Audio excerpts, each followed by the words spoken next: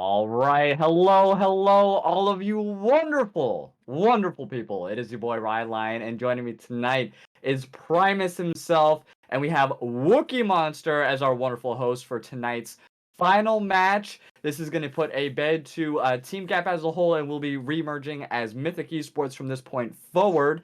But yes, I am super excited, Primus, for tonight's match. It is going to be our two Titans across both divisions. They've held number one for literally 9 weeks in a row, made their way up through the quarterfinals, semifinals, and now into the finals. Here they are, what we thought was going to be all along, but, definitely had a little bit of tension there in the middle. But, here we are in the finals across the map versus Sitting on Wards. Absolutely two Titans amongst, like we said, both divisions here. I'm very excited to have both these teams in the finals. I think it's going to definitely get to a game 5. And without further ado, let's actually introduce real quick, Primus, both teams for across the map, Primus. Who do we got starting in the top lane here? Across the map's on red side, right? No, they're on blue side. Oh, they're on blue side? Alright, so we got Juggernaut in the top lane, Jury in the jungle, Alley Dragon in the mid lane, GG No Rematch in the bottom lane, and Mr. Shmee in the support role. Yes, we do. And then four. Yeah, Sitting on Wards on the red side starting off for game number 1. We have Fridge in the top, Javi in the jungle, Decomposition in the mid lane, Dank Cheddar on ADC, and Aegis as the support role here. And a huge shout out, though, real quick, to Magic Man there for that very nice 5-tier sub 1 gifts right there. Eclipsed, Blade, I mean, we got so many people just joining us for tonight's final match, and we do have draft underway here, so without further ado, let's hop into that real quick. Once again, across the map starting on blue side, Sitting Wards will be on red, and we have here Trundle, Maokai, and Corky banned out for across the map, and then we have Evelyn. Like stealth, it looks like. No, they don't. Evelyn and Twitch for the side of Sitting on Wards. I mean, would you expect what, a Shaco, an Akshan? Oh, and there's the Pike. Yeah, that's the other one. 3, yeah, like you said, invisible champions. Not exactly the best, not the funnerest champions to go up against. That is for certain. But it looks like, ooh, which I love. Okay, Seraphine. Alley Dragon on Seraphine. I mean, this could definitely go as a flex role, so this can go mid or support. But I definitely expect to see Alley Dragon more on a mid Seraphine than Mr. Shmee on a Seraphine support. Really? Yeah, I definitely expect to see in the bot lane probably a tank. We've seen a lot of Nautilus play. We've seen a lot of, well, they banned out Maokai, and things like that. But I definitely expect to see some kind of tank in the bot lane, 100% on the side of across the map here. Pick. Yeah, you think absolutely. They'll save the support for that second round, or you think they're going to go ahead and pick it here in the first round? So it looks like they're not going to get a support counter pick. So Xayah and J4 pick, so I mean, they're probably going to pick. I mean, they could just go AD jungle here in this first round. I mean, they've already seen both picks, It would be pretty safe. I mean, and Zeri, who's actually super strong right now. Yep, there we go. GG No Rematch on the Zeri.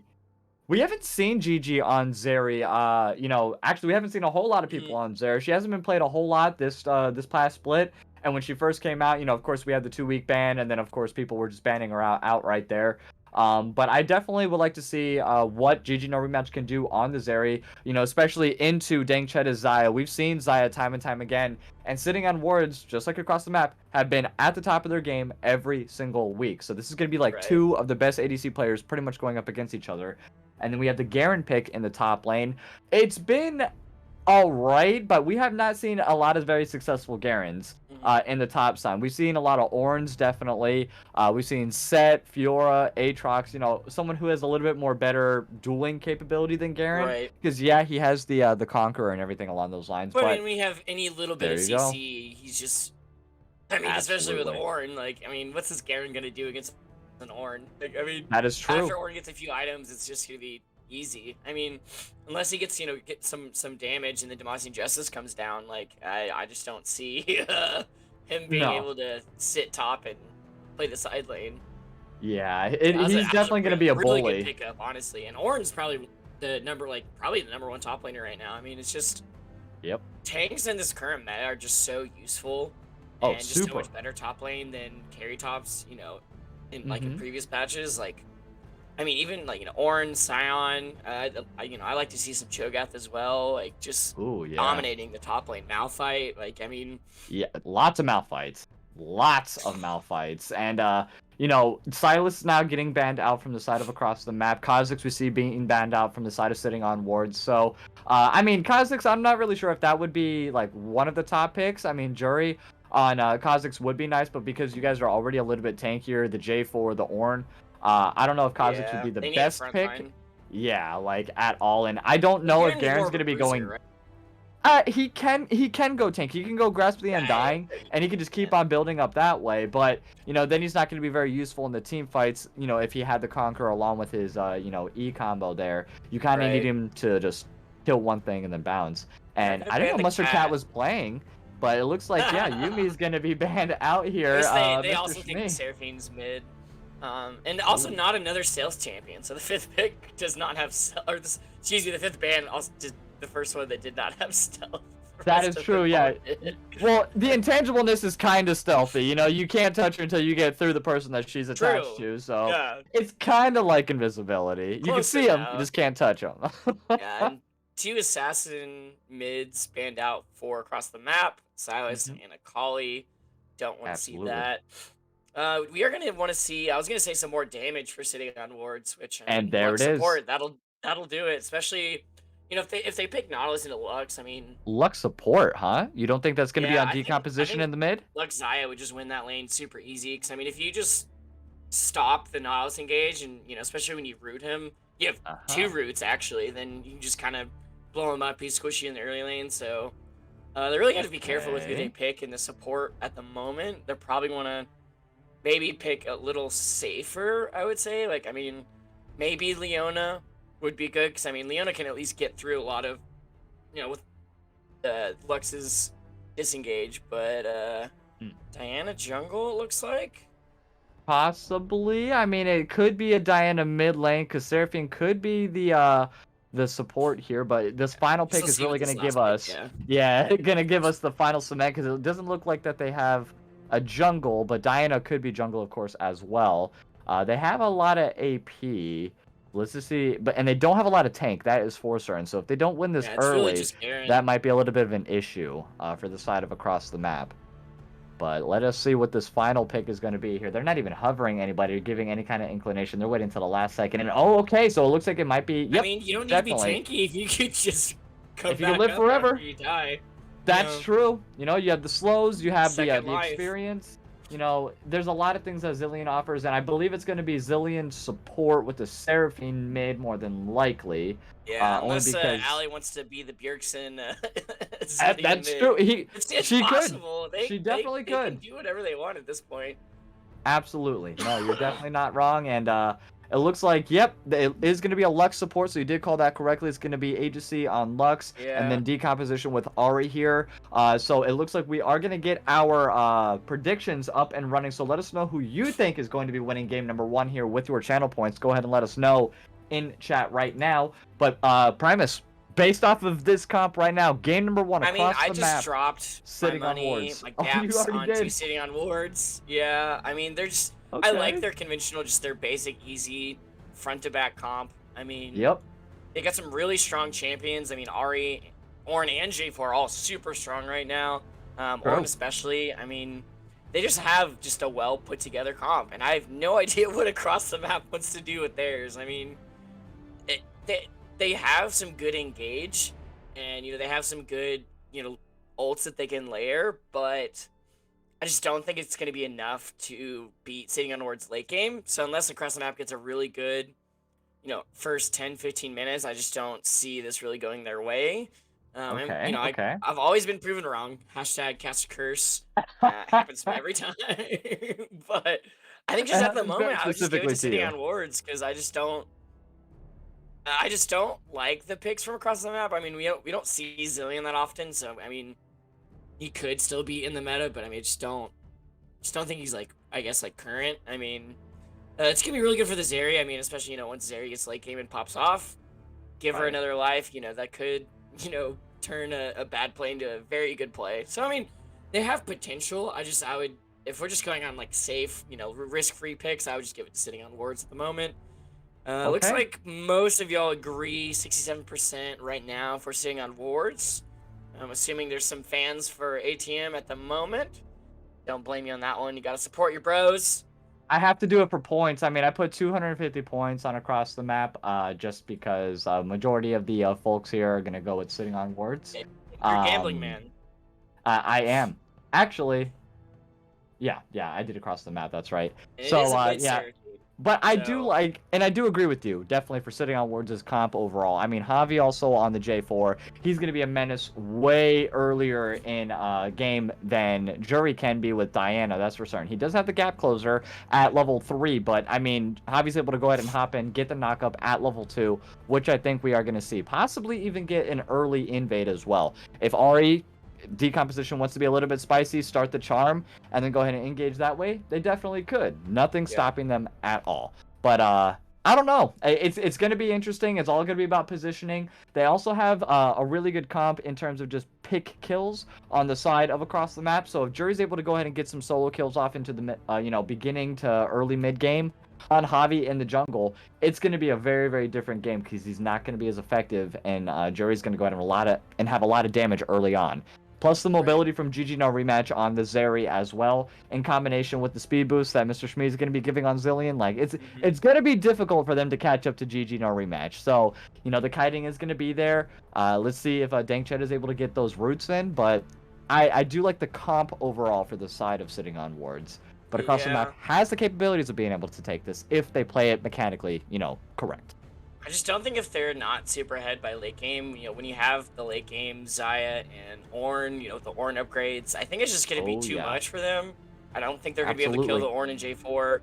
Absolutely. I mean, just the engage from seeing the wards, if they line up the Ornn and J4 ults perfectly, then, they can kill Zeri very easily. And then, obviously the Zillion ult takes time to, revive. It's like, it's like Guardian Angel. It has a, buffer before you come back alive. It's not instant. So while you're getting revived, your whole team could die, at that time, especially, if they have, all this Zaya Lux Ari damage, a lot of burst, a lot of, decent amount of AoE.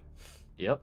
Not gonna look good. So, yeah, these first 5 minutes, I think especially, probably looking at the bot lane, I'd say lots of fights. I mean, 2 long range supports, very, little outranged by Zaya.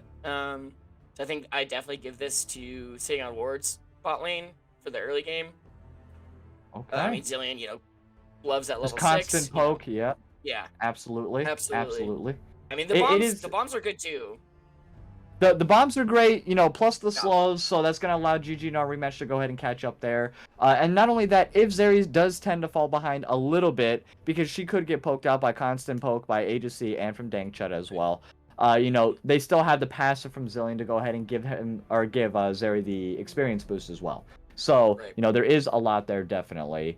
But let's go ahead. We are going to cut it to a small intermission here, a short intermission, while we get ready for game number 1 and have that small little buffer in the beginning. But do not go anywhere. Game number 1, finals, across the map versus sitting on wards. We'll be right back with you guys with a lot more action.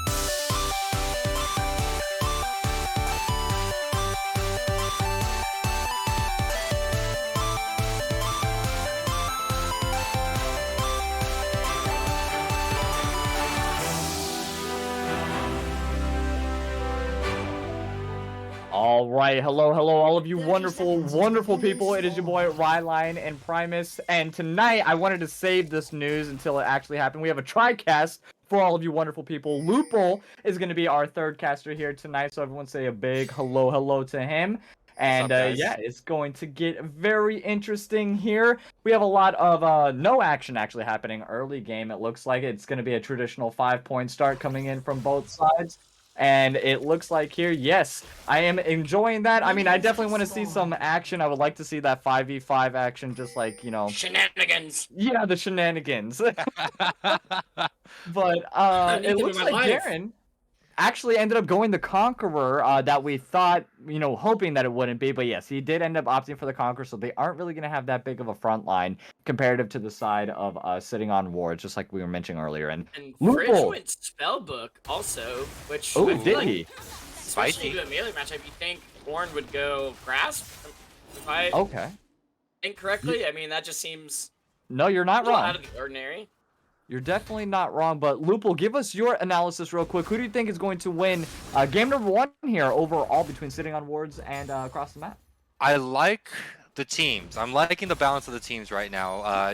Like the whole ATM side looks like they're basically playing "Let's go Zeri, let's go," and then as for what is it? Sitting on wards, they're all team. It looks very team fight based. J4 into the Ornn ultimate into everything else. I'm liking it. It's a fair balance actually, but no initiates on ATM, which boo, very big boo on that. Well, Diana's a big initiator, though. You know, I would say, especially with maybe an Encore being thrown out first. You know, they're definitely gonna want to try to fight in those tight knit areas. You know, Dragon, Baron, Pit. You know, things like that.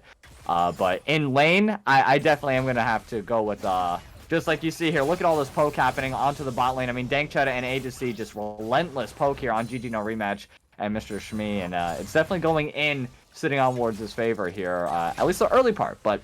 We'll see once the ganks start coming through from Jury and from Javi here. You know, it could be a different story later on, but that no front line might be a definite issue come later game, that is for certain. Fridge and Javi are able to soak up a lot of damage. They're much tankier, though, than the side of across the map, that's for certain. Don't you just love watching top laners farm? It's my favorite part It's of the Farmville. game. It's Farmville, Yeah. don't you know? This is directed cameras at its finest right here. I love it. I love it so much. And look at Mr. Shmee's been doing a pretty good job, though, of getting poked down with those bombs. You know, yeah, utilizing a lot of mana early, but still, it's definitely causing Dankchetta to think twice before stepping up a little bit. That's for certain. That binding, though. Right. It is pretty clutch. As expected, the Xayah Lux is just pummeling them down. Love to see it. Fridge is pretty healthy, and he's now, you know, Ornn passive, grabbing a tier. So doesn't even have to go back into lane to start stacking that. And that is actually pretty big for him. Yeah. Getting some good damage onto Juggernaut already, but they're not going to try and fight him. Honestly, I think if Juggernaut had Ignite during that, I think he could have gotten the kill maybe. Ooh, that he did opt in for the teleport. So it's double teleport for the side of across the map. Alley Dragon and Juggernaut both going for it. So not very effective until 14 minutes in. And then for the side of sitting on wards, it is just going to be one teleport on the side of, or their top side, I mean. So Decomp is definitely trying to go for those solo lane kills. That is for certain. Trying to get ahead that way. The Jory making his way up to the top lane here. And Javi also following close behind. The flash forward underneath tower. Jury taking 2 tower shots. Unfortunately, Javi now making his way into the lane. Juggernaut trying to get that passive so we can gain a little bit of health back. But no, doesn't want to go into a 2v1 situation. He's healthy, but not that strong. And nice! Dankchetta with great poke along with Agency there after the binding follow-up. And teleport now being used early by Fridge to get back in the lane. Great job from Javi stopping those minions, though, from crashing into the tower so he doesn't lose too much. And yeah, just like that, like it never even happened. I mean, that double root is just disgusting. It's like Jinx Morgana. Like, you're basically just perma-stunned. I mean, they didn't have the wave, so they didn't keep going, obviously. But, Right. You know, while we're talking about summer spells, we also have to see that Decomp could play super aggressive as he is now on Ahri. He's got the Ignite, while Alley Dragon has the Teleport. So, we could maybe see a solo kill from Decomposition in the mid lane as well. Future prediction for this game. I mean, it's 5 minutes in, no first blood. I'm calling, yeah, mid lane. Mid lane seems nice to have a kill, first blood kill. Which team though? You didn't end up really saying a team. You were sorry, giving your no, analysis on both of them. decomposition. Pretty much getting the first blood, most likely. I would like to see. As well. Yes. Okay. Oh, wait, Okay, so teleported back. okay, so yeah, just I mean, utilizing it early. I think it's smart utilizing teleport before the 14 minutes because. I mean, you're just kind of like a bump on a log at that point. Hold on 1 second. Mr. Shmee stepping up a little bit too close, though. Agency has no mana to follow up. There goes the Ignite, and the heal's going to be used. Flash forward from Agency. Is it going to be enough with the Ignite? No! With a sliver of health left. Barely, like a sliver of health Mr. Shmee does get away. He has currently 15 health, so that means he had to have at least like 3 on him when he was just surviving there. Dankchat getting super low. There goes the flash from Jury and from GD. No rematch, but First Blood getting picked up by Javi. Jury now next up on the menu here, and they're just going to walk away, let Javi pick it up. Or wait, is he going to just get away? No, definitely not. Double kill. I think they were trying to gift it to Tank, but I don't they think didn't. Yeah, it's like, I don't want to accidentally take a Q to the face and maybe give a kill there, so 2-0. Yeah. For the side of sitting on wards. I do like the thought, you know, trying to give it to the ADC, but sometimes you just got to go ahead and take it. Yeah, and sitting on wards was not sitting on a ward, so they had no vision on Javi. So they did, you know, they looked like a good play. I mean, AZ had just burned his flash, so his flash and ignite. So it was actually it was a positive play at first. You know, they traded 2 sums for 1. Right. They had the pink in the tribush. You know, they had some vision, but they didn't have any vision in the river, and it cost them. This is already going very well here for sitting on wards early on, so definitely not the kind of gameplay that Across the Map wanted to see, especially, you know, early on that we were mentioning, because the later this game goes, the more in favor it's going to be for the side of sitting on wards. You know, especially with Agency and Fridge there. And here comes the Ornhorn gonna get blown. Nice knock-up onto Juggernaut. The double knock-up. Here comes the Brittle Stacks. The flash makes him barely get away there. And even with the passive, though, I don't think it's wise for him to stick around. So back to base he goes, and he will teleport back. He does have it available here. So great moves from the side of sitting on wards once again. That's it, Fridge tries to. Well. Oh, here we go. Nice flash forward from Jury. Let's see if they can keep them underneath tower. That's going to be 1, 2, 3 tower hits, and Jury finally puts across the map on the board here with their first kill, but not before Fridge picks up the kill onto Juggernaut. So that is going to be 3-1 across the map, in favor by about 1.8k gold overall, so not too bad. 3 members on the side of sitting on wards, making their way towards mid there. Sorry, Lupul, what's going on? Dive in the mid lane. Looks like there were 3 members made. It looks like Agassi just trying to grab vision. They are pinging that blue buff. Jury and Juggernaut are in the area, so we could be seeing maybe a potential 4 vs 3. Warren doesn't have ult. He's not going to be in the area. Oh. Mr. Shmee just gets rooted, and it looks like they probably should disengage. I mean, they don't have the numbers advantage for this Rift Herald. But it looks like neither side's going to go for it. No. They don't fight. Did Javi get the blue? No, it was Jury. Jury got the blue. Jury got the blue. Okay. Oh, nice binding. Hold on the agency. There goes the Spirit Rush forward. There's a charm that's going to land onto Alley Dragon. Double bomb doesn't land on Mr. Shmee. Unfortunately, Jury's going to make his way into the top line. There goes the E-dash. The knockup is going to land, but Jury's going to go in and take out agency. Decom now making his way. There goes the Cataclysm to hold him in place. Jury falls to Javi. Very nice. He's going to make his way to 3-0. And they have 2 Bomby Cinders for the side of sitting on ward, so it is going to be double tank, and Javi's doing work right now. Lots of damage, at least picking up these 3 kills here, and great job for the Cataclysm to stop Jury from escaping. Didn't have flash or anything, so it was going to be difficult anyways, but... He's been trying to gift the kills to other teammates. No. Decom, alright, good flash. He has been trying to gift the kills to everybody else except himself, but he just can't... He's just there, and it's like...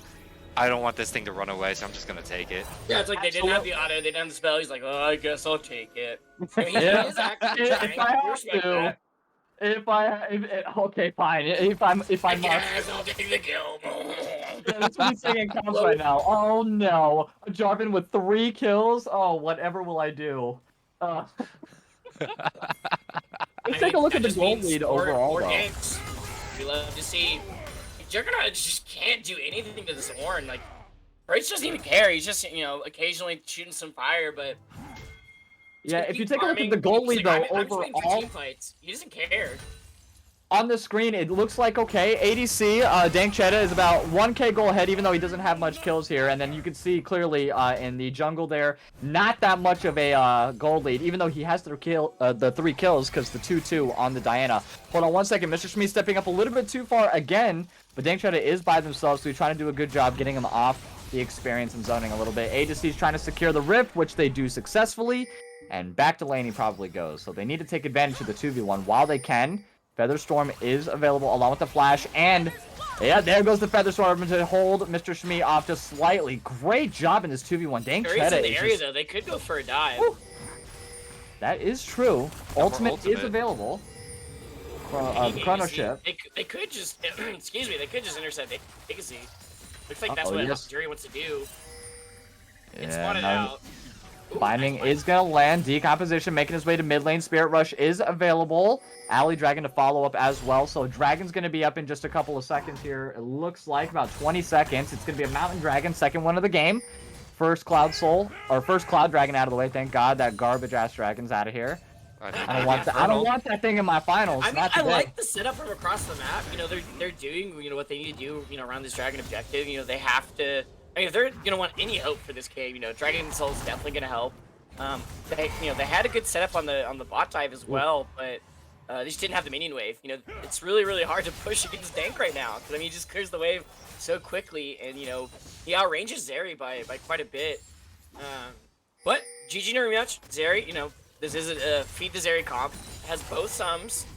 So and not my 20 farm though, unfortunately. Alive. They're not feeding him quite that well. They're not feeding him kills, and they're not feeding him farm. I mean, 0-2 on Dank Cheddar currently, and up by that's about 1 kill's worth of gold. And Juggernaut not doing too well in the top side here either. Trying to do what he can, but Fridge is just Orange is gonna be a big boy. I gotta laugh because they were both. I gotta laugh because they were both just sitting inside the bushes, looking at just like staring at each other. Okay, hold on 1 second. The Conqueror Stacks are making his way. The flash forward just in case that Demacian Justice falls from the top side here. And hold on, there goes the flash. The ignite is not, and there goes the Demacian Justice. Does trade 1 for 1 though. Actually, no, he gets out of there. No, he doesn't. Never mind. I apologize. Just falls. It was just off screen. And in the mid lane, we have a nice taken out. 3 kills here from the side of sitting on wards onto Ali Dragon. So they're going to take a few plates here in the mid lane on that tier 1 tower. They took the second dragon as well before doing so, and they're popping the Rift Herald. So lots of things going well, and there's a ultimate pop from GG No Rematch. There goes the cleanse just in case. The Rake not available, and a nice kill picked up by GG No Rematch on to Dank Cheddar. Agency is doing well with the roams. It's just giving up a little bit of the strong side potential that bot lane has gotten themselves into.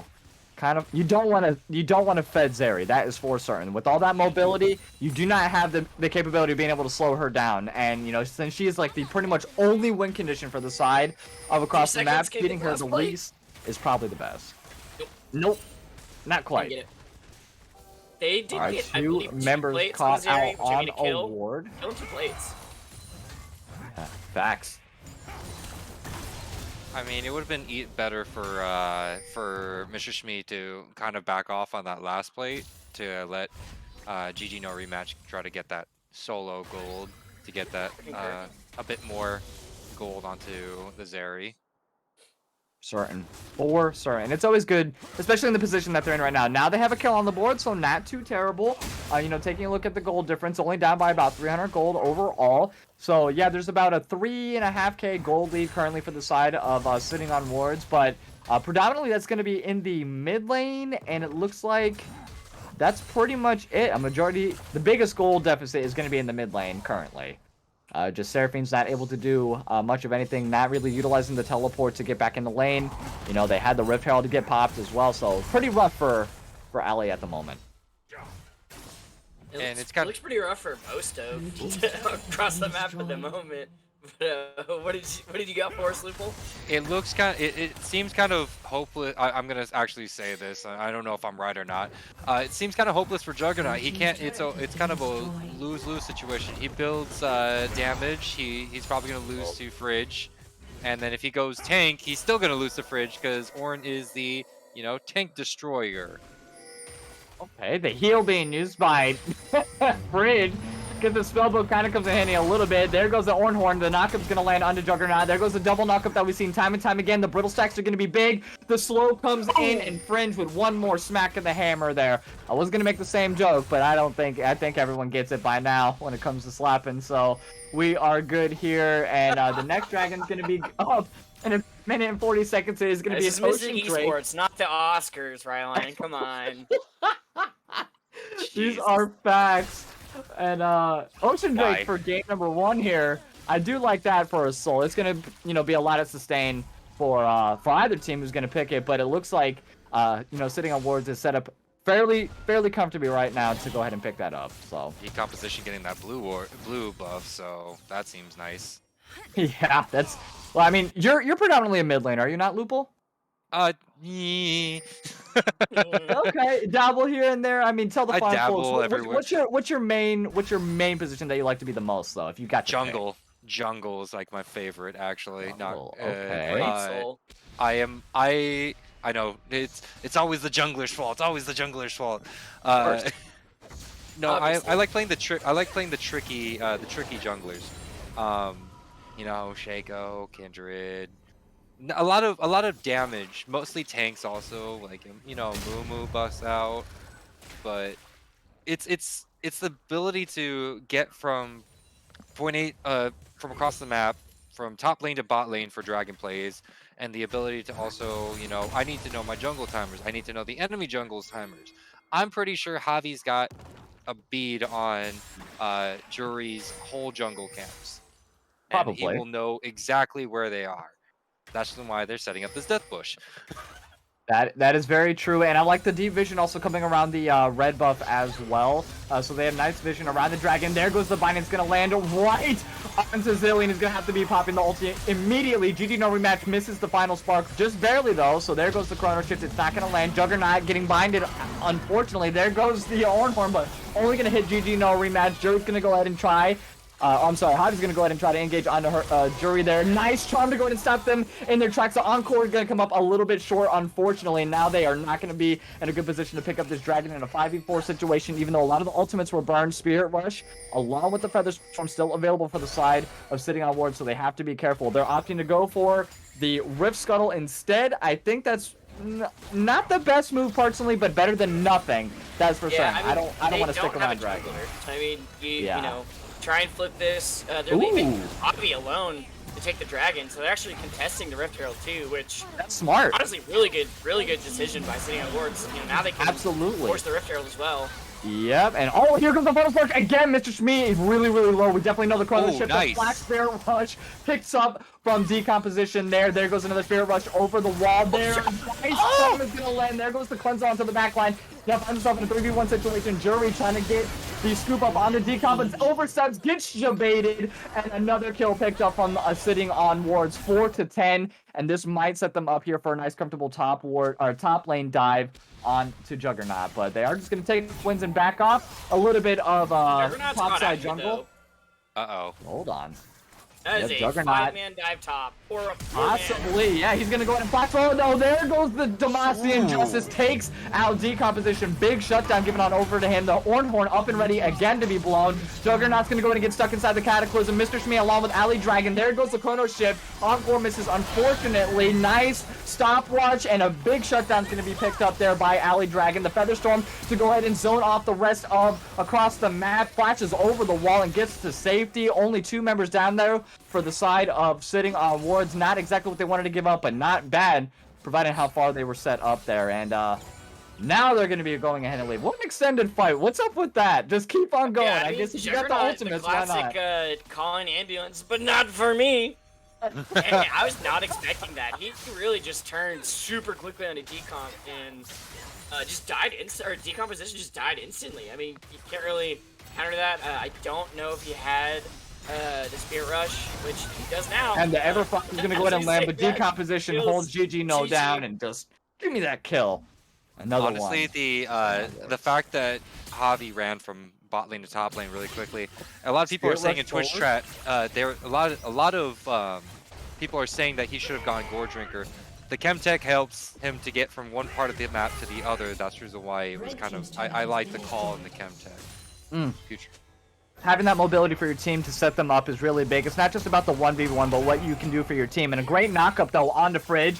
All right, the Q's is going to miss by decomposition, but I think he's just there for moral support. The charm is going to land, and the Ornhorn's going to get blown. Does get the knockup. Decomp with the last hit, though. 4-1 on the scoreboard. They go to further extend their lead. This does set him up quite nicely for Baron. It puts him in a 4v5 situation. Would you go for it if you were them, Primus? Absolutely. I mean, Decomposition is doing so much work on this Ahri right now. He's being super aggressive, just making plays, playing a lot of these like really good charms. He just Poor GG has gotten hit by charms, I feel like, every fight. Just can't do anything on the Zeri. I mean, they're up 6k gold. You know, they're getting vision right now, waiting for the scuttle to time out. Ornn, you know, they're shoving top lane. They have mid, top, and, you know, a little bit of bot pry as well. Lanes are pushing their favor. They just gotta wait for the scuttle vision to time out, and then, you know, they can just force. They don't even have to take the Baron. They can just force a fight. You know, they can turn. You know, when Call of the Forge God comes up. You know, they have Cataclysm as well. So I mean, they can force whatever they want. Like they're, you know, like you said before, this is another death brush. They weren't able to get Mr. Spee last time, but they did burn the Chrono Shift, you know, very early. So. You know, They had to. They got popped immediately. It was like one binding. On itself, that's one big ultimate that's used. Alley Dragon caught out. Yep, gets an unfortunate E. There goes the binding, the final spark, just to hold him in place with the Chrono Shift. Very nice dive from Jury on the Ding Chet into the back, and Featherstorm forced to be used. And there goes the rake to try to hold him off. The binding, unfortunately misses barely. Jury gets the kill on the Dang Cheddar. There is the Hourglass to allow his team to go ahead and catch up. Javi gonna go ahead and force the Cataclysm. No, is it gonna be enough? The damages aren't there. And there goes the heals. The Encore's gonna land into the backline here. A to C force now. There goes the rest of Sitting on Wards. Alley Dragon gets picked up by Decomposition. Is that gonna be a double kill? It looks like the flash, yes, is gonna be just for nothing right into Decomposition's favor there. GG Rono rematch is able to get out, now finding himself in a 1v2 potential. There goes the knockup. Juggernaut is gonna get caught out. The charm is gonna get landed. That's big. Decomp is just so good with these skill shots tonight. Absolutely. The slow from the red, and one more Q for good measure just to go ahead and take that kill. I'm sorry, like... 4 for 2. He doesn't. I don't know what he's using or how much practice he's put into this, but he wants this more than anybody on his team right now. 7-1 on Decomposition. Hasn't missed a single thing. Has not. Just an absolute animal on the Rift currently in game 1. I would like to know how much time he spent in the practice tool for that those Ahri plays. Threading the needle on those chimes, it seems like, just barely getting through. It's kind of unreal. I don't know. I think he's just farming champions more than he farmed the practice tool, to be honest. Yeah. 7 kills in the Ahri already. I feel like that's just muscle memory, you know. Ahri's not a new champion. He's been around, you know, long time, so you know, he could have years, you know, under his belt on this Ahri. Oh, that's Ocean Soul. Right. Yeah. I guess we didn't talk about Soul Point because so much has already been happening, but yeah, well, yeah, now they have an Ocean Soul on, especially, you know, J4 and Ornn can just run at you, run away. You have the regen. I think this is the beginning of the end for across the map. Looks like they may force a Baron, and I think that'll just be the nail in the coffin. Decomposition is just too big. Dank Shetta, I mean, going for the lethality build on Xayah is still super strong. Doesn't even need too much damage. I mean, you have Decomposition to do most of the work for you. That's not good. Featherstorm just used for just a simple double bomb stun by Mr. Shami there. So that is going to be a really good position. They could set up for Baron if they technically wanted to before Featherstorm comes back up. All for a Vision Ward too. And they didn't even get it. Like, that's the sad part. If you're gonna make that hard, you might as well get the damn thing, right? Oh, I mean, that is okay. I mean, Fridge is just gonna be more tanky than ever before. He'll probably be able to just walk into the 1v5 and just, hey, I'm here. Hi. Yes. You may keep hitting me. Yep. Yes. Let me soak it all. Would you recommend him being like a constant split pusher, or do you think he's instrumental to the 5v5 situation for the team comps in general? 5v5 instrumental, because I mean, sure, he can stop Juggernaut, because Juggernaut's just gonna keep split pushing. Yeah, but I don't know if he can outdamage him, though. Yeah, he's a tanky boy, but Juggernaut is doing some serious hurt to the Ornn himself. Oh, the Ornn Horn is going to miss, unfortunately. Juggernaut now with the Demacian Justice in his back pocket to flash forward. There goes the Demacian Justice, and a nice shutdown picked up by Juggernaut. He's going to stick it to the bot lane as well. Yep, Decomposition onto Alley Dragon. The Spirit Rush forward. There. Oh, nice stopwatch used by Jury to miss the final spark. Tries to flash over the wall. Unfortunately, doesn't get it. Double kill picked up by Decomposition. Dangchet is going to get the third one there, and that's going to be 3 for just 1, unfortunately. He's going to try to keep on split pushing to do something on the map while the rest of Sitting on Wards goes to try to secure that Baron. Good trade, in my opinion. I mean, yeah. I don't know why Decomposition is recalling. I mean, I would probably... if you're going to say... Oh, I mean, they're trying to answer the Garen, which... Yeah, you don't want to lose Inhib. They have the members. I mean, GG, I like what... I mean... make the best of a bad situation. You know, at least take 2 towers if we can. You know, take a 2-2, take the mid tier 1, get that bonus gold. We have a teleport used though. I believe it's gonna be by Alley Dragon. No, I'm sorry, it's gonna be used by Fridge. He's gonna try to get there, and yep, they are gonna get there just to secure Shmi. Might be stepping up a little bit too close. I know he's gonna try to stop them from backing, but the rest of your team's not there, bud. Let him go. Let him go. We got upgrades on both Ari and the Zaya, by the way, from the Ornn. Yeah, this Just is to let you. This is just here. Let me just start. Let me gong the bell really quick for everybody's, you know, doom and demise, because that ever upgraded Everfrost. Yeah, that's pretty then- rough. That's what 1,000 gold, an extra 1,000 gold on each of those champions. Yeah, Yeah, Baron 1,000 gold and with the Ocean stats. Soul. Yeah. Wow, there's a 4,000 gold lead in the Yeah. Ari to the Seraphine. Uh-oh. No, 5,000. Hold on a second. Jury man. getting picked out. Unfortunately, does miss the final spark, but is not able to get out of the Cataclysm, unfortunately. Hold on one second. The Chrono Shift is there. There goes the Ornhorn. It's going to knock up one individual Alley Dragon into the back line. Does get knocked up several other times, though. Dengshada picks up the kill onto Jury. It is now a 4v5. Alley Dragon, I'm sorry, not Alley Dragon. Juggernaut and Decomp in the top lane there.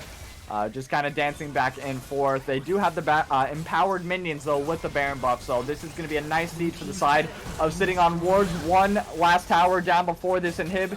They are probably going to make their way, I would say, to the bot lane. They have a fat wave going down there. No other objectives on the map. Or they're just going to keep on poking down and sieging. Mr. Shmi poking, or getting a little bit too close. Nice. Chom's going to miss wide there. The good final spark is going to land, but not to anything, though. Juggernaut trying to do what he can, but he's not very tanking. Down he goes. Second member down. And GG no rematch is up next on the play. Alley Dragon trying to perform what they can. Encore already utilized. The Featherstorm leaves GG no rematch with just a sliver of health left. Jury making his way into the fight, but one last member into a 5v1 situation. Probably not the best for him. They just want to keep on going with this Baron. They're not giving him a moment to breathe. Nice finding. Landed by Agency here. They're just going to keep on sieging. Jury trying to get as much damage as he can to let his teammates come back up, but I no, just they're gonna don't wipe like out. this top lane split push meta right now that people still keep trying. They keep trying on the, you know, the Scion, the Tryndamere, Garen, you know. Yorick. Yeah. Yeah. Oh, see, York is the one I actually think works. I mean, the only one we've seen, 'cause I think it was in quarters. We saw York was the only one that actually won the split push fight and, you know, took the game. Every single top lane split push has lost at least that I've casted. I don't think it works, especially when you're playing into this 5v5 team fight team that Sitting on Words has. Like, you're not gonna win the game. I mean, you're not gonna take a tower. I mean, especially when you have, you know, Ornn with a spellbook. Like, you're just not. I mean, you can kill him, but then your whole team is gonna die, especially since there's not that much damage. Oh, here we go again. Excuse me, frontline for across the map. That's what we've seen. As soon as Sitting on Words does anything, they immediately blow someone up. Chrono Shift gets used in the first 5 seconds of the fight, and then the Zillion Chrono Shift is gone. Useless. That is true. And it hasn't even been on the Zeri. It's always been on someone else. That is very true. I mean, I love that. Oh, I'm sorry. Go ahead. I mean, I wish that Sitting on Wards was playing a bit farther up before this Elder happened. I mean, they had the vision, they had everything ready for it.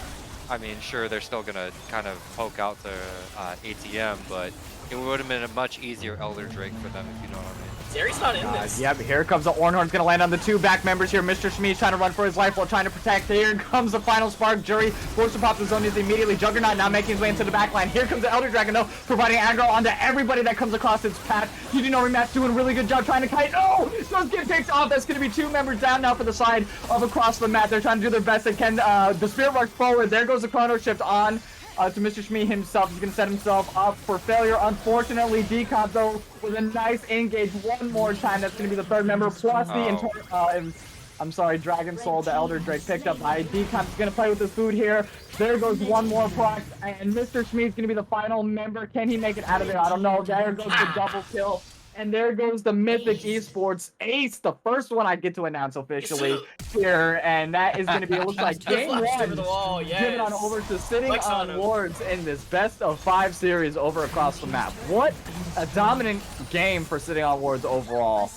Absolutely wonderfully played, especially by Decomposition. 12, 1, and 6. Couldn't have been any better for Sitting on Wards. Ooh, not without a shutdown though. Yeah. Juggernaut's gonna make that even 11, you know? Exactly. 11 to Like in the 27. NBA, whenever you're losing by 30 points, and everyone's just standing around the fourth quarter, and then you go and dunk the ball and pretend that you're like, I'm big, but you Oh my gosh. That was an interesting. Did we have bets going on with that one? I don't know. I just didn't lost by see. 35. That's exact game. Oh Very yeah, good 70 game 70 overall. 30. 70-30 for 70 Sitting on sitting Wards. on wards. I'll take my Okay. points. Thank you. I did not Oh. pass the curse this time. Appreciate it. I honestly think, like, based on this showing, and if Across the Map is going to draft like this, not respecting the 5vs5, not respecting the Ornn, not respecting the J4, I think it's going to be a 3-0 for Sitting on Wards. I hate the top lane split push. Stop doing it. Stop picking it. Team fights. Okay. Team That's fight. what Team wins fight. games. That's the way it should be. Honestly, I completely agree with you. Yep. It's kind of, it keeps going over and over and over again, but it's overplayed and it's underrated.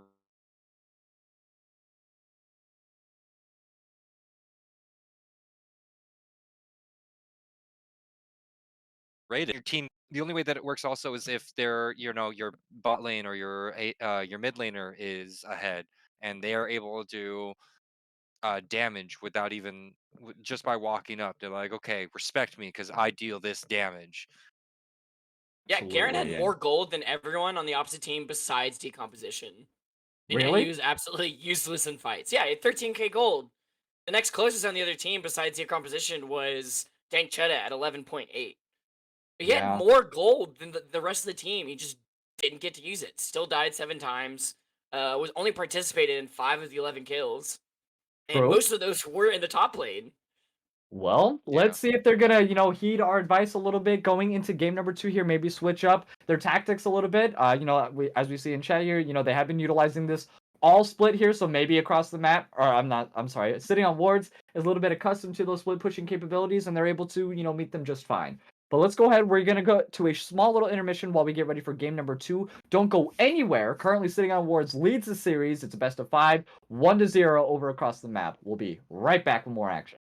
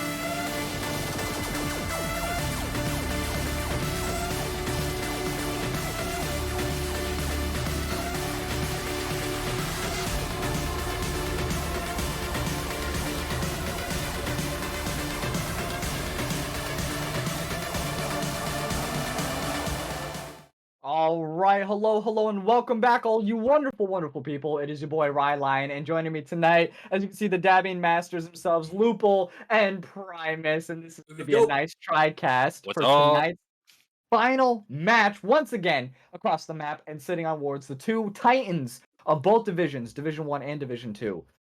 In our split here, and it looks like we're gonna have a switching of the sides though. So it looks like across the map is gonna be on a red side for game number 2, and it will be sitting on wards for blue side for game number 2 here. And game 1 did go in commanding fashion. 2 sitting on wards. It was very good for decomposition that game.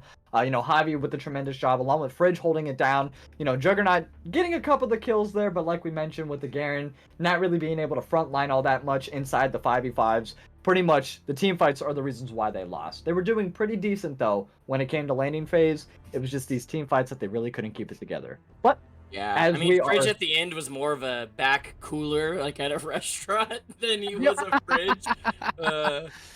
Okay. Yeah, That's pretty big at the end. So, decomposition, cooler. yeah, there were lots What of am I dead supposed to bodies. say to that? He was storing the cold cash, you know? He was storing the cold cash. There you I go. love it. Thank you for that. Love to see it. I'm saving up my 100,000 points to ban you specifically. Yeah, and across the map, didn't they pick the Seraphine last game? So they're actually gonna ban it this time around. I don't think they want They don't have the first pick, so Yeah, so they don't want to give them the priority, but I mean, what they played last game, in terms of sitting on wards, I mean, I don't think that they're really trying to go for the Seraphine as a predominant pick. Yeah. I think they did very well on the Ahri last time, and even on the support, it was Lux. So, and the J4, once again, if it's not broke, don't fix it. Javi, great job going early game with these with the J4 ganks. I absolutely love seeing it. I expected it, and he did not disappoint. Delivered on every promise when it comes to being a J4 here. And across the map, actually opting in for the Jinx first pick. Okay, I like that for GG no rematch. That. They liked the comp if it had a Jinx, so predicting it. Ooh. And the Kha'Zix also opting in because we did see that as a ban last game. Yeah. So they definitely wanted to pick up the Kha'Zix this game. Yeah, trying to get as much stealth as they can before they all get banned. Shake a support, let's see it. And but do not do that to me. Don't do that to me. That's my hope. That's my hope right now. Well, Lupul, into the J4 though, Kha'Zix J4. I know in the 1v1 aspects, it's probably going to go Kha'Zix, but team fight wise, what relevance do you think Kha'Zix brings to this? Like, you saw them setting up for it last time. They opted in for the Ornn, it looks like maybe again here, the hovering it. Hold on one second. Yes, they're going to go with that. So they're playing for that 5v5 again. Yeah, Kha'Zix is going to have to try to pick off the squishies. We're hoping here that in Jury's mind, Jury has to think, how squishy is their bot lane going to be? How squishy is their mid lane going to be? Can I pick them off? Can I pick them off before anybody else responds? Honestly, with the fact that seeing as how there's a Maokai, that's too tanky for a Kha'Zix. That's a little too tanky for a Kha'Zix. Because the little bit. You think it's gonna be Maokai support? Probably. I definitely can see Agency being the Maokai support, and I mean, it could theoretically go jungle, I guess, but there's J4 already, so yeah, I think it's gonna be Maokai support personally. Yeah. Ooh. Tomkin. Tomkin. All right. Could possibly go top. We've seen top Tom, so maybe a little bit of a flex pick. I do like the Jinx a lot better than I like Zeri for this comp. So I think the resets will be a lot better on Jinx, because if she gets an assist on anyone that Kha'Zix kills, if Kha'Zix does blow up a one or two squishy people on sitting on wards, and you get Jinx that get excited early, that could look really good for across the map. I think Tom Kench is I like the eating more than the chrono shift, because you can eat them, shoot them out real quick rather than having to wait for the resurrect like absolutely. Zillion. So it's like Zillion, but better and beefier. So I like this Tom Kench pick. I do like we're talking about the split push Yorick. I do like the Xayah ban though. The Xayah ban's great. The Xayah ban's great, especially for against the Kha'Zix. 100% agree. Absolutely. But I mean, I now guess that it's they leave big. open the It's Zeri, they real. leave open the Caitlyn. They still have the Kaisa. Okay, so they're going for the Vars. I think that's a pretty solid pick. I mean, the Corruption Chain or Chain of Corruption, whatever it's called. The ultimate by Varus, able to lock them down, set them up for a perfect wombo. But I mean, that's once again we've said this a thousand times, and I'm sure we'll say it 1,000 more in our future games. But he has a champion ocean to pick from. Like, it's really difficult. And yeah, he's opting in for the Tom Kench. That could be an easy Vayne as well. If they're trying to go tankier on the side of across the map, that could be answered. That's true. So But I don't really know. Vayne mid. Some people are calling Vayne mid in Twitch. Like, Vayne what? mid. Let's see it. Let's find out. I'm down. I'm Bye, for it Susan. all day. Okay, and No the Gnosis. Susan. I like that. Tom Ooh, Kench support Alawi. official. Beefier, is. beefier for across the map this time around. I like. The clap special called out by EOS. All right, I like that. The Vayne mid. I would like to see that.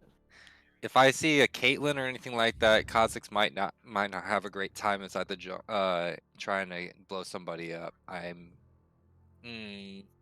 Anybody who can play far back and has like a good initiate, disengage. There you go. Sure.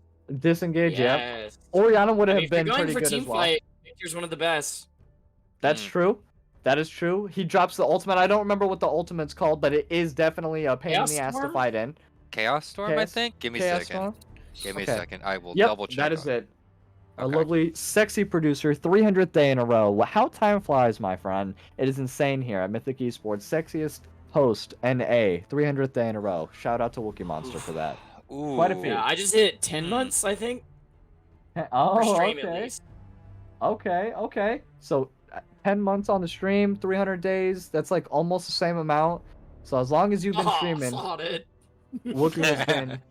Oh, and we have the Ashe. Oh my God! Huge shout out to Dank Cheddar here. I love the Ashe. I'm not gonna lie, I love Ashe. She is, I think, my favorite ADC currently at the I would moment. like them to have more damage, though. Yeah. Okay. Ashe Wait. is damage.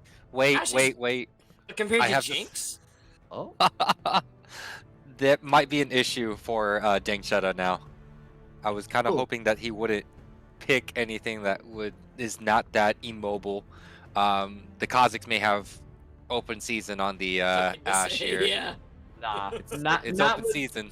Not with Maokai there. Right as soon as Kha'Zix shows up, he's gonna go ahead and just root him immediately. But let us know what you guys think in chat currently. Go ahead and spend your channel points on tonight's prediction for game number 2. Sitting on wards on blue side versus across the map on the red side here. They are up 1-0 currently, sitting on wards over across the map in this best of 5 series. So let us know who you all think. And starting with you, Lupul, in this game number 2 and this team comp that we have on both sides, who are you giving it to right now? Sitting on wards or across the map? Sitting on wards. Sitting on wards has my vote on this. It's Okay. they have such a front to back kind of team comp, Again, and yep. it's such a great pick. The Chaos Storm, the J4 into the Maokai ultimate, into the Chaos Storm, into the Ashe ultimate. So much CC. Like, how are you going to move people? It is a lot. And how about you, Primus? Who are you going to go with for game number 2 here? I put points for across the map just because I want to see a game 5. I like Tom Kench better than Zillion. I mean, it's looking like. I mean, who's going where? Like, I mean, is it the Karma mid? It looks like. I'm assuming. I would assume it's going to be Karma mid. Yeah, Jinx Tom in the bot lane, Alawi top, and Kha'Zix in the jungle. We'll Yeah, find out Jinx right is here. super strong. I don't like the Ashe pick. I'm a gambling I love man. the Ashe pick. I think it's everyone's perfect for going for kiting. Xeon wards, so I think it's great kiting, great damage. After automatic slows as well. You have the across the map stuns. With the ultimate, and the farther it travels, the longer the stun. I think they did a phenomenal job. Tank Jetta did on that. Plus, lethal tempo gives you the extended attack range. It's stupid broken with Ashe because you're never running away from her. Approach velocity plus biscuits, done. yeah, I mean, always as long catch as you. Ashe doesn't get blown up by Kha'Zix, it's looking pretty easy. They can kite pretty well.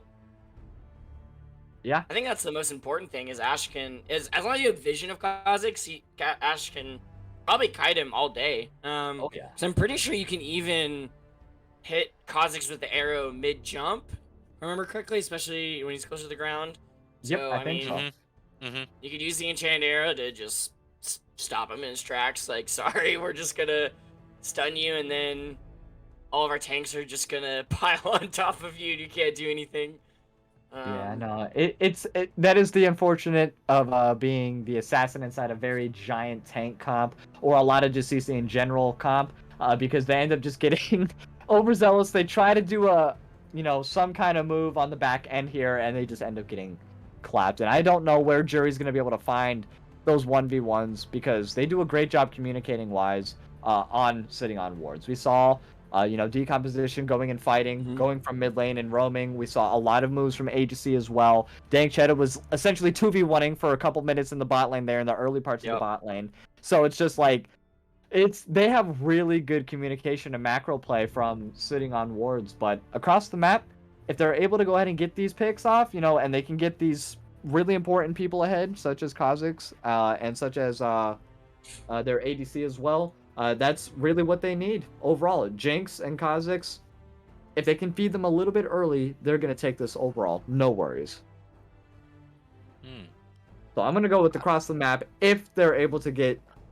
because, like you said, Ashe can't step up at all. She has to stand behind everybody. Jinx is not the same. She has to stand behind everybody, but she has a much further range. Plus, she has the AoE, the rockets, along with the Runaan's Hurricane.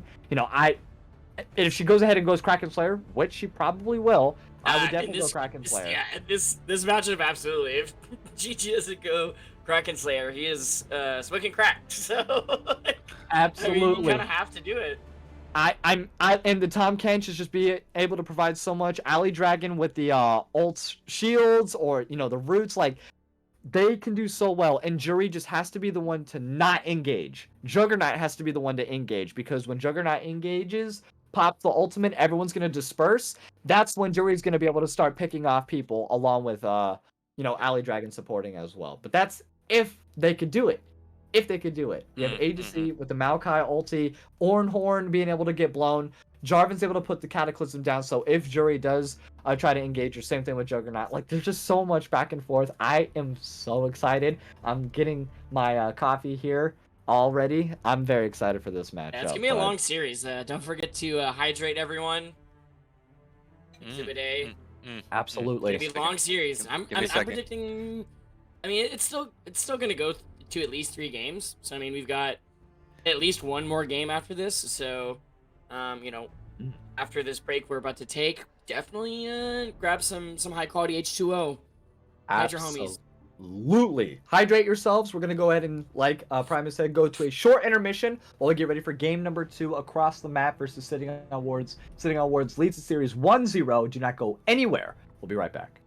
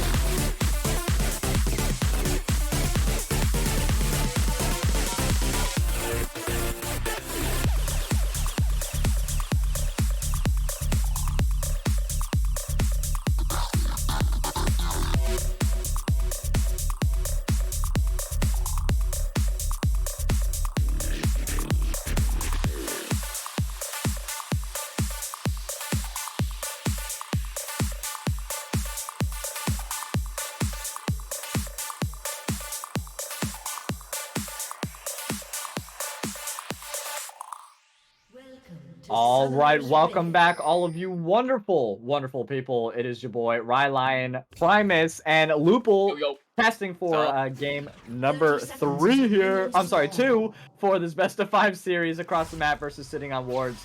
Sitting on Wards now opting in for the blue side for game number 2 here, and across the map will be on red side. Sitting on Wards leads the series 1-0. Will they maintain? Will they keep on going? Or is it going to be a 1-1 situation at the end of this one? We'll find out here in just a couple of minutes, won't we, guys? Yes, we will. We will. No shenanigans level 1, sadly. We want to see it, but not game 2. Maybe game 3. You never know. Maybe some desperation if Sitting on Wards wins again. A little bit of shenanigans. I call the Maokai crap shenanigans.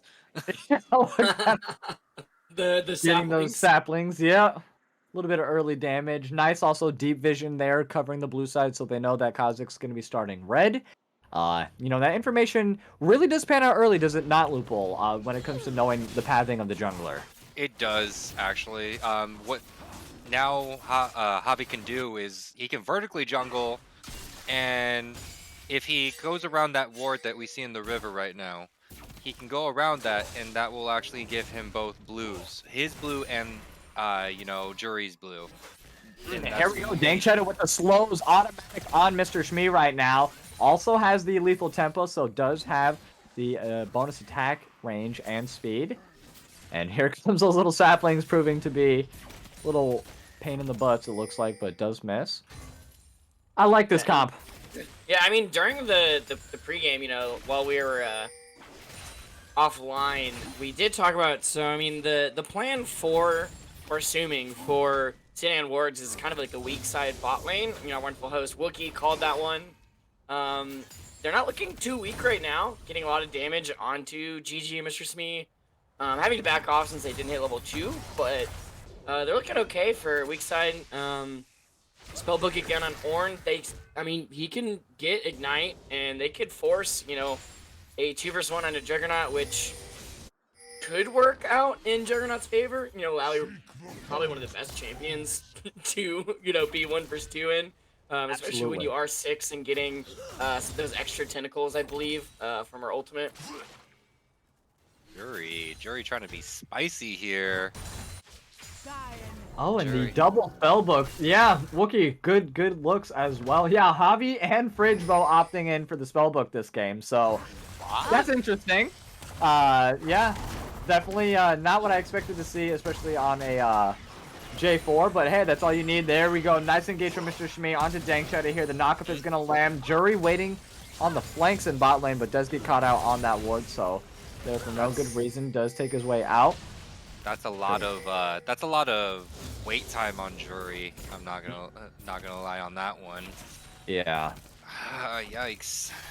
We will probably see a repeat gank on a tank.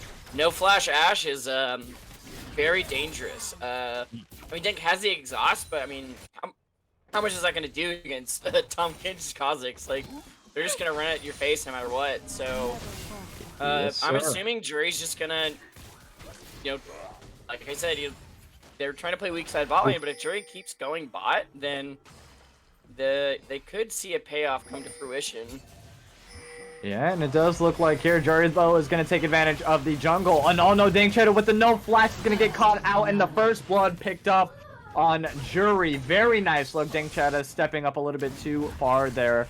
And we had a nice gank, it looks like, from Javi into the mid lane, but direct to camera opting in for the two. Top lane farming, my favorite. Yeah, top lane farming wet needle contest. I love it. Just flapping their arms and just doing nothing. Farmville. Yep. Well, Oh, I didn't expect the repeat gank to come so soon, but you know, we saw it. No flash Ash. Yeah. Tank bit off a little bit more than he could chew. Definitely did not expect Jury to be waiting, you know, really good engaged by Mr. Shmee to start that off. First blood going over to Jury. This is a great thing that Jury's doing.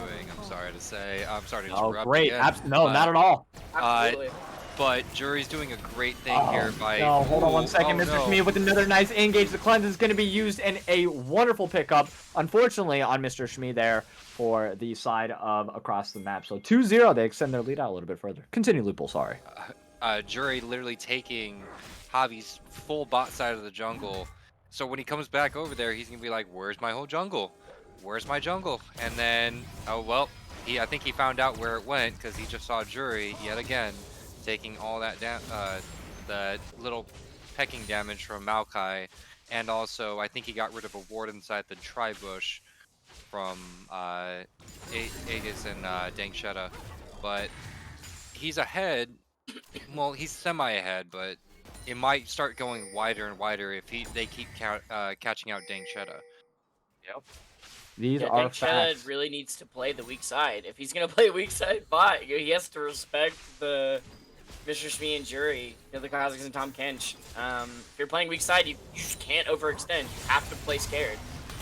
Yep. And now they're Juggernaut probably going to doing some funnel more nice resources just to keep Dank alive.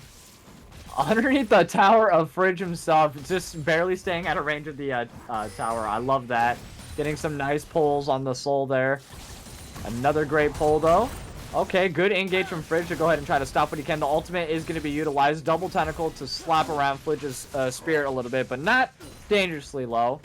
Does have to back off slightly, but now no mana for Juggernaut in the top side. Does have teleport available. And still has one more corrupting pot, so not too terrible, I guess. Great job farming also for the side of across the map this game over their counterparts sitting on wards. A big difference that we saw from last game, that's for certain. You know, 49 farm to 36 on GG No Rematch and 56 to 45 on Juggernaut over Fridge. So really, really good early looks. Plus they have the 2 kills, so they are setting themselves up for a very good early game. Hey, I liked across the maps, you know, champions. Not like a cohesive like teamfight comp, like sitting on wards, but I think that's okay. I think they have a mission and they're pretty much executing on it. Alawi's actually doing a lot better into the Ornn than Garen. I like the Alawi pick. Probably gonna be able to do pretty well into a 2v2.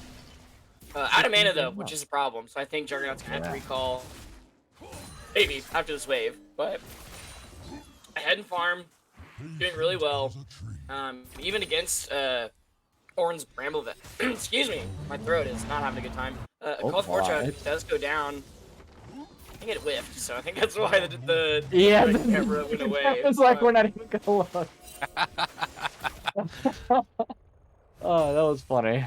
I think that Jury is also keeping an eye on Javi's jungle this time around because he may be behind level-wise, but look what Jury's doing. Jury's trying to get that early Rift Herald.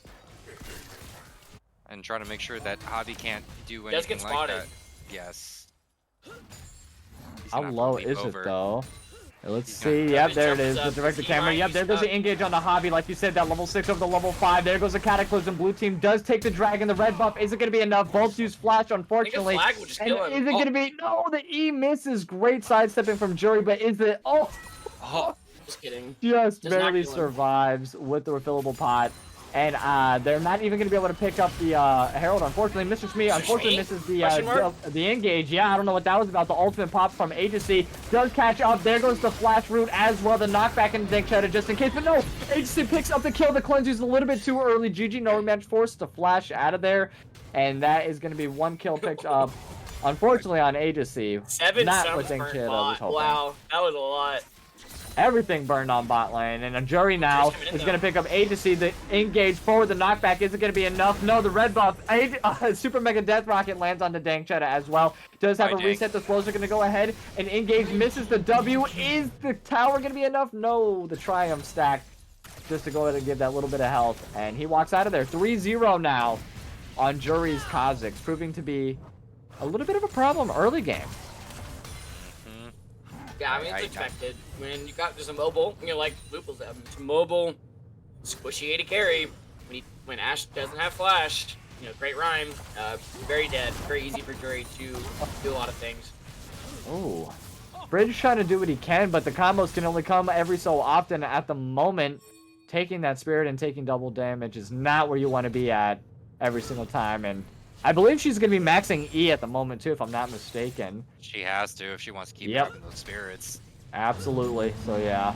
Here comes the Oran Horn. It is going to miss, unfortunately, a little bit wide. Maybe it was meant to just go ahead and pick off the minions. I'm not sure, but the Brittle Stacks is going to be the first one here. Ultimate is available onto the Alawi. It's not going to be popped just yet. There it goes. Flashes out of there, tries to get to safety. Juggernaut now on the hunt. There goes one of the Brittle Stacks. Oh, but not enough. The Conqueror comes in just in time, and Juggernaut takes down Fridge in the 1v1. Great job. Yeah, I'm questioning Fridge's pathing, because, I mean, he went past the minion wave, I guess trying to prevent Juggernaut from leaving, but Juggernaut had an ultimate. College of Forge God miss. I think, you know, if Warren misses the ult, Alawi can easily. Oh, he still gets Fridge the. almost gets out of there. Oh, Everything just the whiffed. Ashe arrow.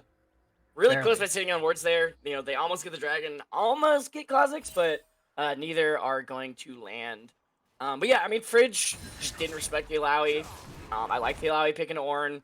So much better than Garen. I think they probably expected the Ornn, and that's why they didn't ban it. And that's probably why they went with the Alawi. Good pick into it. So I think great drafting this time around for across the map. Let's hope Mr. Shmee doesn't have another questionable engage though. Oh, maybe not here. The ultimate's going to be used from Agency onto the bot lane. Does root Mr. Shmee, but he is a little bit of a beefy boy, so they're not going to look to engage just yet. The Great Ashe body arrow shield. not available. Yeah, great meat shield. And here is Jury waiting on the flanks, though. They do not see him just yet. There goes the no. engage. Gets the knock up onto Agency. Hobby waiting in the bot side as well. Nice job. Agency getting super low, but so was Mr. Shmee. The Cataclysm is going to be used. Jury's going to hop out of that. Great tidings comes in from the slows. Super Mega Death Rocket. Mr. Shmee eats up Jury there to go ahead and save him. Another knockup. Misses barely, but GG no rematch with the Excite. Picks up the double kill. And that is a flawless engage there from the side of across the map, moving their lead to 8-1. And they're looking to take game number 2. This is the huge mental reset. This is what we see time and time again. Game number 1, not in their favor. Game number 2, like it never even happened. You would think they're leading the series currently with the gameplay that they have. Yeah, and that was a honestly, super late answer by Javi. I mean, Ashe is already. Oh, called Forge God. Just There it is. And the snipe from afar, Fridge. Very Fridge, nice. Not fudge. This Oh. isn't Cloud9. But, yeah, I mean, the drafting's better, the playing's better. Javi probably a little too late to save the Ashe. You know, was already 0-3, didn't have any completed items. You know, barely had any components, let alone, you know, first item. The GG no rematch probably gonna recall for a 13-minute mythic. 204, 120 CS.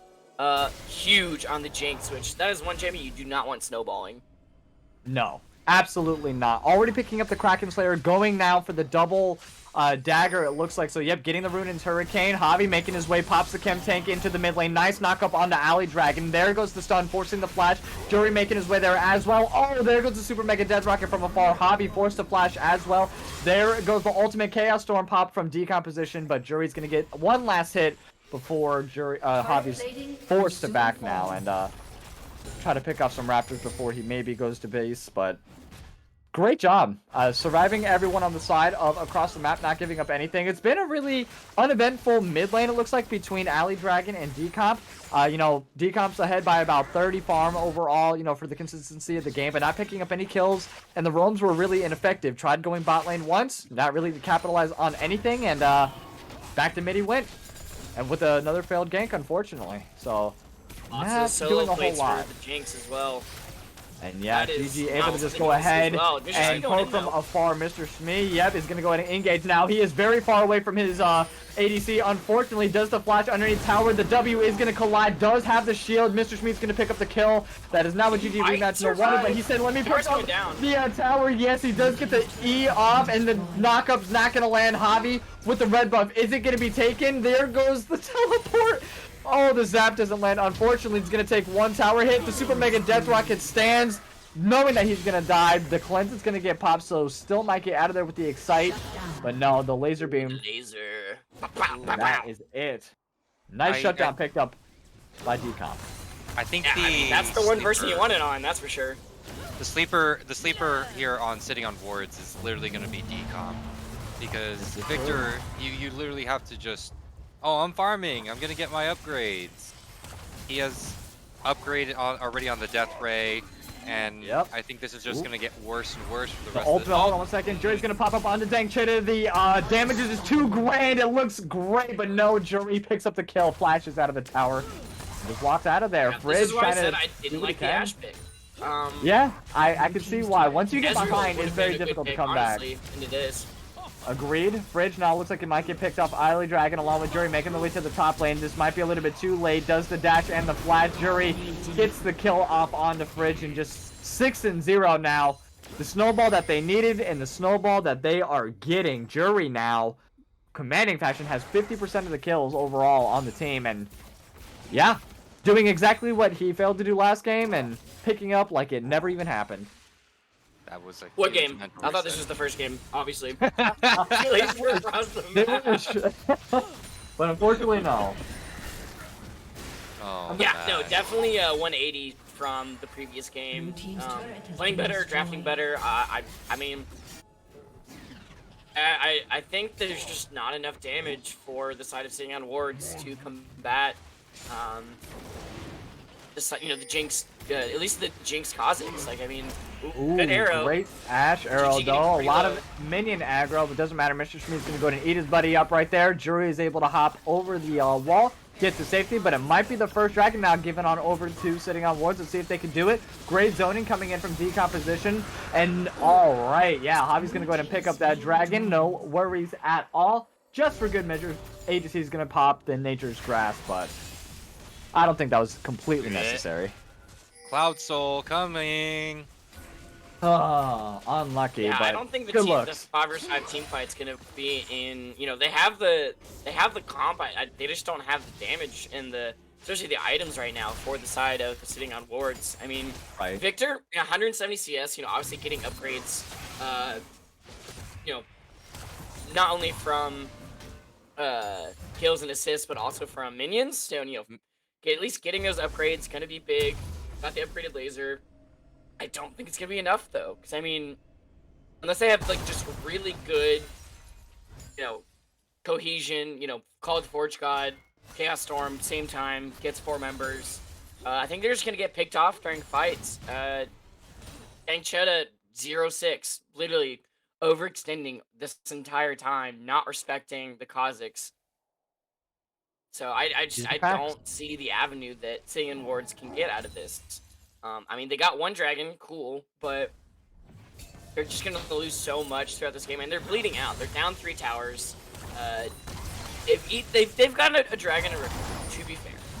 They're not completely losing in objectives, but I think this is gonna be just a slow bleed. I don't think the Kazakhs is going to fall off enough that it's going to make a difference late game, unless this goes, unless this is a 45-minute game. And I don't think it's really going to go in their favor. Now, if somehow sit-down wards can extend this to 45 minutes, make the gold lead not that big of a deal, I see a possibility. If they keep Tank Cheddar alive, I think the way that sitting on wards right now can win is to just completely stall this game out. I mean, what do you think, Lupul? What do you think is sitting on wards saving grace? Sitting on ward saving grace is literally, I think it's going to be decomposition, trying to branch out to the other lanes, trying to give them. He has to hand feed them. It's like a baby in a bid. You got to hand feed the baby kills here, and you have to make sure it doesn't slip out of its mouth. Yeah, it's you got to make sure that you have the vision. I mean, hold on 1 second. Javi and decomposition trying to catch out Mr. Shmee. It looks like he's not going to be able to do much of anything to escape. And decom, there is that spoon-fed kill, just like you were talking about. The cleanse popped on GG no rematch with the great arrow landing from Dankchetta. The super mega death rocket gets dodged by the Gale Force. I'm surprised that we're not seeing a Kraken Slayer here. Or maybe an Immortal Shield, though, would be pretty good because Jury is kind of huge right now. I mean, like you saw, the Gale Force is literally just going to be used defensively, having to pick it for the Cossacks, literally. And already just having to burn it to dodge the Super Mega Death Rocket. And now, Ash is now level 10, but at the start of that fight, Ash was level 9. Down 3 levels, like, that is huge. Not only 3 levels, but it looks like more than, 3,500 gold. Yeah, they had 2 versus 1. They stunned GG, but it doesn't matter. They can't kill him. He can literally 2 versus 1 right now. These are facts, and I think I need to go ahead and say a public apology to the Cloud Soul. It is a good dragon, especially in this circumstance. The slow resist along with the movement speed. It's a god tier dragon against Ashe. That's for certain. Nice. So it's a good pickup. That has great escapability. Concepts to it. It just doesn't give me as much action as the other ones do. The Mountain Soul adds resistances in the shield. Infernal does, big boy damage, and then Hex, a little bit spicy with the teleports, plus the chain reaction as well. I think that's pretty cool. But you're right, Cloud Soul is a pretty good champion. So we see where these trades go. Obviously, the first one's probably going to go to the victor. Yeah. But they're starting. If they can stall this out, maybe. They're down 6k gold. We've seen worse. They have the objective bonus that they can still get. Very nice by Riot to at least give a chance to sitting on wards for that. Bot tower's pretty low, but top and mid are full. They're gonna have to hopefully win this team fight. Prolong the soul for across the map. I mean, I think that they have to win this drag fight. They have to force this. But I mean, look at the levels. Other than Decomposition, who's above Alley, 2 level difference in the jungle, 1 level up on Juggernaut, 2 levels up GG on Dank. I mean, support's both level 9, but that's neither here nor there. But huge. I mean, you also have to remember, like, levels are like a good chunk of like gold difference that aren't really always accounted for, but that is a huge lead. They're gonna have a tough time. Dank kind of playing with fire here, though. Juggernaut getting zoned out a little bit, and Agency going AP Maokai. Very nice arrow also landing onto the backline there. Alley Dragon trying to zone off Dankchetta and Agency. Nice engage though on Javi. The Cataclysm is going to land, forcing the flash. The blasting plant going to be popped as well. Mr. Shmee, GG, and Javi. I'm sorry, Jury forced to back off there. Yeah, I mean, like, bandits run away in the night, take the drag, don't have to force a fight. They know they're ahead. They don't have to make mistakes. I don't like the positioning of Dankchetta. He was not with the team. He was trying to fight Juggernaut, which, I mean, if they're taking the dragon, why are you fighting the Alawi in mid lane? Like, you have to get mid prio before the dragon, not during the dragon getting taken. So these are facts. And how do you feel about Agency going AP? Has really been anywhere he needs to be all game. I don't like it. I don't like the Agency going AP. I think they needed another tank to stay on top of it. Stay on top of either the Jinx or just kind of zone off the Kazakhs. Because if he's going AP, he's not going to be at least having the ability to, they have the ability to poke him out. What do they do to keep the Kazakhs off? Yeah, they put themselves in a corner. With having, especially now that Dank keeps dying. your only damage dealer, a real, DPS damage dealer is decomposition. What if decomp dies in the beginning of the fight? Like, Yeah. it's just over. These And are they're forcing facts. Baron, it looks like now. They're getting division. They're gonna catch out that ward in the river. It's gonna be very dark for the side of sitting on wards. And it looks like they're about to be, indeed, sitting on wards. Ping's going down. They're playing some vision, but they're gonna have to play very careful. Both teleports are up for the top laners as well. Obviously, Juggernaut pushing pretty far in. Might even take a tower. Dank, so farming mid, trying to at least catch up to the 70 CS difference in the bot lane. Yeah. And in the top lane. True. Oh true. no. Uh-oh. Dank Trying to- Chetta. Oh, takes a Oh my super God, mega death rocket to the Death face. Rocket. There goes the ignite. Dank Chetta. Are they able to survive out? It does look like they cannot. Oh, Mr. Schmid with the tongue from afar does get out with the shield as well. Oh, let's see if he can And keep he it going. lives? though. What? Yes, the traps coming in By from decomp. GG no rematch, but it does fall. Unfortunately, the Cataclysm gonna fall, but that's only gonna put Javi in a prism of his own. And one more rocket for good measure. Fridge now engaging in a 3v1 situation. Jury has the sustainability. There goes the nice zap to go ahead and slow him down. Hopping over the wall. There goes Jury. The alienation and picks up the double kill off onto GG no rematch. And off to Baron they go. 4 members down from the side of sitting on wards, and they are not going to be able to put themselves in a position. Everything's being pushed out. Bot lane being pushed out from Juggernaut as well. The Ash arrows to see if they could stop it maybe for just a moment. Not going to be able to kill anybody, but... And it's funny they have like kind of the pick comp, with at least with the. I would say pick comp, the Kha'Zix was actually not the one to start that. It was Mr. Shmee. Yeah. He kamikazing it, and he lived for so long. It was unreal. Yeah, no, like the dark health just keeping him alive for so long, and GG just doing so much damage, and Mr. Shmee got Dank, I believe, at the very beginning with the tongue, that max range tongue just slapping him and killing him. Oh, that was just so unfortunate. 7 deaths on the Ashe. We were talking about it before the game. I don't like the pick. I'm sorry. I think they should have picked a different AD carry, maybe more mobile. At least be able to do something against. I know they were trying to go for more CC, but as we saw, GG builds cleanse, and then he can kind of just do whatever. Yeah. That's all he has to do. Honestly, for the support wise, also, I think any other support, like any other tank support other than Maokai, would have helped out a lot. Tark might have been a good pick. We saw the Kha'Zix pretty early too, and you saw the Tom Kench. So the Nautilus Leona. I mean, like, there you more go. CC, Like, might as well. Yeah. And then with Jury being able to, he's building Tank Shredder also, so he's willing to get down to the nitty gritty against either Fridge or Javi, and he can do the damage now that he's getting set up to like actually counter, like take the damage of decomposition. It's just gonna be so much worse for sitting on boards now. You were right earlier, Primus, when you said they are bleeding, right? They're gonna be bleeding. This top tower's probably gonna go down. Blue team's turret has been Don't care. I mean, Victor, yeah, he has the upgraded. Oh no, loot. hold on for 1 second though. We have 4 members sitting on wards going off on the Juggernaut here. The ultimate is gonna get popped. Javi forced to use the heal, all still getting smacked around by those tentacles, but no. Nice big shutdown picked up from Dank Chetta on to Juggernaut there. And yeah, the rest of them are gonna rotate though onto bot lane Where's it, with though? It the looks Baron. like I mean, GG has the damage. He might be able to burst down this tower very quickly. They have the Baron. Yeah. Oh, here I comes mean, the ultimate though long-range from Agency rockets. off onto Ooh. the side flanks there. Yep, it is going to pop 2 of them. The clutch is going to be used. Jury's going to go ahead and pop the Zonias as well. At least the stopwatch, my apologies. Same response by Javi just to try to get out of there. Mr. Shui waiting onto the flanks of their jungle. Everything is warded out so heavily from across the map right now. They can't even step a foot into their own jungle. It's insane.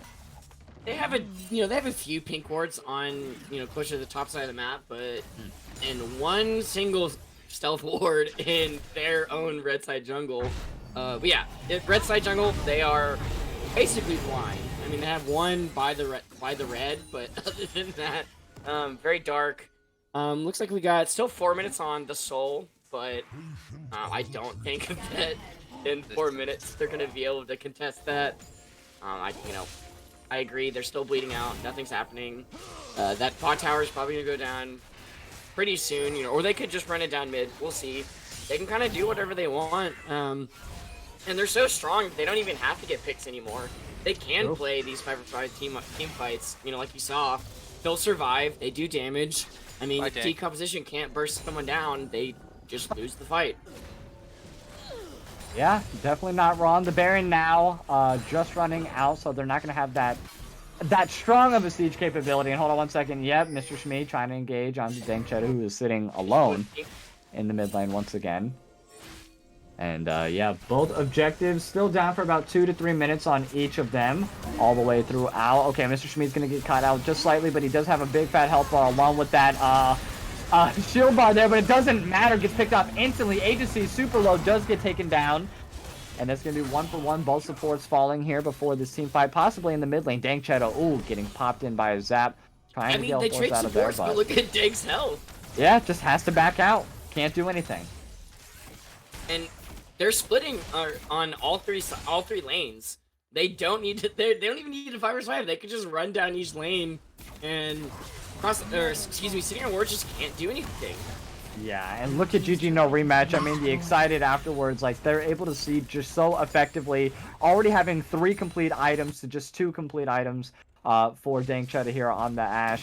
Juggernaut also just holding it down. I mean, you have to send at least more than 1 member if you're going to try to 1v1, Juggernaut directly, because she just can just sit there, zone out all day, clear waves like it's nothing.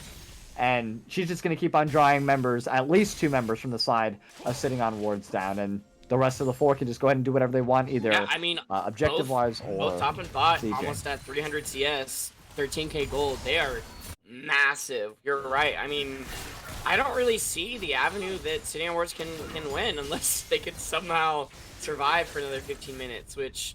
at the rate this is going, very unlikely. After Soul, after Elder. Looking, yep, might be caught out. Nice double stun combo, and Dangchetta is going to go ahead and pick up the kill. Moves on to 3 and 7.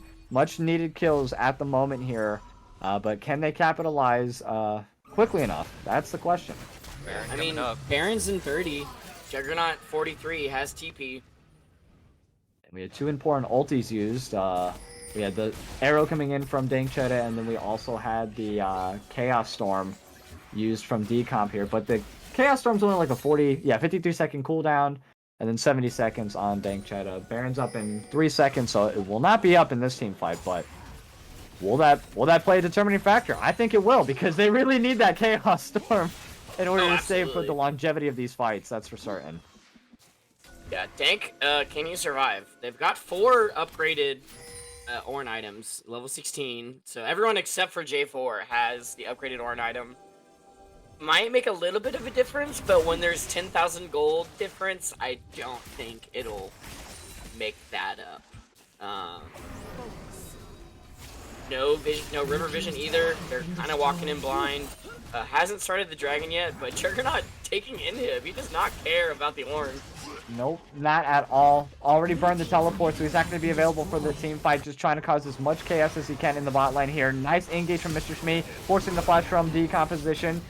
Shmee popping that gray matter a little bit early here, but Juggernaut still just pushing away here.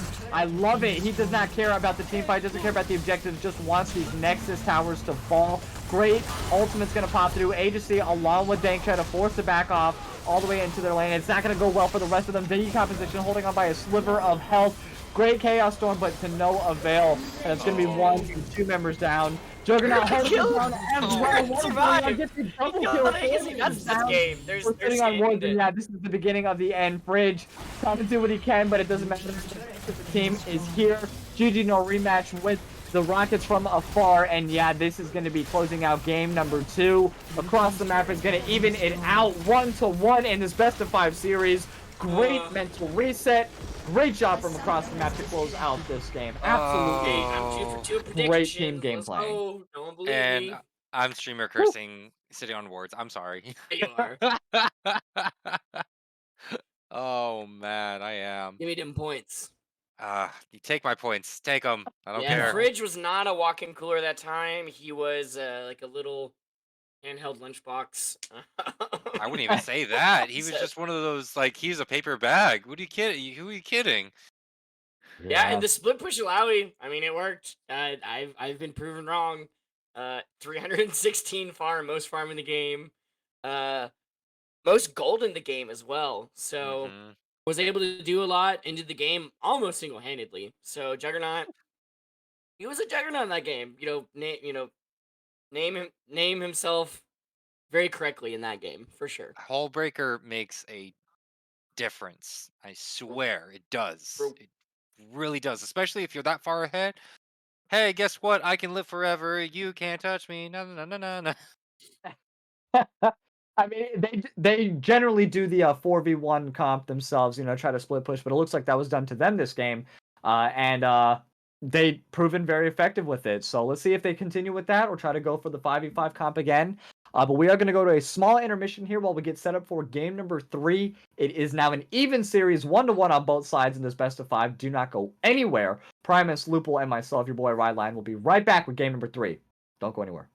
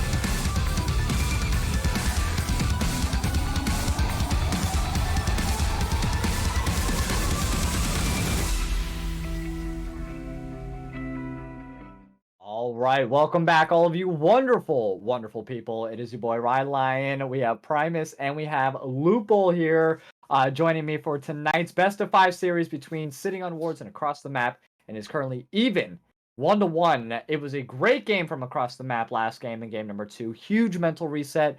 They were just out maneuvering, great macro play. No pun intended, but across the map, it was wonderful from top lane to bot lane there for their whole squad for the entirety of that game. There was not a single point where I think they were behind, if I'm not mistaken. And GG no rematch along with Juggernaut also just coming up very clutch. Alley Dragon, I don't think Alley had any deaths at all. I remember last seeing them at like 0-8, if I'm not mistaken. You know, just surprising or just utility all over the place, shields for everybody. You get a speed boost, you get a root. Don't worry, I got everybody. But Yeah. it was really, Oprah. really special, and we're on a Still track push for a work good that game time. 5 series. So I'm not worried about it. I think that's going to be happening here, and you know, thank you. Huge shout out to also all of you folks out there who are watching us. Amazing turnout. We are very excited, and it's only game number 3, so we still have a potential 2 more after this one in this best of 5 series. And I mean, Lupul, based off of just like the jungle play in the last 2 games, who are you leaning towards currently in this series between Jury and Javi? Because it looks like Javi game number 1 definitely was my MVP, and Jury game number 2 was my MVP in that one. So how would you compare the two? Javi needs a strong reset. He needs to literally learn to respect Jury's picks. J4 was great, but if you're gonna first pick it, you have to make sure the rest of your team can know, hey, guess what? This guy right here, the guy that I'm jungling against, can nuke you. Please Yeah. don't do anything stupid. That That's is true. because there are a lot of junglers out there can just like, oh hi, I'm here, I'm gonna blow you up, and then I'm gonna walk away, and then I'll come Yeah. back again. I'll blow up whoever else I want to. You know what I mean? Yeah. I would definitely expect to see a Kaz expand in the first 3, just like we did see in game number 1 there. Oh yeah, But absolutely. it looks like we are going to be diving into draft here for game number 3. And Primus, I mean, looking at the difference between draft 1 and draft 2 there, what would you say like the mess up was for sitting on wards? I know what you're going to say, but I'm just forced to ask you anyways. You're forced to ash me. What was the problem? I didn't like the ash. I mean, he died like 9 times. Didn't respect the Kazakhs at all. They picked that was their last pick. They picked the Ash against Tom Kench, Jinx, Kazakhs. You're gonna die if you extend even just a little bit. Yeah, I mean, that is true. a Maokai ultimate's slow. You know, Jinx can just save the cleanse anytime Ash wants to ultimate. The arrow just gets absolutely nullified each fight. Didn't have the damage. I mean, decomposition farmed really, really well. Was, I think, 2-0 by the end of the game, or I think he died at the very end, but just didn't have any impact. The Jarvan didn't have really any impact, because by the time Jarvan was even bot lane, Danchetta was already 0-3. I don't think the Jarvan Ornn were bad.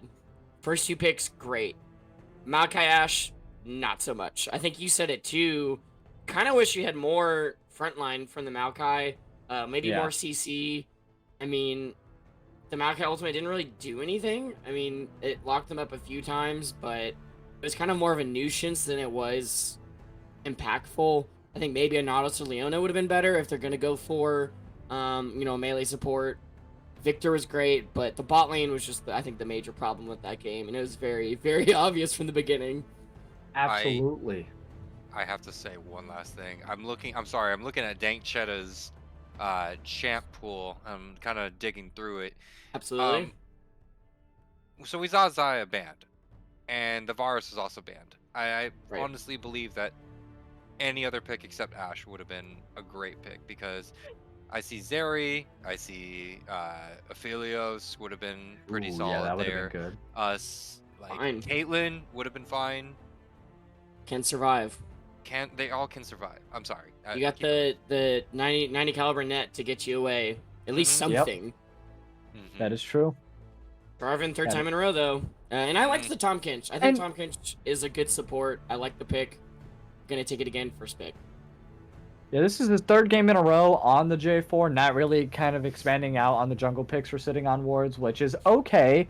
But I don't want to see this as a 4th and 5th pick. And there goes Agency, picking up the Lux here. So having the same success that they probably want to repeat there from game number 1. I like the J4. I like the Lux. But Tom Kench was also a really big adversary that they just could not overcome last game in game number 2. I mean, he was able to go ahead and munch up his own team. He's great engages, lots of knockups almost every single time. And Jury now wants to go ahead and pick up the Kha'Zix. So same thing that they did last game. They want to apply the pressure. They want to have a lot of engages early game as early as they possibly can. So that way Kha'Zix can snowball and continue to carry the rest of the team like they did last time. But yeah, I mean it's finals, baby. Go for comfort. Exactly. Don't try and mix it up. Don't try and do something crazy. I mean, pick your best champions. Hopefully, fits the comp.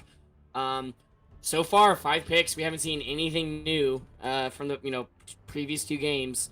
Almost the same comp from across the map from game 2. The game they won very decidedly. So I mean, do we see the? I mean, I probably don't even. See, actually, the Tom Kench was game 1, which. Or no, it was game 2. Yeah, it was game 2. Because they're now blue side. I forgot it was Maokai that was for sitting on wards, but correct. I mean, I don't like the Maokai pick. Like Lux, improvement for so far for sitting on wards. Right. Do we see it's what was picked last time? It was. I mean, do we see the Jinx ban potentially? I mean. Jinx GG and did a lot Zaya, on I that think, Jinx. would be okay. I mean, Yeah. Jinx was really big. We saw a huge win earlier in the actual LCS finals. Danny on the Jinx in game number 1 was incredible. There goes the Jinx ban just in case. I mean, they're hovering it, but I think they are going to go ahead and lock it in because they don't have the first pick. And yeah, it definitely makes sense. They don't want to give them the exact same comp. Oh, actually, kidding. they might. Or they might save it for the 5th ban. Hey, They definitely want to get rid of the likes to Zaya. split push. He wants to be in that side lane. York is probably, in my opinion, the best at doing it. Alawi's still up, so they could ban the Alawi, they could ban the Jinx. I think that's probably going to be what's going to happen. They didn't ban Alawi, they banned the Yorick. They might ban the Alawi for the 5th pick. I believe York was banned last game as well. Yeah, it was first banned last draft as well. So I mean, you can't get the York, you get second best, which I like. I like the Alawi. I think they're not did amazing on it. I think that they could potentially do that again. They hovered the Jinx last time. Do they ban it again? But who's a bigger threat though, Alawi or Jinx? I think Jinx absolutely.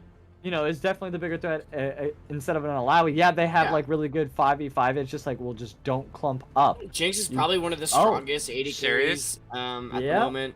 And they're getting rid of the Caitlyn. Oh my god. Oh, this is so bad. they're gonna be able to ban out the Caitlyn, ban out the Zaya. Now they're gonna pick up the Jinx first, more than likely. Or actually, no, I forgot. It's sitting on wards who gets the first one. Yeah, they could pick up the Jinx. I forgot about that. You have to pick AD carry here. You've already banned 2. Yeah, there it is. There you go. Come on. I expect.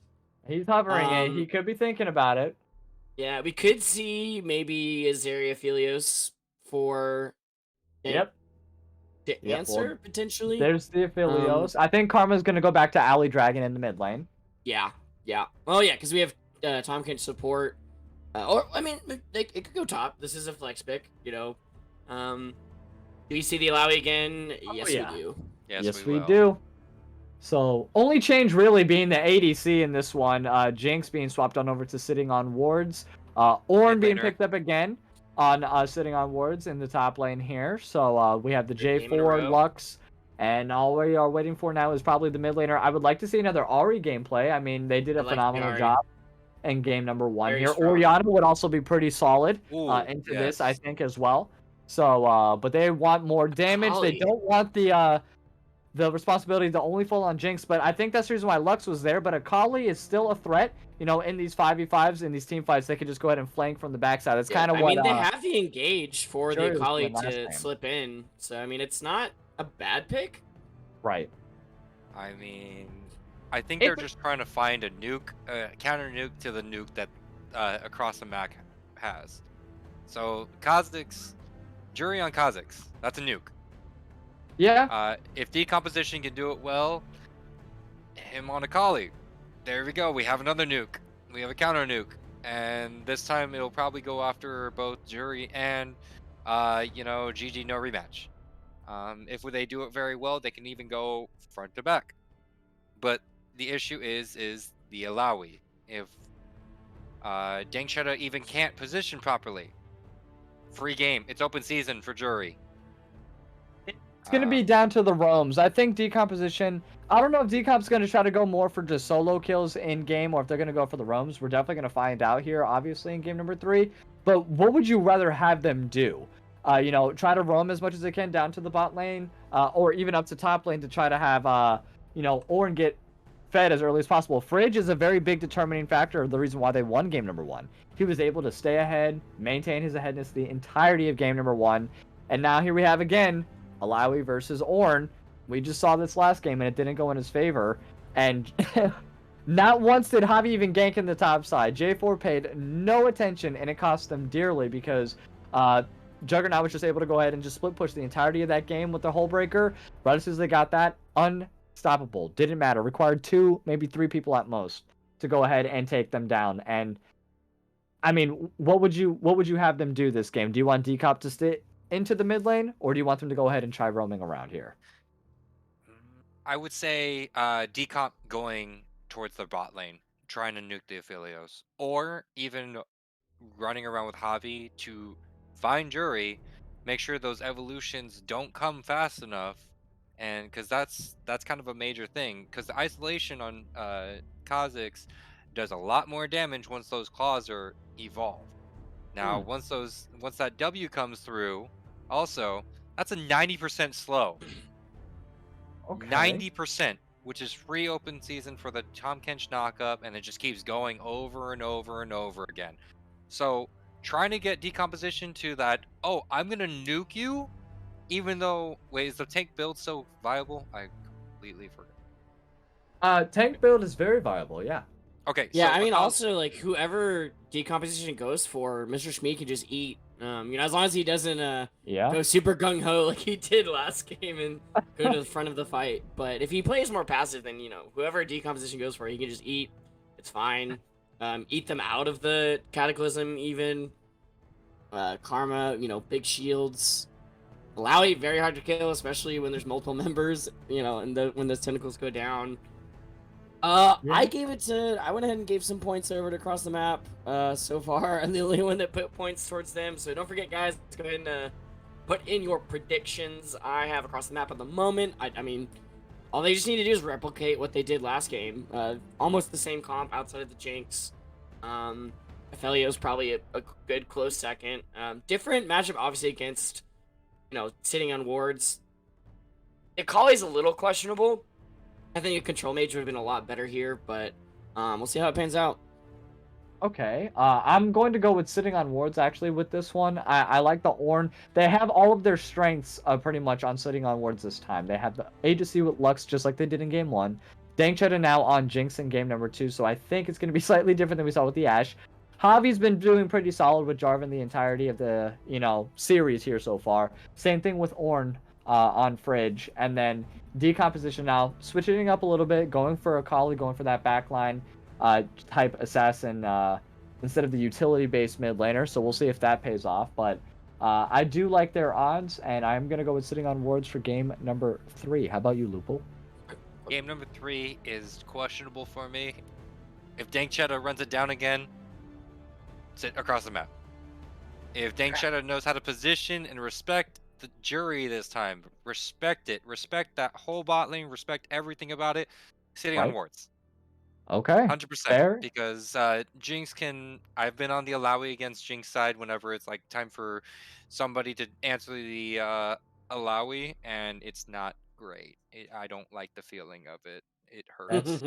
That's true. Yeah, I mean, they're not weak side. definitely This see this that. bottom lane is not weak side for sitting on wards like they were last game. This is a very Right. strong Jinx Lux, and we saw first game. Very, very annoying, very aggressive. Right. Probably gonna have lane priority at the beginning. So I mean, opposite of last game, it could be very different. If Jury doesn't get ahead at the beginning, could see a lot coming from sitting on wards this game for sure. That is very true, but we will see here. Definitely drop your channel points and predict who you think is going to win game number 3. It is an even series currently 1-1 for both teams. This is a best of 5 series, so stick around. We're going to go to a short intermission while we get set up for game number 3. We will be right back. Don't go anywhere.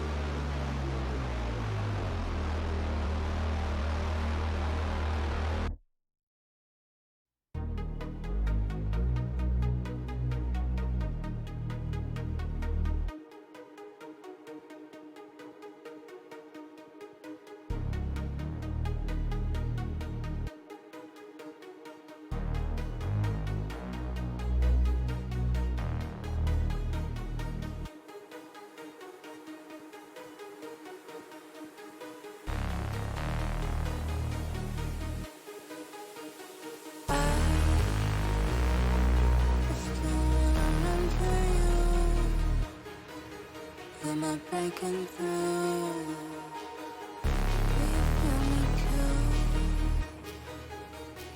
I still wanna run to you. Am I breaking through? Will you feel me too?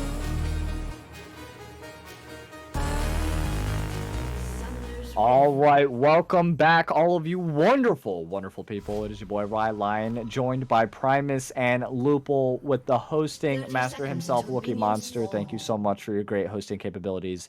You're a god, my friend, and sexy. Mwah, love you. Yeah, I get the Love is luxury of weird being to do a hot tub stream with that sexy monster himself. So I am very much looking forward Ow! to that. That's going to be, I believe it was May 7th, if I'm not mistaken. So that is going to be the date we're going to be doing the hot tub stream. Looking forward to that. Is it a date And or is it just a hot tub? Hot tub. Yes. Minions have spawned. It's both. It's both combined into one, and we get to share the experience with you guys. So I love it. And still no invades though from either team into game 3 here. Both playing very safe. Getting a little bit of deep vision, but not too deep. From the side of sitting on ward just in the river there and then backing off. But yeah, I like it. I'm sorry, that was across the map. Across the map's on blue side and sitting wards is on a red side in game number 3 here. So I have to remember they did switch back. And yeah, and we gave our predictions and I think it was kind of caught in the middle, 50-50, sitting on wards and across the map amongst our casting crew here. And for the chat, if I'm not mistaken, who was the overall winner of that? I believe that was ATM. ATM. All right, I so put they're gonna 3K on across the map. I'm feeling it. Okay, so they're hoping to go ahead and carry the momentum from game number 2, but they have a lot of luxury picks here for the side of sitting on wards like they had in game number 1, which was a very commanding win there for them. So yeah, decom we shall also see. pretty ballsy going. No flash, Dark Seal start off. I mean he's got the Ignite. the shuriken to maybe get him out, but other than that has no escapes to. I mean, obviously the miss to get away from the Kazakhs though. So, if Jury wants to try and get mid lane, might have a tough time. If Karma locks him down, we'll see. Right. I mean, I don't foresee the Karma pushing in too much at the beginning here. Right. I mean, Jury probably gonna try and hit bot lane first. I mean, he's gonna be in the area. And I just see R pushing pretty far up. Javi's also going to be there, so both both junglers are in the bot lane at the moment. It's very true. Okay, Mr. Schmidt's going to go ahead and engage onto Agency. The tongue is going to land, but no other hard CCs are going to go off, unfortunately, for either squad. So they do back off. Jury's going to go to make his way to his Krugs. Javi picking up the scuttle, so that is going to be a one so far. Let's see if he picks up a double scuttle. He's in a position to do so. They're both on bot lane. So you can just go ahead and rotate up there. I think that Mr. Shmee went in a bit too early for Jury to be able to do any actual ganking, unfortunately. Right. Because he was trying to get into position for it, and then all of a sudden Shmee pulled the trigger because he saw a window that he can go in, and it didn't go very well for them. Right. Yeah, and another double spell book picked up once again for Javi and for Fridge. How well did you guys like that last game? I didn't see any difference. Sorry. Yeah, no, I mean, Fridge built barrier, still died. Oh, nice knockup though. It's gonna take one tower hit, unfortunately. There goes the slow from Alley Dragon, and yep, off they go. Just like you all were saying, like, just the utility coming in from the Karma pick mid versus the just straight up damage from decomp there. It's just going to be harder and harder the later this game goes. And I don't know if they're going to be able to overcome that shield difference and along with the speed boost and everything else that Karma provides for her team, you know? Yeah, Fridge really needs to, from seeing, also another thing I want to add, Fridge needs to learn when to step out of that zone, Alawi E zone. Once you're that low, you need to really respect the Alawi E zone. Yeah. If the Alawi can kill the spirit, run. If she can't, you can stay in there. That's fine. It doesn't really matter. Right. Okay, good trade really there. Threading the needle with these tentacles. Mr. Shmee, unfortunately missing the engage here. Great damage coming in from Dank Cheddar, but not really able to keep it up though with the lack of mana there. Those rockets do take up a lot of early mana, especially only at level 4 here. And Agency also has no mana as well, so Mr. Shmee along with GG, both pretty full on the mana side here. Nice engage. There goes the W. One more hit. He's going to be able to get gobbled up here, but does walk a little bit too close to tower range, and just there for the poke down and then backs up. I like it when people do that. Don't overstay, and don't try to do what you can't do, you know? Yeah, that kind of had to. GG missed the long range shot for the lockdown, because I mean he had green and purple. He could have, rooted them. Could have taken a lot of that Dank. Dank obviously does not have planes. Has exhaust this game, so he would probably just have to eat the root and hopefully survive. So unfortunately, GG misses, but now has blue and purple. He's just gonna pull up that wave, and Fritz doing his best, but he just can't do anything in a Juggernaut. No. Not with the Alawi. She's just too good. Just sitting there constantly poking down, landing lots of Qs. You know, the W is just an automatic, so the wave is just going to be constantly pushing into the tower, and Javi paying no mind once again to the top line, and that is not a good look because, you know, bot lane here can only do so much, and now we have a 4v4 situation going in. Mr. Shmee is going to go ahead and get poked off. Unfortunately, blue team's going to go ahead and pick up the Mountain Dragon. Jury getting real low, able to hop over the tower. Nice follow from decomposition, but now finds himself in a 3v1 situation. Javi also being able to hop out of there. Dangchud, Alala ADC stuck inside the Dragon Pit, forced to back off, and no one falls. But great Mountain Dragon picked up from the side of across the map, and they, I think, are victorious overall in that skirmish. Yeah, I mean, a lot of flashes used, but other than that, I mean, across the map, walk away with the dragon. You know, first Mountain Dragon. Still waiting to see on what this next dragon is gonna be. Tech. But it's tech, so I mean, we could still see an Infernal Soul. Love to see it. No, it's Hex Tech. If there's no symbol, it's a Hex Tech. They haven't added it yet to the thing. If it was Infernal, do not know that. yes. Like Hold on one second. The orange horn to get popped off onto Juggernaut here. There goes the ultimate as well. 2 tentacles and a first blood. 7.5 minutes in, picked up by Juggernaut. That was absolutely no effort whatsoever at all from Juggernaut to go ahead and pick up that kill. And yeah, he's gonna go ahead and further extend his lead. 69 farm, 1 kill to 36 farm, and 1 death here for Fridge. That's unfortunate. Do you think they're regretting not banning the Alawi? They banned Nasus York. They banned 2 top laners, and they just left the Alawi up after it did. You're out of reverse. He had the most out of gold those in his 3. game. He did so much. Like, they had to send 3 members each time just to kill him, and they just give it to him again. Now, you know what is that? 30 CS up on the Ornn at 8 minutes. Yep. First blood as well. That's 1,000 gold lead already. That's true. I really think that there should be a bit more help up there, but I honestly don't know what Javi can do to help out, because if he jumps in, that's just more damage on whoever he ults. Yeah, 2 versus 1, a fed Alawi. Oof. Yeah, not a good sign. And he's going with the Bami Cinder again, so he's going to try to go a little bit tankier. You know, just like we kind of expected. You know, 50 farm now, still onto Jury, so still keeping up and actually a little bit ahead in the farming lane. No assists on either one of them. It's been a relatively slower game than we've seen the last 2 games. First blood at 7.5 minutes. Definitely not the last 2 games, that's for certain. But yeah, I like how everyone's moving currently. You know, farm has been maintained across all lanes right now.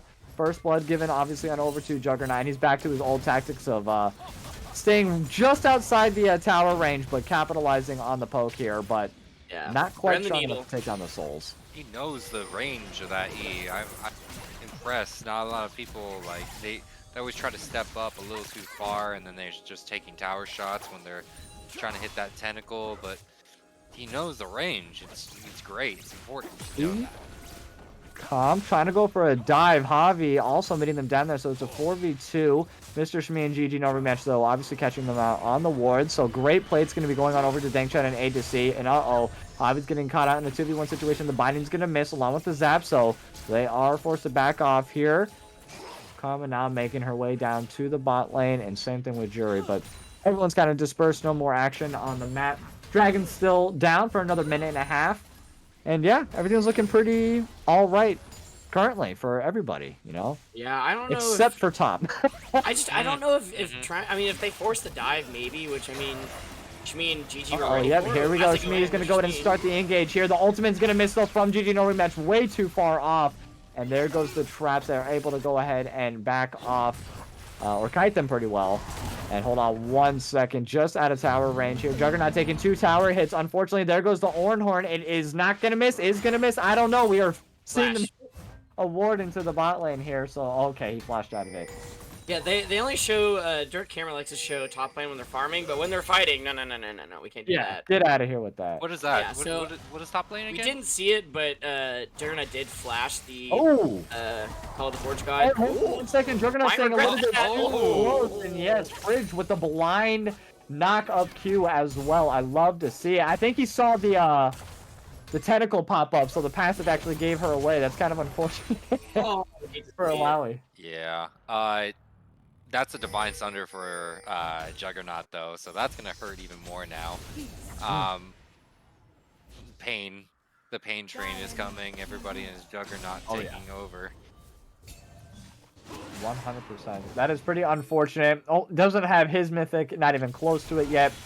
Forced to pick up the Bramble. Here goes the Hextech Dragon being popped here, and sitting on wards definitely wants to try to take this as quickly as they can to even it up. Jury jumping across the wall here. Let's see. No, he is not going to get it. There goes the final spark, followed by the Cataclysm. Mr. Shmee is going to go ahead and eat his friend and take him to safety. That's exactly what we needed. And a giant shield to follow up, and doesn't get the dragon, unfortunately, but does make it out with his life, and that's all you could ever ask for. Clutch moves by Mr. Shmee, doing exactly what he needed there.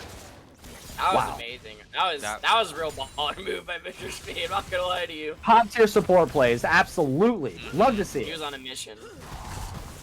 Ooh, just shy of the knockup, unfortunately. Yeah, I don't think Fridge is gonna get another solo kill anytime soon. Now that Thunder has been picked up. He's gonna need Hobby for that.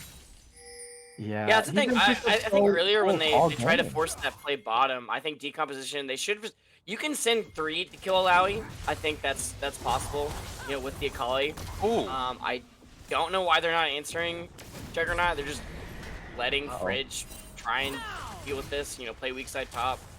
Not really working out. This Alawi's getting huge, level 10, 120 CS.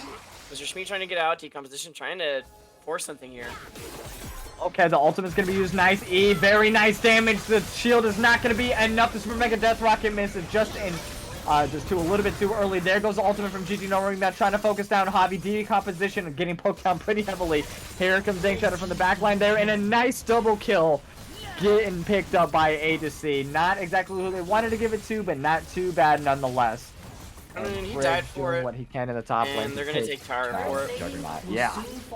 Get the excited coming out of Dankshadder from the assist picked up on those. And down goes the first tower as well. There it is. Yes, again picked up by sitting on wards. And just like that. Not out of it just yet. They're ahead by 2 kills. And hold on 1 second. Juggernaut getting dove underneath tower. I'm sorry, diving underneath tower. The Ornhorn not going to be enough. 3 of those tentacles just slapping them around, and Juggernaut walks out of there, along with taking down a tower. Great moves. Across the map, the map. No pun The intended. thing is, this Alawi is so strong now that it's gonna take 2 to 3 members to answer this Alawi once again. Akali's not gonna be able to 1v1 him. Ornn obviously can't. So I mean, who are they gonna send to answer this Alawi? Multiple members. I don't know. Like, who do you want to send to the top lane? Oh, decomposition. Yeah, very nice damage. Final spark missing barely. Not a lot of magic resist though on the side of across the map, so that's gonna be one slight advantage that decomposition is gonna have early. If he's able to capitalize, been effective with the roams. Only has 3 assists instead of a kill, but still no deaths, so that's pretty successful. Nonetheless, here 0-0-0 on the side of across the map here on Alley Dragon, but still no deaths, so that's pretty successful in my eyes for both mid laners at the moment. Yeah, I mean, they're just, I mean, even in farm, trying to help their teams. Decomposition, you know, 75% KP. Ooh, some damage down on the Alley. Second, very nice binding there. I think the Super Mega Death Rocket a little bit too early. Hobby, very nice knockup along with the final spark. Hobby getting caught between 2 towers.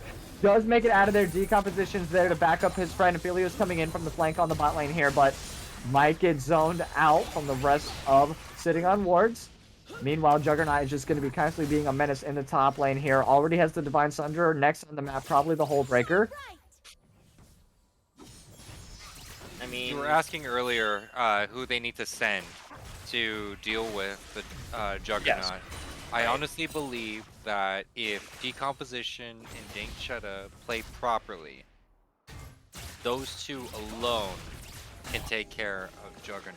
Because most likely, Dankchetta is gonna go, you know, Kraken Slayer himself to deal with all that, and then why aren't they dealing with him right now? They should all be taking the rift and then going to kill Juggernaut.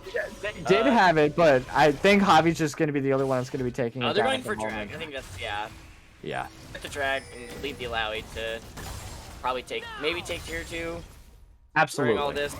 Fridge is doing a lot better. Oh, nice sidestep on that. He has been doing a lot better. You are correct in terms of like just keeping up with the tentacles as well, clearing the waves so he's not allowing these to just crash every single time, or if he is, he's clearing them a lot quicker than last time, that's for certain.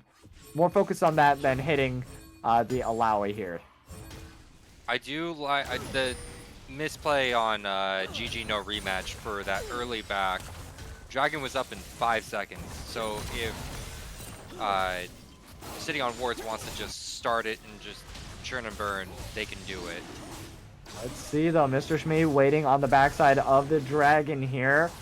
Jury not quite in position. I think they are just going to give this one up. It's going to be another Ocean Soul, so that's pretty exciting. The sustainability, not too bad. And yeah, that's going to be an easy dragon picked up for the side of Sitting on Wards. And yeah, and oh, there goes Fridge forcing to be backed as well. Juggernaut taking a tier 2 top lane tower along with him. Maybe. I don't know if he has the minions just yet, but one more wave and then I think that sucker will be down. Oh, here we go. Decomposition finally doing what Decomposition needs to do. Come up with the Ornn to take care of this Alawi. Hopefully they don't get spotted. I don't know. Leap of Faith is available. Okay, the E does miss, so not going to have that extra body there. The Ornn Horn is going to get popped, though. Nice sidestep. Doesn't get knocked up. Decomposition might get a... I think they got caught out by the tentacle vision. So... They still might go for it, though. Javi going for yeah, Alley, looks though. like, hold on one second. Javi, nice engage, though, onto Alley Dragon. And Fridge, along with Agency and Decomp, are going to go ahead and make their way. Nice biting along with the final spark. There goes the Leap of Faith. Juggernaut forced to flash. Oh, and from afar, takes down Fridge with them. Mr. Shmee going to engage onto Dankchetta and Javi. The slow is going to be landing onto Dankchetta. It's going to be 1-2. The third proc is going to land. Is it going to be enough? Yes, does get eaten up, getting spit out. And there goes the knockup. Forced to stay there with the Cataclysm. The leap not available just yet, but the Guardian, along with Alley Dragon Shields, is just going to be 2 grand. I'm surprised to not see a Serpent's Vein last game and an early Serpent's Vein this game. They have so many shields, they need to be stopping that for the side of us across the map, and they just aren't addressing that either. Looks like Decomposition was actually able to take down Juggernaut, by the way. What happened? At what cost? Everything. Yeah. Exactly. I mean, 1-0-3. top still alive. I mean, they have that going for them. Yes, they do. Yeah. But I think That is very true. Juggernaut is pinging Baron, so it does look like they kind of wanna kind of just get that set up and going for the split, because Juggernaut still has teleport. And Fridge still hasn't completed an item. Fridge has teleported as well. Oh, there we go. Karma using the teleport as well. Nice knock-up onto Mr. Shmee, but he is a tanky boy, and the tier 1 tower is still up doing aggro. There goes the Gale Force, though. A lot of items used along with the Riptail being popped, so it's going to take down the tier 1 tower. Great fighting landing on a Mr. Shmee, but nobody's going to capitalize on that. Super Mega Death Rocket lands, but just way too early used. Still has a fat shield from everybody on his team. There goes the second proc of Riptail. Is going to land a nice binding and a nice knock-up as well. And a knock-up return, but the stopwatch is going to get popped by Javi there. The trap's going to zone him off a little bit longer. They're going for the tier 2 tower. Can they knock it down? Yes, they can. GG no rematch getting conned out by a bonding once again. And this is just a very long engaged siege fight, but going very well for Sitting on Wards here. Binding's going to catch out Mr. Shmee to stop him a little bit further from advancing. He's going to engage, does get the knockup, but that's exactly what he wanted to do. That is not tanky enough. Great ultimate. There goes the Cataclysm to go ahead and stop them in the final spark. Jury's going to go to get taken. Javi's going to get taken out by Jury. I'm sorry. 1 for 1. The Aphelios returns with the ultimate. Juggernaut with full health. The E is going to land, and there goes the damage. Is it going to be enough? There's the slow, the final pounding. No finding, but the Merc, no, it doesn't have Merc presence. Sorry, the tenacity is too grand. Knockup lands on the GG no rematch. Competition is gonna go ahead and fall onto the walls, in onto the back line, gets feared out of there somehow. And no, they're gonna be returning, and a W lock in. It doesn't matter, just way too tanky. Another spirit pull, and right back in to across the map's favor it goes. It's just back and forth, back and forth, back and forth. Somebody help me out, please. Tell me what just happened. It looks like Jangchetta was kind of couldn't move up. Javi kept initiating too deeply. Top stopwatch, and then Juggernaut came in and steamrolled everybody. Moving on. I mean, all I can say is tentacles go brrr. I mean, I don't know what else to say. I mean, Juggernaut's huge. 200 farm, level 14, 2 levels on literally anyone on the side of oh, actually, excuse me, 1 level on decomposition. 2 levels on Fridge, 4 levels on the rest of the team. Loves when you're fighting 3 vs 1. Does not care. I'm sorry, what? 3 items completed. Oh no. That's not good. Accidentally popping the that's not even the Zonias, that's just a regular stopwatch, so. Oh, Yikes. big Big oof. yikes. Maybe on purpose, because maybe their next back, let's see their gold. The disrespect. Okay, they don't have a lot of going gold, for the so. Zonias. I don't even know how you misclick that, unless it's like on E or something. I don't know. Are they gonna rush Baron if they go for this dragon? That's a pretty good It looks handshake. like they are, yeah. Baron's only gonna be up for a few minutes, though. Dragons are They can forever, rush but look how top, too. quick. They can get an inhib. Oh, yeah. Or just back. Super Mega Death Rocket? Nope. No, that's gonna be a little bit too late, in my opinion. Oh! Just barely. And yeah, they are gonna take the dragon down, so great pickup, though. So that's gonna be putting them on soul point for the next dragon. But I don't know how impactful the Ocean Drake's gonna be comparative to the Baron. Even though the Baron's only gonna be here for about 2 or 3 minutes max. I still think that this is going to be really in across the map's favor if they're able to siege well, which I think they will. I mean, that was a good trade. It was 3rd dragon. It was not 4th. They did not get sold. They're just on soul point. ATM, they're still really strong. They're still ahead. They can fight for the soul and not have, not be risking too much. Especially when Juggernaut can do this. 3 people are in the top lane. Decomposition trying to at least ward off Juggernaut. Got him to half, but the rest of the team is in the top side. Jury's Okay. A nice binding's going to be landing, but yeah, no follow-up just yet. He has a lot of tenacity. The Merc there's not any objectives up for a Yeah. while. Jury can kind of just farm up. He's 40 CS up on Javi. He's 112 farm I was up so on confused for a Fridge. second. I forgot Jarvan has Spellbook. I was like, where did Hold on one Smite second. go? Blasting Cone's going to be landing. There goes the final spark onto the backline, but it doesn't matter. The leap of faith is just going to be too strong. Nice shutdown's going to be picked up by Aegis, but at the cost of Decomposition's life, a 1-for-1. They still have 4 Barons available on the side of across the They're map. gonna take mid tower. There's nothing Oh, that Javi and absolutely. Tank can do. Actually, Unless they final back spark's off. not Take that back. down for too long. They have the rockets also in Dankchetta's back pocket, but we do also see Jury pushed up with a lot of minions as well. But no, never mind. They already took down the tier 2 bot lane tower. Okay, well, I mean, I just don't know what to say. I mean, yes, they killed the Alawi, but I mean, we're still pushing, knocking down the tier 2. oh, hold on one second. door. Just gonna go ahead and try to catch out Javi. Does some nice damage in the solo there. Karma's gonna go ahead and speed up GG no rematch while they take down the tier 2 mid lane tower. And yeah, they have Baron up for a little while here, so the siege is strong with them right now. Alley Dragon just speeding up everybody, shielding everybody from afar, so they can't even sit there and poke down with Aegis's ease, because none of them are really gonna be landing. Jury landing. tries I that. love Colliding. Jury. I think he should have Jury. committed for that. He He should have just should've. stayed. Ooh, he might get Okay. cut off here though. Yeah, Four they're people trying to are make a running after play. Jury. Decomposition. Javi's coming in from the flanks on the backside. Agency forced to get the heal off just to try to catch him out. Very nice. There goes the final spark. A lot of things are going to be used. The leap of faith also might catch out Javi. Oh, but no, it is so close. There goes the E that's going to catch up. The slow is going to go through. Oh no, another spirit is going to land, but they are going to dodge out. Let's see if it's going to be in time. That W lock in. That's all they got to do is click once and you're dead. Tier 2 They're gonna have to raid top boss, lane tower. 100%. This is Elden Ring Red team's turret has in been the destroyed. flesh. 600 Oh, gold 100%. for them as well. I've been watching Juggernaut so much. Shmi and Gigi are just pushing bot lane. Nobody to answer until just now. Oh, not a care in the world. Knock knock, who's home? Not us. Oh, Mr. Shmi lands a nice knock up on the Dank. Cheddar might stepped up a little bit too far though. Does gonna land into the traps. The gray matter. Can you keep him alive for a little bit longer? But no. Oh wait, hold on. The flash and the heal. Cataclysm forced to keep him in place. There goes the Ornhorn. Gets a nice knock up on the GG no rematch. There goes the dash forward. Flash from GG no rematch. Great kiting. They don't have enough to go ahead and keep him from getting away just yet. The zap does land. Oh, there goes the knockup follow-up. The Super Mega Death Rocket just for good measure. Pops the stopwatch, but no, Jury can't knock into there. Doesn't have the alienation at his side. Not quite yet. But still, good pickups from the side of sitting on wards. Meanwhile, we have Juggernaut just pushing out the top lane constantly like the menace that he is.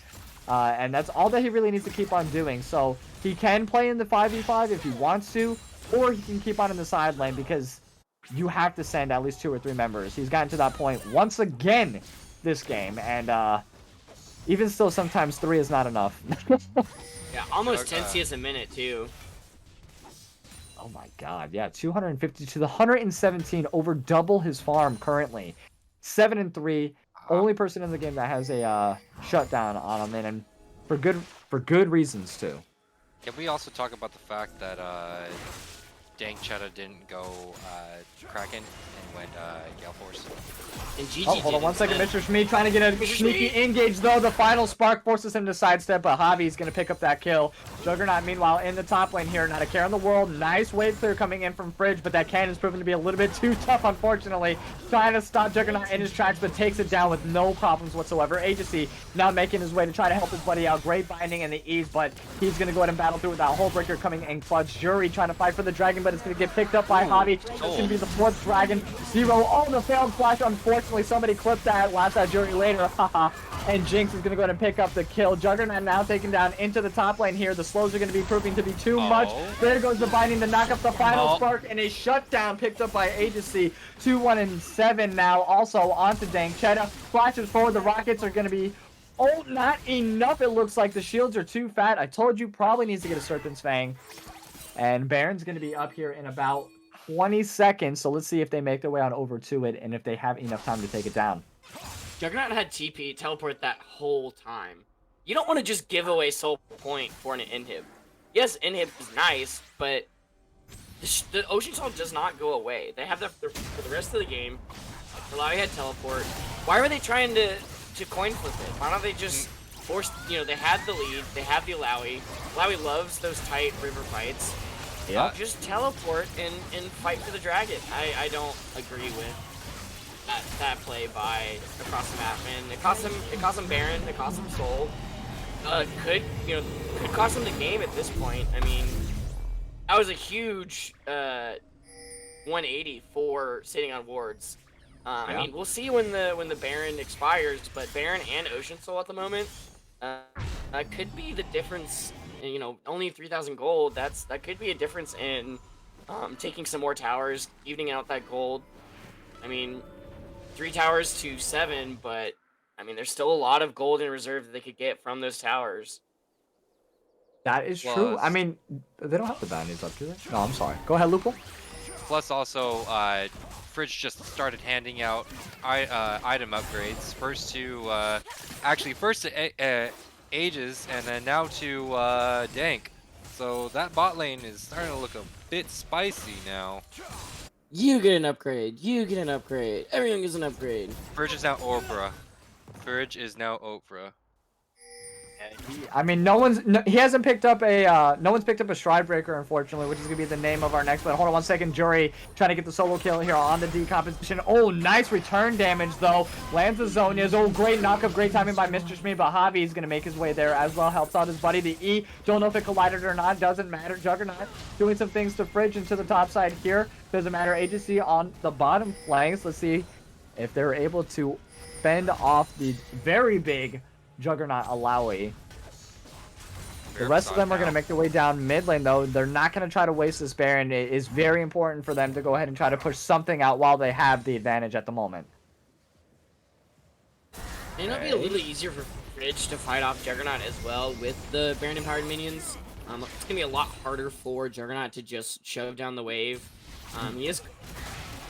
Could have been caught out if Avi decided to go down that way, but Juggernaut instead deciding to recall, live to fight another day. Not getting as much from this Baron though. They're not taking towers. Well, actually, I think they took one tower, but the top tower. Other than that, I mean, it's what? Let's see. It's about More three than, quarters done so of the way far. down. Yeah. Yeah. Okay, final spark being thrown out, but no, everyone's gonna sidestep that, but it only has like a 35-second cooldown, I think, at most, so we're not even worried about that. And yeah, I'm surprised also to see the Infinity Age instead of the LDR second. And hold on 1 second, Javi's gonna get picked off with a blind E there from Juggernaut. Just by happenstance throwing it in there, it's pretty smart. They are gonna siege down the mid tower though. Yeah, Mr. Shmee missing the engage, unfortunately. There goes the rockets from afar, forced to flash by Juggernaut here. So Redemption's gonna go ahead and heal back a little bit of that health that was lost. And the siege continues for just a few moments longer. Nope, Baron's gone. So now that ends. And we're gonna see possibly a really big engage from Mr. Shmee. And let's hopefully a leap of faith indeed for across the map. There goes the Ornor. They are going to blow and try to engage. Lands on the GG no rematch in the bot lane. They take down the tier 3 tower. Felios used the ulti, but it's going to be for no one to follow up. Very nice final spark. It's going to catch only one person, but lots of engage. No results from either team on that one. And the Dragon's going to be up in about a minute and a half. It is the Elder Drake, and Baron will be up in 2.5 minutes. I mean, Primus, right now, you know, Alawi can't really do what she was doing before. At least not as effectively. Right. So, you know, now that you've seen, or that it's being seen, that it's like, okay, I'm kind of being answered now. They can take me down pretty easily. What role should Juggernaut be playing now at the 30-minute mark now moving forward?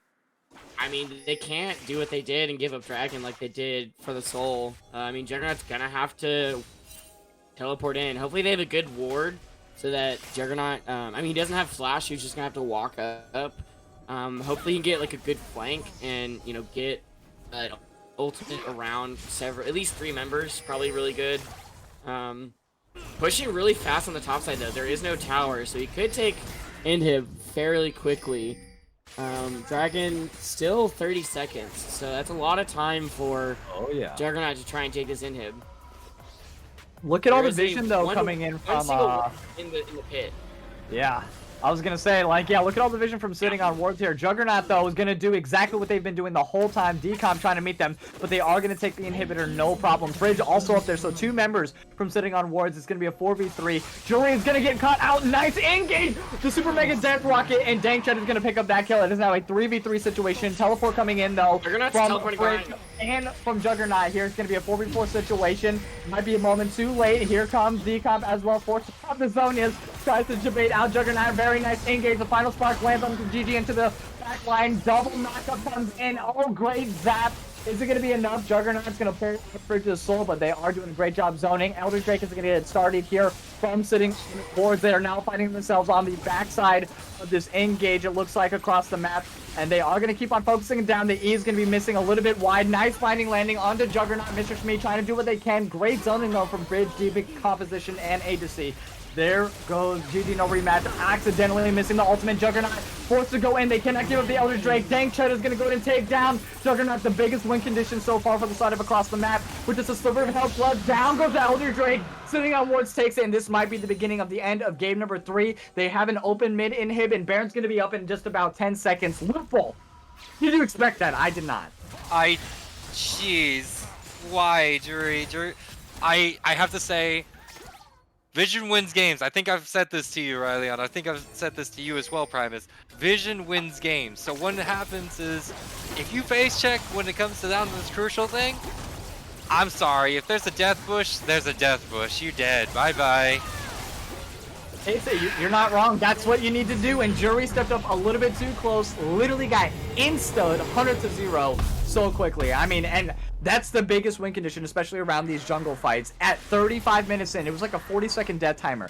They had all the time in the world to go ahead and start the Elder Drake and zone off. Yeah, Juggernaut was going to get top lane tower. They sent 2 members up there because they knew that they can go ahead and catch out Jury, and that's exactly what they did. Not only did they get the Elder Drake, but they followed up with the Baron. Now they're a super buffed up team, and I think that they have the capabilities of winning this. Absolutely. Elder Soul and Baron, that's a big oof. They could just run down mid. There's no tower mid. They could literally just run down mid. I mean, Fridge uses Spellbook to get Ignite, but in Decomposition doesn't have Teleport. What's that, Lupul? I mean, it's fine, I think, because just with those 3 in the mid lane right now, I think they have the damage pretty much to run down almost anybody. Because they see Juggernaut in the bot lane, they are pretty much... Juggernaut's not stopping. He's got the solo queue mentality going on for him. Now he's backing. Yeah. But Yeah. I think it's already pretty much over. They're inside their base, they're knocking on their doors, and they're about to deal a whole bunch of damage to these turrets. I don't know what Fridge is doing, but he is not down there. Jury doing some serious damage onto Agency here. Pops the Hourglass as well. Nice flash just to get out of harm's way there, but he has now no sums available for the remainder of this team fight, and they have the capabilities of extending this out. And there goes one Nexus tower down. Game 4, it looks like we're on the verge of Game 3. Might be picked up by sitting on wards. Binding's gonna land. They have the Elder Drake proc available at their side along with Baron. There goes the Cannon Minion just blasting away little by little, and just out of range for everybody else to do anything about it. So they have just a hair's moment. Here comes the backup for the remainder of the minions. All right, the Ornhorn's going to get blown up. Goes Mr. Shmee. Juggernaut trying to hop onto the backline, but they have a great job of being able to just zone him out. Shutdown picked up on the decomposition. There goes the final spark, and that is the Nexus as well. Game number 3 for sitting on wards. What a back and forth banger. Just getting ahead in gold at the end there. I mean, they played that so well at the end. Very, very patient. Uh-oh. Uh-oh, did we lose Rylionn again? Oh, did we? Yeah, we No, lost he's Rylionn. frozen. No, Anyways, he's yeah, frozen. that was- Positioning was just so well in those team fights. There Oh, And there he is. the 4-1. Oh, no. Every single time that happens, I'm so sorry. It catches me in the most glorious of fashions, too. I love it. Yes. But I was saying, like, Primus, you were saying the 4-1 situation just was not happening for them. We're going to go into a more in-depth about what happened in game number 3 there, but we're going to get it set up for game number 4 with a short break. We're going to take a small little break for us. Do not go anywhere. We'll be right back.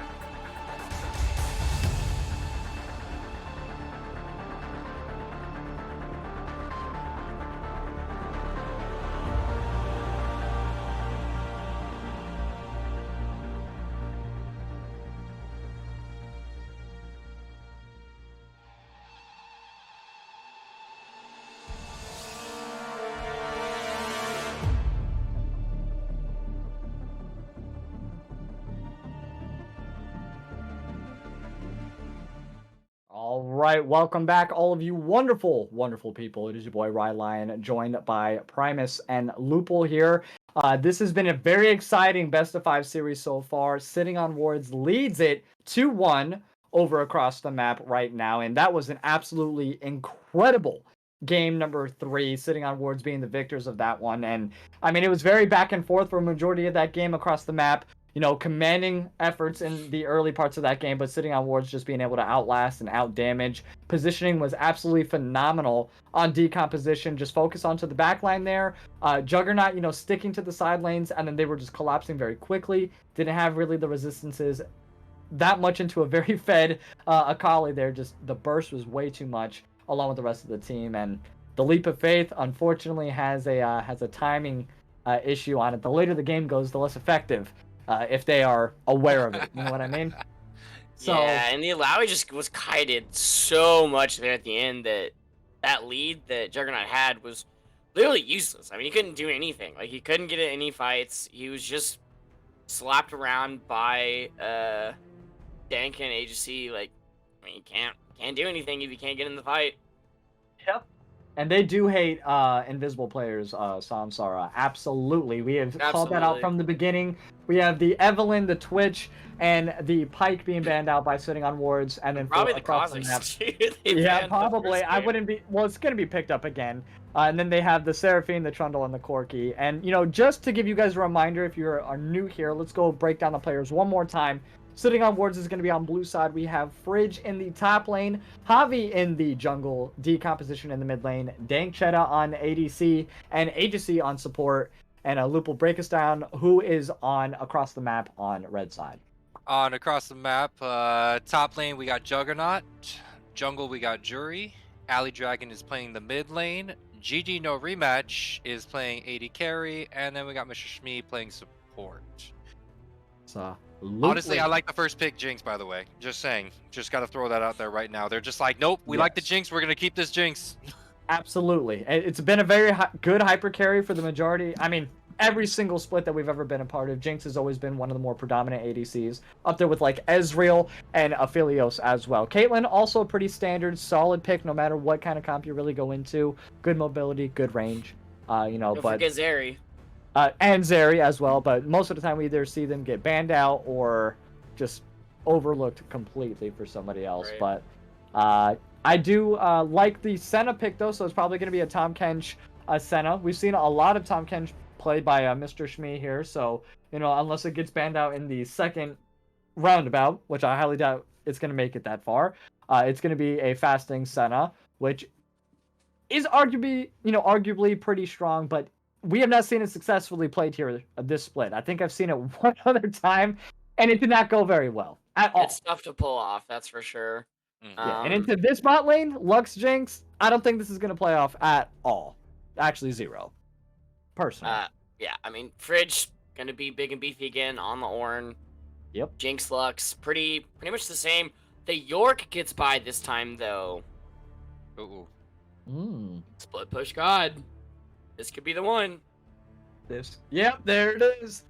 York getting picked up, hovered, and locked in. Noble, I wish he was here right now. You know, is a York main. He'd be screaming over there like, yes, we get to see the York. You know, he, like you guys said, he's going to split push the entire time. So Ornn's attention, unfortunately, is going to be drawn from these 5v5s because he is going to have to answer the York that made into the mist. Just plus the Trinity Force comp is just way too strong. He can push way too many towers, and then of course the Hull Breaker on top of that. I mean, at this point, do you really want a 5v5 into Ornn Jinx? Didn't work out game 3, didn't work out game 1. I mean, if you're gonna let these picks go by, you gotta have a different answer. Do you think he can push it quick enough though? Like, York, I think, yes, absolutely. yeah, I think York can. So like that's gonna be bringing Fridge's attention to top lane, at least Fridge's attention into top lane. And there's the whole Ornhorn situation. They're not going to have that anymore. And so I just wonder who else is going to be the front line. Who would you like to see as the front line instead of J4 this time? I would like to see a Sejuani, personally. If they didn't pick the Lux, I'd say, I'd say Nautilus, but...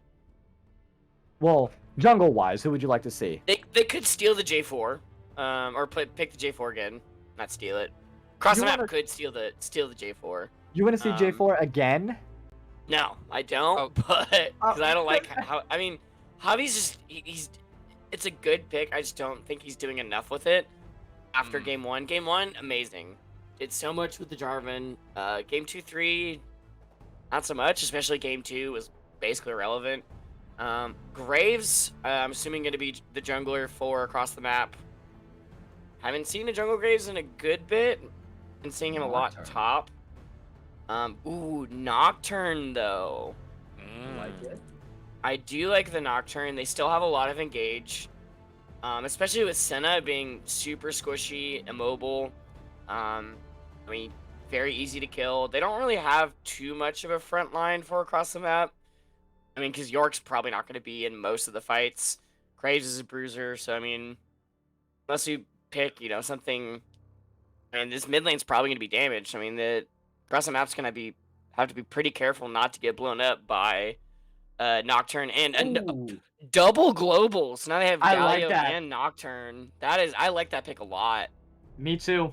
I definitely like the Galio pick 100%. And like you said, in combination with the Nocturne, absolutely amazing. I love global ultis. We used to run it all the time.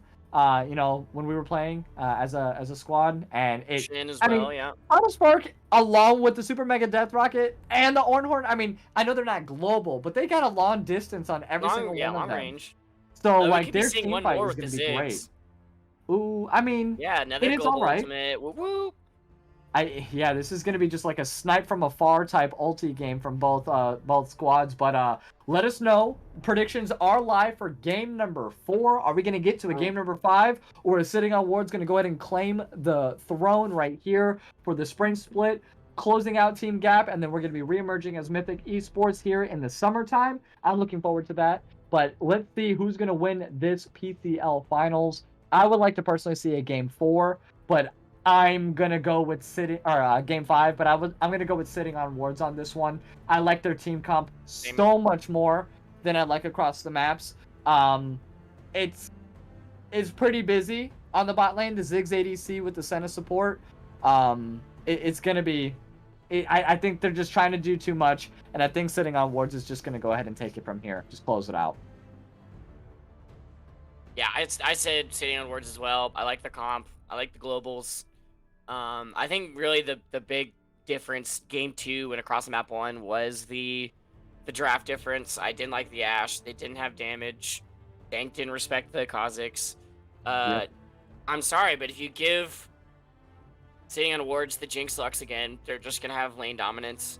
Fridge is gonna be able to do stuff eventually late game. I mean, the upgrades are great. Call of the Forge God, great.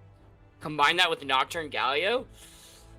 I think this could be ending quicker than previously thought, for sure. Yeah, I definitely agree. 100%. Like, Galio with the fear, Nocturne with the paranoia. Like, after level 6, like, this is just ult city from Sitting on Wards, and they're just going to be so much more effective. Because, yeah, you're right. Ornn doesn't even have to stick to top lane, especially that early. He can go and make his way down to the team fights in the after level 6. He's not going to have the teleport available, pre-14, but still, he could be very effective once he has that Ornhorn. And I don't know, this is going to be very, very good, but I'm going to go with Sitting on Wards takes this 3-1. I think that was my prediction, if I'm not mistaken, as well. You can go back and watch the recap. But I'm pretty sure I said who? Oh, okay. So yeah, accidental mispick. But don't worry, we'll go ahead and get that readjusted here. We'll fix that. No I think this will be 3-1 Sitting on Wards. I put my points, of course. I put 13K, so jeez. I'm a third of the current points for Sitting on Wards. Yep. Okay. Wow. I feel good about it. All right. York. That's the only. I think if Juggernaut puts his game on his back, and carries his team up the mountain, maybe.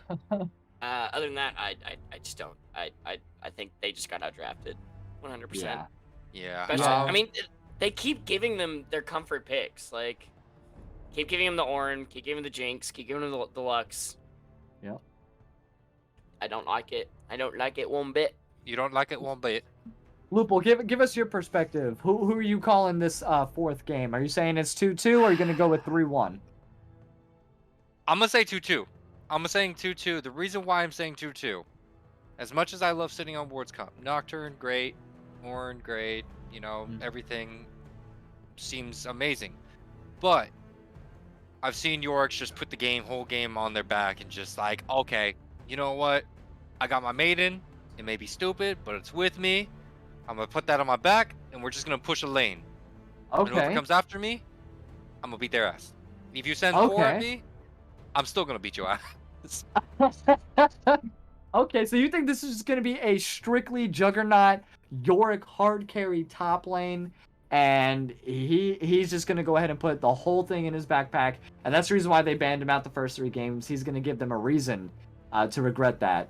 So that's gonna be your prediction here, and Yes.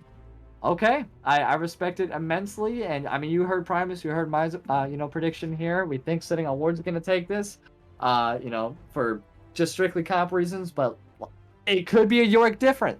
It could be a Yorick diff. It could be. So, I'm looking forward to it. I would love to see a game 5. I hope you're right. I genuinely hope you're right, and I want more points because I put points across the map as well. Oh, did you? I did. I put did. as much as I said my prediction was ATM as well. I put money on Sitting on Ward. So let's see if I can make some money while also I'm trying to also play devil's advocate. Okay. I like it. No, it's smart. I moves put and- everything on City on Wards. Yeah, you play everything? where your heart goes. Yeah, I Promise, put my money where respect my that. mouth is. He's just like, no, it's Sitting on Wards, What's up? betting on Sitting on Wards, He lives with it, he dies with it. I love it. But let us know once again who you all think. And I mean MVP so far coming out from both sides. You had to give it to one person of each squad. Who were you going with? Starting with you, Primus. What was the question? MVP for both sides as of right now, going into game number 4. Who are you giving the MVP to? For both sides, starting with we'll go with across the map first. I mean, it's probably between. I mean, game 3, Juggernaut did his best. Game 2, Jury, absolute fanatic on the Kazakhs. Yep, that's true. GG, pretty good on the Jinx as well. I mean,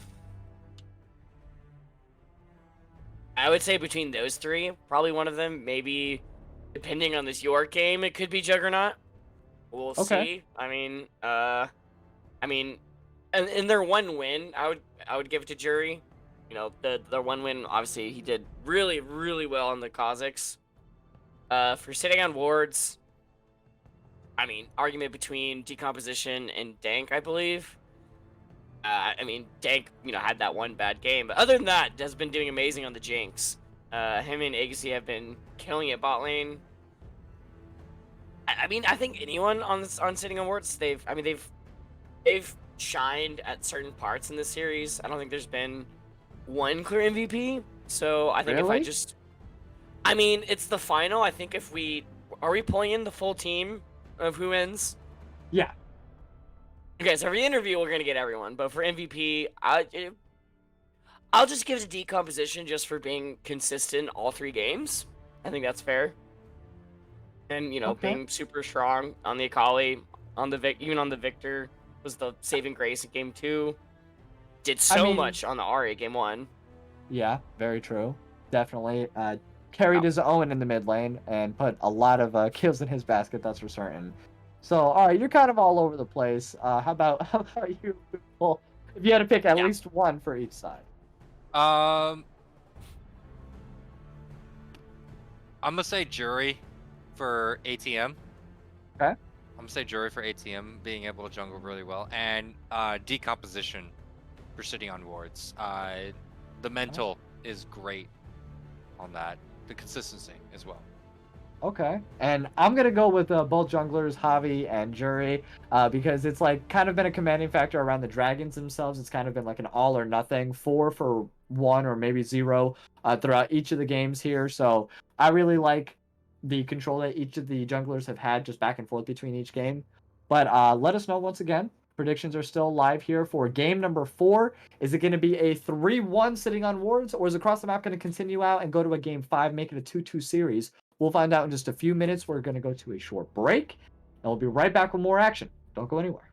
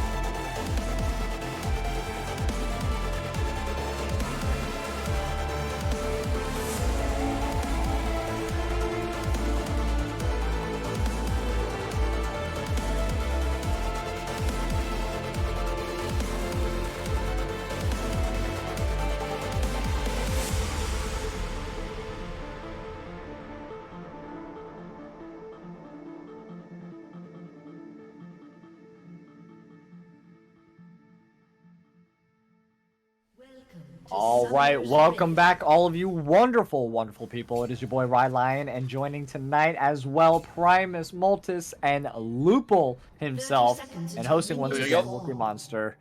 Love you guys so much. Thank you for joining me. You guys make this experience incredible. We're at Game 4 of the finals so far, 2-1. Sitting on Wards is leading, and we've been talking about it, before game starts here, and like we were talking about it in draft.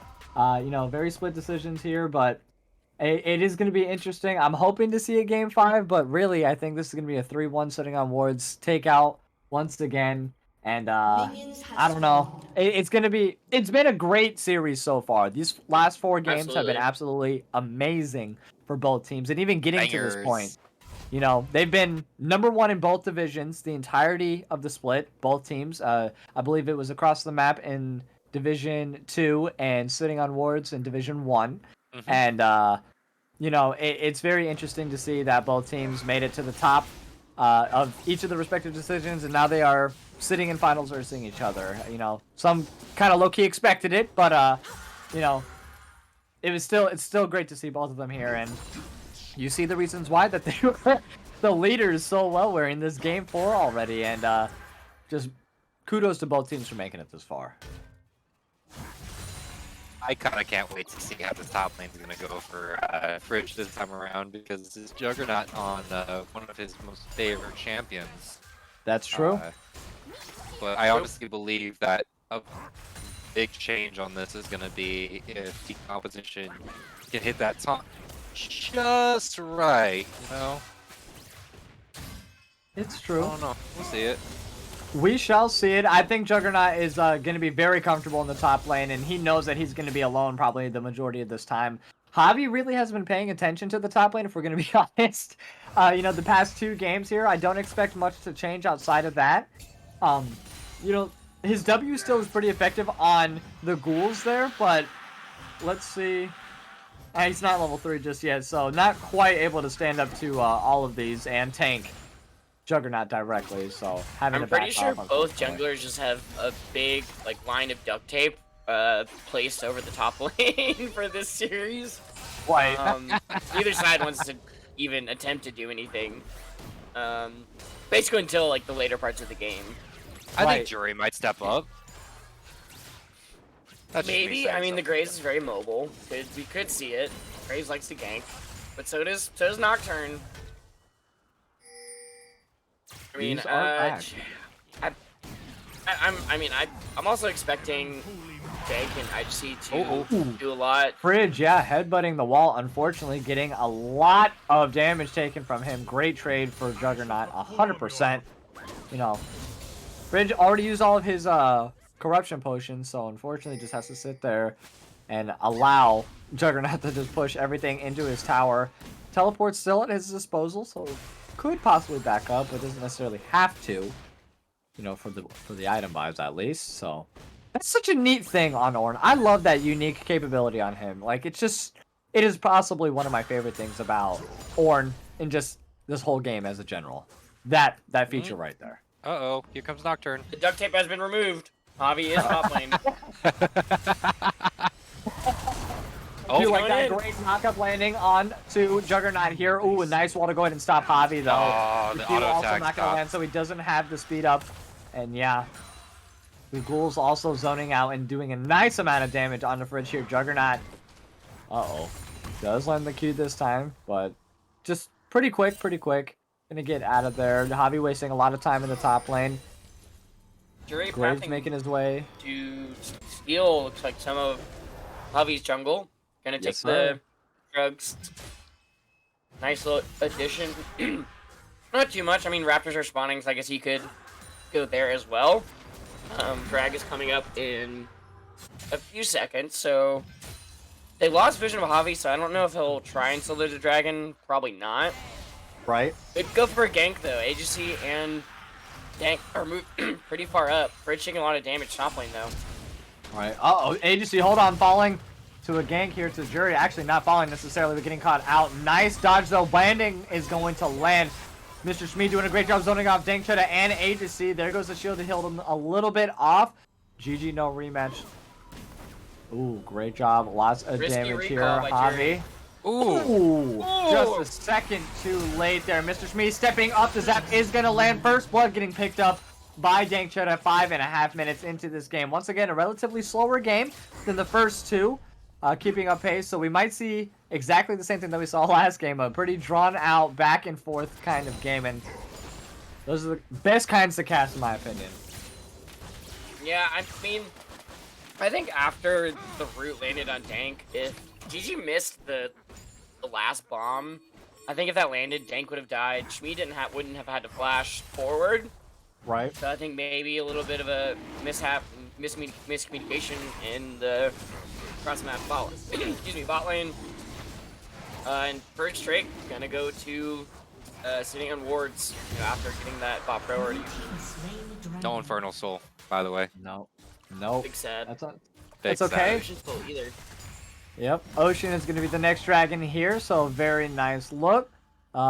Juggernaut not being as dominant as we were claiming or calling to the beginning. Fridge doing very well, you know, keeping his distance, you know, staying back, yeah, allowing the ghouls to hop on him, but you know, there's only so much you could do into the York, you know what I mean? So I'm liking what Jury's doing. Jury is just basically trying to stop Javi's from getting level 6 as much as he possibly can.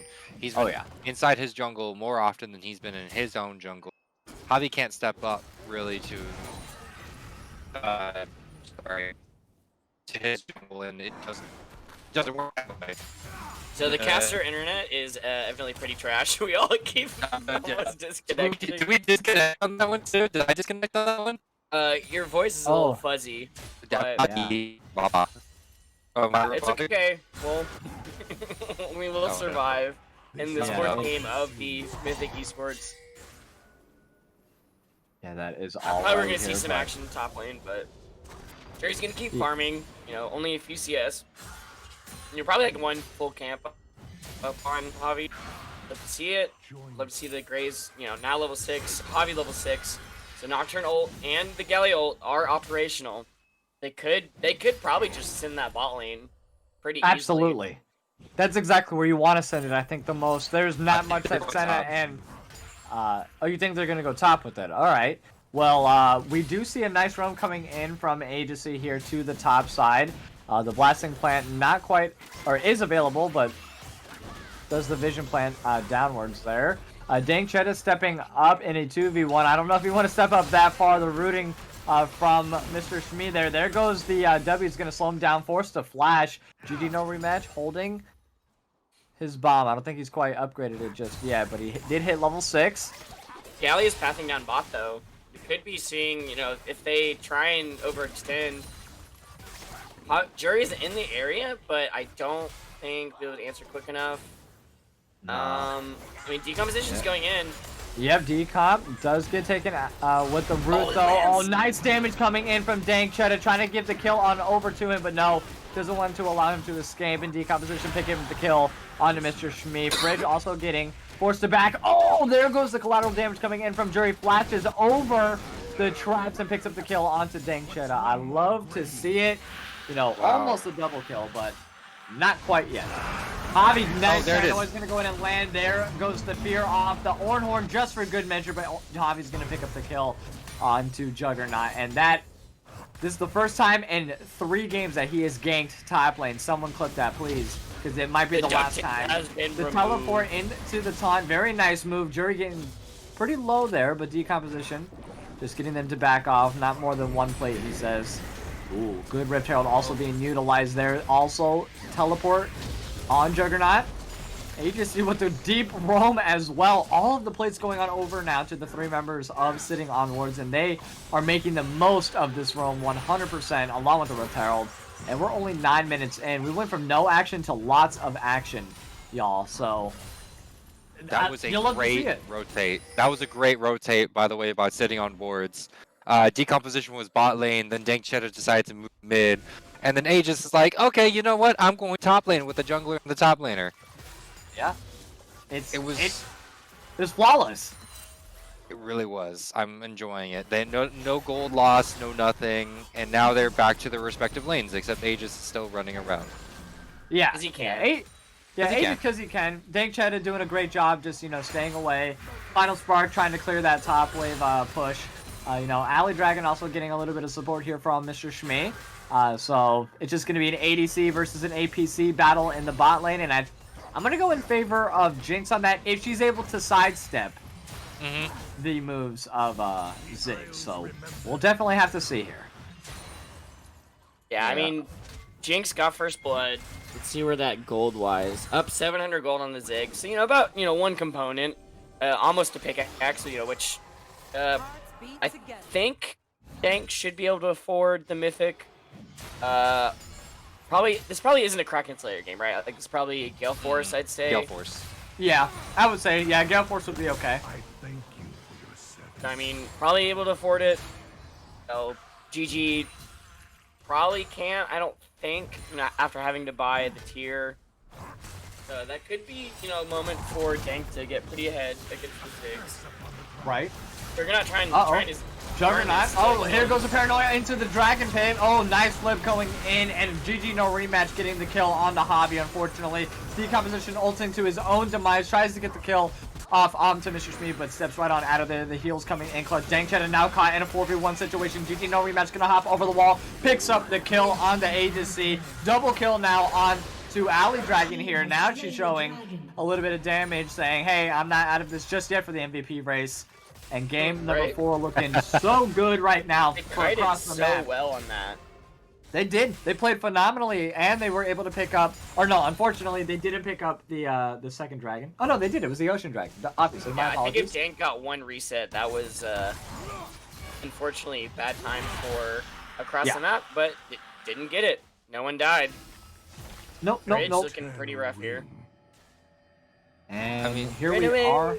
Mountain Soul as well. I like that. It's going to be a great tanky.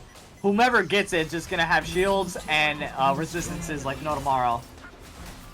Yeah, probably more useful for sitting on wards, but never a bad thing for across the map. I mean, but combine that with Karma shields, their health bars are just going to be white. It's going to be pretty much no blue. Yep. Serpent's Fane maybe this game, Lupul? Do you expect him to actually build it this time? Nocturne. Nocturne's probably going to get his hands on that. He has to get his hands on because that's... He has to. Especially if they want to deal with that Yorick and stuff like that later on, if they do get that Mountain Soul, the Karma's shields are just going to be all over them, and then it's just going to be shields all over the place. And they want to... And the Senna ulti. Oh, yes, true. I completely forgot about that. Thank you for reminding me. The Senna ultimate is just going to kind of keep them alive, especially if Yorick decides to go Sterix. I don't know if the Yorick only builds that anymore or not, but still, massive advantage towards Nocturne if they build this Serpent's Fang. Absolutely. And right now, looking really good for across the map for their team overall. 2-0 on Ali Dragon, 2-0 on GG No Rematch as well. So everyone's holding their lane. If not in kill-wise, then at least in farm. So they're doing a phenomenal job in every single lane across the map, no pun intended. Doing phenomenal macro. Picking up first tower. That's what Ziggs are really going to be good for. So they have a lot of pressure in that regards. Yorick not only is going to split push the whole time, but Ziggs is able to go ahead and siege with the rest of his team for the remainder of the time that they're doing it. So these 4-1s are really going to be in across the map's favor the later this game goes. I'm sure Shmee top lane too. They really just want to make sure Fridge is just not online at all this game. Yep. Trying to get this second Rift Herald. First one obviously going over to sitting on wards. Not as effective as the first one, since the power plates are gone. Nevertheless, still very nice. The mid tier 1, still full health. Oh, hold on one second. Paranoia is going to go in and land on to Mr. Shmee, and unfortunately, oh my god, the heals are coming in clutch though, but does get taken down. Decomposition is the one. Ornhorn gonna land onto Juggernaut here. Javi does a great job. Paranoia plus the rest of the global ultis popped from sitting on wards, and this is exactly what we thought was gonna happen. I mean, great composition. This is exactly what they want. Juggernaut trying to zone, or at least get the rest of his team to come from the bot lane here. Javi getting taken down pretty low. There goes the ultimate from afar. GG no rematch. Jury gets slain by Javi, though. Very nice double binding from Agency there on the Mating of the Mist, along with Juggernaut. The E's going to land. The Golem's going to land a little bit too far, but oh! Great Jabate comes in, but Decomp not able to get that just yet. Alley Dragon with a flash and powered Q to slay Fridge and just walk right on out of there. 4-7. What they always have the longest extended fights, but the outcomes always just keep on fluctuating here. Yeah, why would City and Wards do this to me? I bet 13,000 on them. I don't think I can financially recover if it crosses that one. Oh, and Juggernaut taken down by the little golems as well, and great Rift Tail's gonna be popped onto the bot or into the mid lane here. The final spark unfortunately gets stopped by the spell shield there, and a nice proc. Goodbye, Shelly. Your services are no longer required. Onto the mid lane they go and just continue their lead. 27.5k to 24.5k, 3k gold difference on over to across the map, 4-8. And they are down the series 2-1, but they are looking to make a comeback, and they are making a good point to do so. Game 5, question mark? Game So 5. Scrapes. Five. Let's see. Let us see what happens. Not over by in the slightest for Sitting on Wards. They still have a great team fight comp. I mean, Fridge can't really do much against Juggernaut once again, but I mean, they're eventually just gonna have to leave him alone probably for a fight. I mean, Fridge is gonna have to TP for, you know, one of these fights. I mean, Top Tower's going down. He's gonna fight him, though. Ignite's gonna go down. There's the exhaust. The Brittle Stacks unfortunately gets zoned out with the wall. Takes the blasting cone and just off he goes. Oranhorn is gonna get blown. Oh, the Ignite, or not the Ignite, I'm sorry, the knockup, nothing. The Brittle does get landed, but he can't follow up, unfortunately. They're not gonna have the Oranhorn for Dragon No, either. they're not. Oh, great binding final spark combo. Mr. Schmee getting really low there. Paranoia is going to be used, and that's going to be who Harvey's going to target there. Is he going to get it? Yes, he does. That's going to be 2 members down now for the side of Sitting on Wards. Or, I'm sorry, of across the map, and Jury zoned out.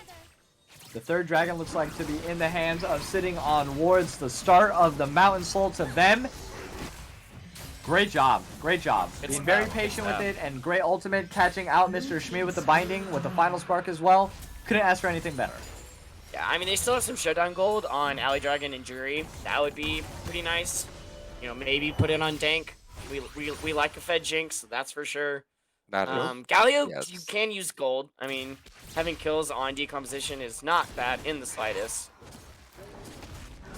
I mean, even going Everfrost is really nice. That's a lot of lockdown coming from decomposition. Well, that's three CCs. He's got the Evershroud, his knockup, and also his taunt. Yep. So that's just, oh god, that's horrible. You want to move? No. Nope. You want to move now? No. Yeah. How about now? No. Yeah, great CC chain monster from Just Decomp himself, and you know, not to mention the fear, the bindings also coming through, and the knockups from Fridge. I mean, they just have a great team fight right now. But you know, across the map has done a great job of just being able to outplay this, and looks like Decomposition, along with Fridge and Javi, they're gonna try to catch out. Yeah, there goes the time, there goes the CC chain that we were just mentioning just a few moments ago. The ultimate far right, and Javi is gonna pick up the kill onto Juggernaut there. And They might just lose like that. mid-tier 2 for it, though. They might. Lots of resources also utilized for just that they one don't. kill there. Kelly I ult guess saves they- tower. Yep.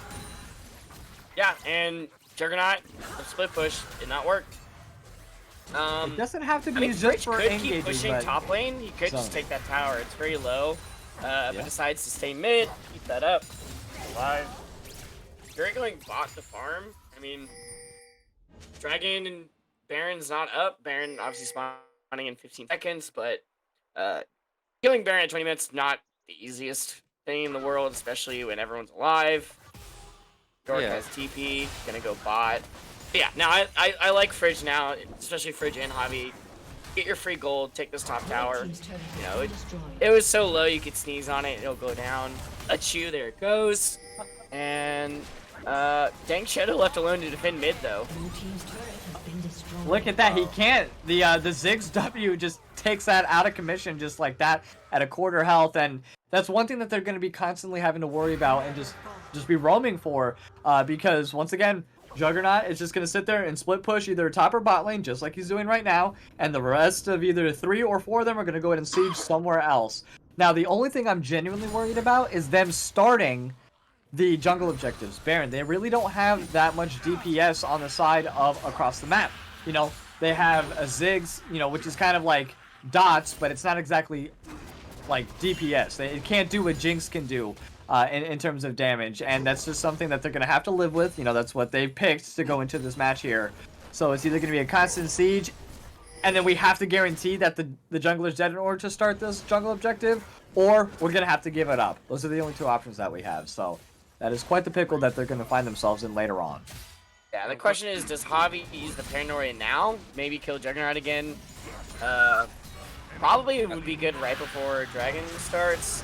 Okay, here we go. Yep. Paranoid's going to go in and land on to Juggernaut. Just like you were mentioning, the Fear's going to go off. Final Spark is going to land. And just for good measure, one more slap. Javi's going to go ahead and give Juggernaut, and down he goes. Baron now on their minds. 40 seconds for Juggernaut death timer, and they should take full advantage. If I was them, I would be doing that. Yeah, I mean, Jury's top. They have so much time to push mid, get mid priority. You know, they have a pink in the Dragon Pit, or at least in that river area. I mean, Decomposition, probably going to take this bot turret.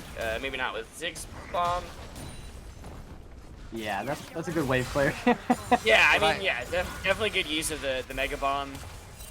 But, yeah, yeah. Having that bot tower is nice, especially when Drag's coming up here in a little under a minute.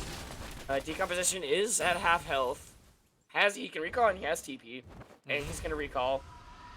So I mean, they had all this time. Juggernaut was dead to set up the dragon, and you know it's coming up now in 30 seconds, and no one is there besides Javi. I mean, they could have had the priority. They could have had, you know, everyone in the pit, you know, or at least around this area, prepping for, you know, they could even have a death brush, you know, like they did in previous games, but. Okay, Decomp using the teleport, getting to the mid lane. Nice engage. The taunt's not going to land on anybody. Paranoid's going to be utilized as well. Focuses on to Juggernaut here. Here goes the Ornhorn. Not going to miss or hit anybody, unfortunately, but the binding along with the final spark lands, kills Mr. Shmee. Oh my god, Alley Dragon getting so low. Another taunt going to be utilized. Jury onto the back lane there. Shuts down.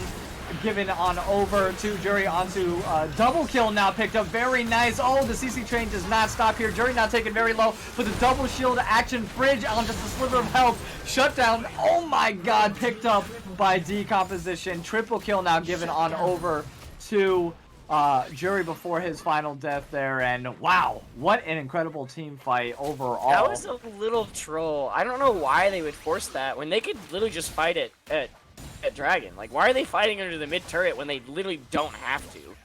Right, and they were trying to focus the Yorick. Like, that's not somebody you could just blow up. Like, I mean, he's got Sunder, he's got the Hull Breaker, he's got Plated Steel Cats. You're not just gonna like blow him up immediately, especially if you don't land all your spells. Why? Like, right. They could have at least. I mean, they blew up Mr. Shmee. Yeah, I don't know why they didn't do that first, but why force and use your engage ultimates to fight under tower? No. I just don't get it. Oh, Decomposition's too low right now. I don't think he's gonna be able to do it too much. Yeah, he does have the ultimate available, so yeah.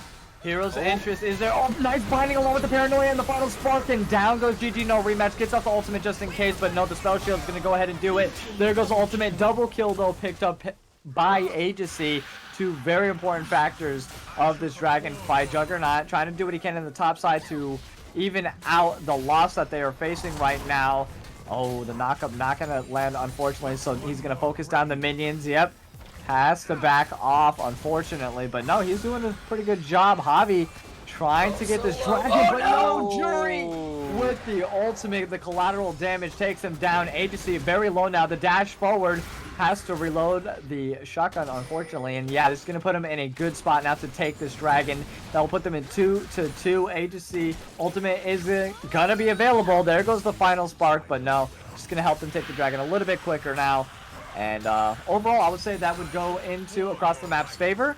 You know, they did pick up Javi along with the dragon, so that's going to put him in an even playing field in terms of drags. And here's the score. I mean, they're 12-13, up by about 2K gold, and just an unstoppable force. Juggernaut in the top side, not much Bridge can do. He's like holding it off, but it's just like a very slow bleed, like we've seen before. Yeah, and they do person have down, the DPS now that Juggernaut is going to be there with them. So in times of need, when he's there, they have the capability. Paranoia is up, but Final Spark is not. Red has gotten it. Very nice for across the map, and they are going to make a very swift exit with their spoils. And just like that, they are in it to win it and even this out. They are not going to get 3-1 today if they can help it. And soul count real quick on Mr. Shmee. He is at 60 souls. Oh no, at 25 minutes in, that is pretty rough, but that is okay. It could be worse. You could be at 0. Could you be at 0? Is that even possible? I mean, if you just didn't attack a soul. If You can just choose sat not there. to. You just sat there. You have a choice. You have to actively click on it. So I mean, it's possible. I play a lot of Senna. Yeah. Which I mean, yeah, for farming or for fasting Senna, you'd think he'd have more. I mean, usually around 30 minutes, you want to be, around like triple digits, 100. right? Like, I mean, Yeah. I haven't played fasting Senna in a good bit. I like to play farming Senna personally, but yeah, I mean, also a lot of these kills are on the graves, so I mean, that's something to watch out for. Getting a lot of damage, especially when he lands like ultimates, getting that big boomstick really hurts. Killed Javi, pretty easily, which they were able to even out the drags. Yeah. Baron minions with Yorick, I hate to see it. Yeah. That's rough. That's very rough Yeah. for the other side. Yeah, he's not gonna go too far. I mean, everyone is still around the base. They're not elsewhere. So he doesn't want to get caught in a 1v5. Collector also on Graves is going to be hurting Ooh. quite a lot. Oh, Paranoia is going to go ahead and land onto Juggernaut into the top lane. Flashes out of there. Super Mega Death Rocket misses, unfortunately. The Ornhorn's going to get blown. Nice knock-up. Javi getting real low, though. That's going to be 1Q. Bonk him to death. The Redemption's going to come in clutch. Final Spark lands, but to no avail. Now the tides have turned. Dank Cheddar there just for good support, but Agency and Dank Cheddar have to be very mindful here. Nice dash over the wall. Unfortunately, gets cut out by the binding still. They still have the Baron, so this siege is going to be quite successful for them. Dank Cheddar getting caught out by a root, unfortunately, dashes out of the way of that Q, and they continue down the siege. They are looking to 2-2 this, absolutely no problem. Meanwhile, Juggernaut in the top lane with the Maiden of the Mist takes down simultaneously the inhib and the tower. 2 inhibs, you say? I think they will do that 100%. Just like nothing. Ziggs, meanwhile, in the bot lane. GG, no rematch. Gonna do what he can. Take out that tier 2 bot lane tower, and down it goes just like that. And this is just perfect macro play for the side of across the map. Absolutely phenomenal. And just like that, I think we might be seeing a game 5 here. Decomposition along with everybody else. Dank Cheddar unfortunately has no mana and just a third of his health. Make that at 40% of his health right now. Baron just now running out to the very last second, utilizing it perfectly across the map, is just swinging this heavily in their favor now, making it to game 4 probably. Sitting on wards has taken 1 tower. Uno tower. I think There our are 2 host towers has left on their side. I think our host has cursed them, by the way. Just saying. Oh yeah, I think Wookie also voted for sitting on wards, and this will be his 4th straight loss on betting. No. This is 8. This is 8 wrong predictions. 8 Oh, wrong no. predictions. Oh no. Oh no. Poor Wookie. Oh man. It's not over yet. Sitting It's on not wards, over I yet. mean, they could get It's Soul. They could. They had the Their capability. base They is have the kinda Wombo shambles. 100%, but right now they're getting out macroed just 1,000 miles because Juggernaut's presence, he does not have to be with this team at all. They have the 5-man Wombo on the side of sitting on wards. Like, they have to play together, and not having Fridge there, we can tell the difference in the playstyle when Fridge is just not there. He was a big part of the 5v5 in the last 2 games, and now that he's not there to be the proponent, either initiating or defending. There goes the Paranoia, Decomposition, and Fridge along with Dank Cheddar are going to go ahead and take down. It looks like, yes, trying to survive, but no. Jury picks up, Fridge picks up the kill onto Juggernaut, and just like that, though, they're going to take the 3rd dragon of the game. They can't. The only thing that they get is the fact that Juggernaut is down, and then... He has love it. teleport. He has go back teleport. exactly where he was. Yeah, They lose doesn't dragon. matter. They're not getting any towers. They have objective bounties, but they can't use them because they Yep. have 0 map presence at the moment. It's kind of hard for them to even do practically anything. Jury will blow somebody up if they step up too far. If it's not Fridge, it's dead. And That's true. That's true. Javi does have the Axiom Arc, so he can blow somebody up if he wants to, but if Jury's anywhere close, it's kind of death. It's death pretty much. I think they're really regretting that mid lane fight where they traded 3 for 3, putting a lot of gold into Jury's pocket, and then just plundered that 4th dragon that pretty much put across the map back on the map. You know, they were sitting pretty, and now they're sitting back and losing their entire base. Like the Orc pick, obviously working. The score doesn't show it, but he's been doing so much. I mean, he died for them to get soul point. Totally worth it. Especially, you know, he's getting so much gold and pushing the lane so far. Now he's pushing bot. Yeah, now in the one lane, you know, that still has an inhib up, and Fridge can't stop him. Juggernaut's probably just gonna walk up and slap the Oh inhib. no, Agency is getting real low, getting taken down. One more slap by that super minion. Oh, but yeah, that's to pretty the rough. Smoke grenade. The Oh, smoke yeah, grenade you see of doom. This is going to be a definite easy Baron picked up from the side of across the map, and going to put them in a really good position to win here. Paranoia is going to land on to Juggernaut here, along with the ulti landing from the composition, and just that CC chain, but at what cost? Everything they do on one side of the map, across the map, has a different thing going on across the map. I love it. Across the map. Yeah, Super Mega Death Rocket, but that's not gonna be in time, and yeah, just like that, Baron has been taken. Yeah, they took down a mid-tier 1 tower along with it, along with Juggernaut, but that's what he's there for. He's just a scapegoat for the rest of his team to pick up all these wonderful objectives. It is going phenomenally for across the map right now. He's not missing out on, like, it's not like he's gonna be at a gold disadvantage when he keeps dying. He's wait, let me check the gold chart real quick. He has up 3,000 gold on Fridge. He is very okay with that gray screen, if it means his team is getting so much. Last time he died, Dragon. This time he died, Baron. Baron, yep. Next time he dies, game. I mean, I don't know what the answer to this is. They didn't ban it. The Nocturne was nice when they were able to kill him and then react and go do something, but it takes him so long to kill him. They have to send 3 people. It's either lose the game to Yorick or lose the game or lose the objectives and then lose the game. I mean, it's a lose-lose. You're getting, you know, just absolutely out macroed at the moment. Yeah. Yeah, too many plays happening across the map, 4 across the map. They have played this phenomenally here in game number 4 so far. Juggernaut just playing a huge toll on them mentally. Dank Cheddar getting taken down pretty low, but the great binding along with the final spark to keep him zoned out, but it doesn't matter, the paranoia. And oh, Jury just taking down Agency like no tomorrow morning. Javi is getting pretty low though. Juggernaut does not like the fact that the paranoia is being focused on him. Collateral damage taking Dank Cheddar to just a sliver of health. And Baron is still at their side to continue the siege. This is going to be the 3rd inhibitor. No, I'm sorry, top is still in focus. Yep, they can. You're right. The passive from Ziggs is going to be phenomenal here. There goes the Ornhor, lands on all 3 members. Very nice engage coming in.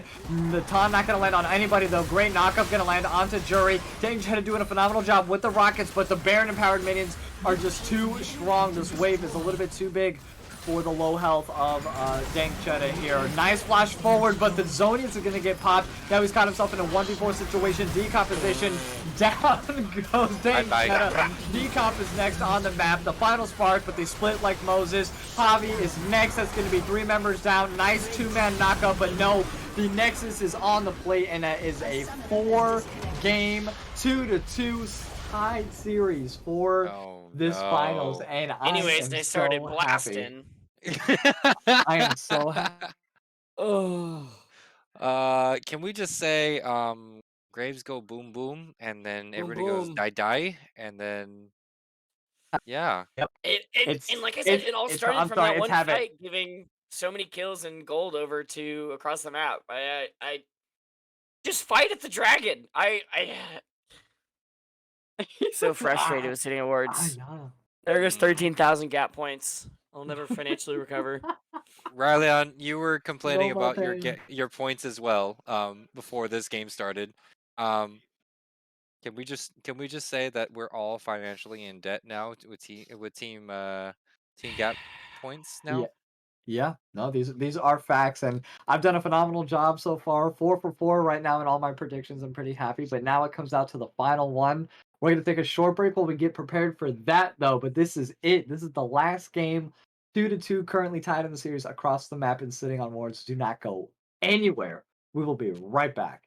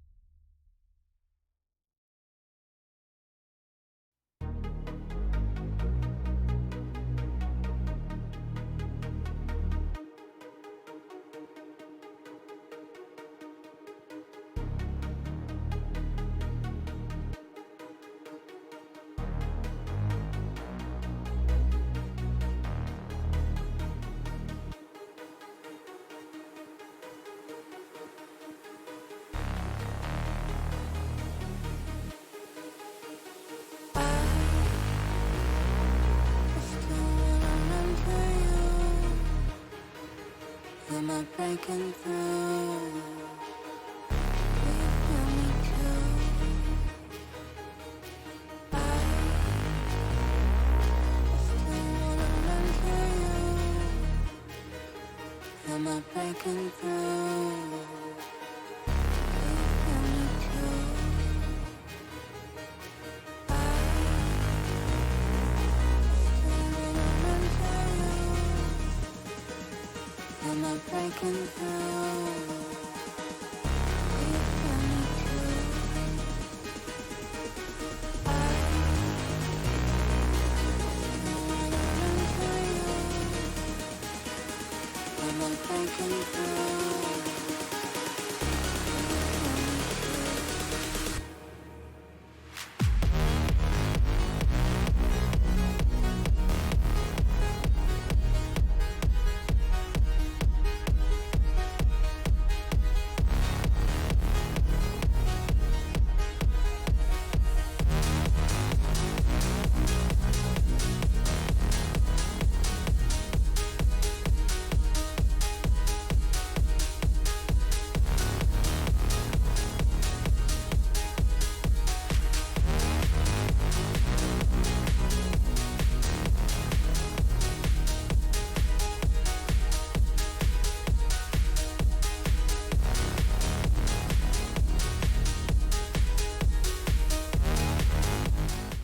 All right, hello, all of you wonderful, wonderful people. It is your boy Rylionn, and joining you tonight is Primus and Lupul along by my sides here, and Wookie is our wonderful, wonderful host in the back line here. And I can't even begin to tell you how grateful we are to get to a game 5 between these two just outstanding teams across the map and sitting on wards, just playing their absolute hearts out, giving us all the way to game 5 here.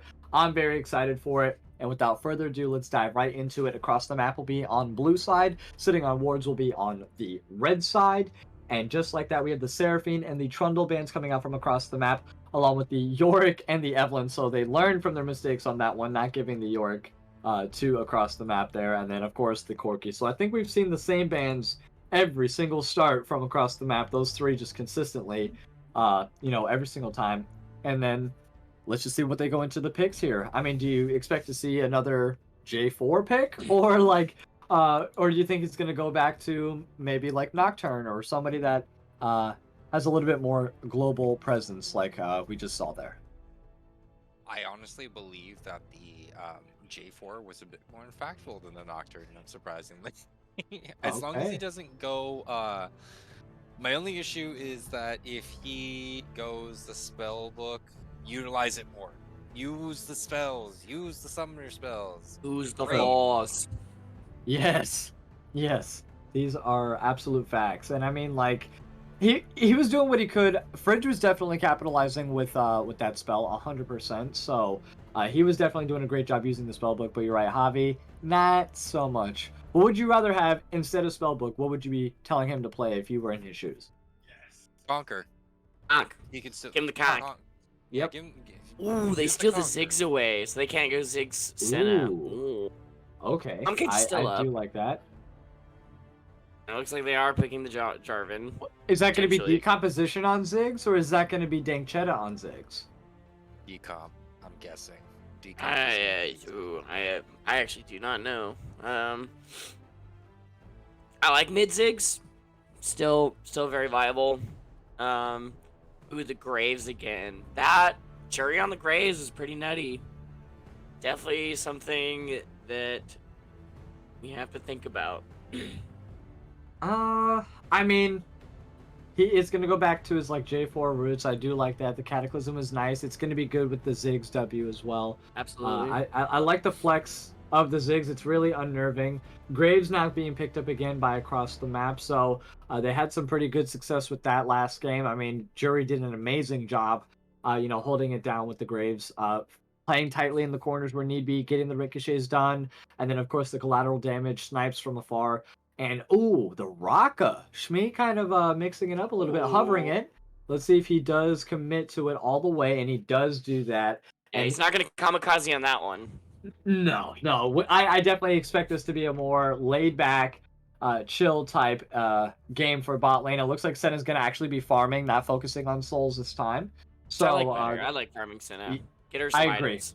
Absolutely, yeah. It's just way better gold wise. You know, like you said, farm wise. Like she's gonna be in a much better state than we saw last game. That's for certain.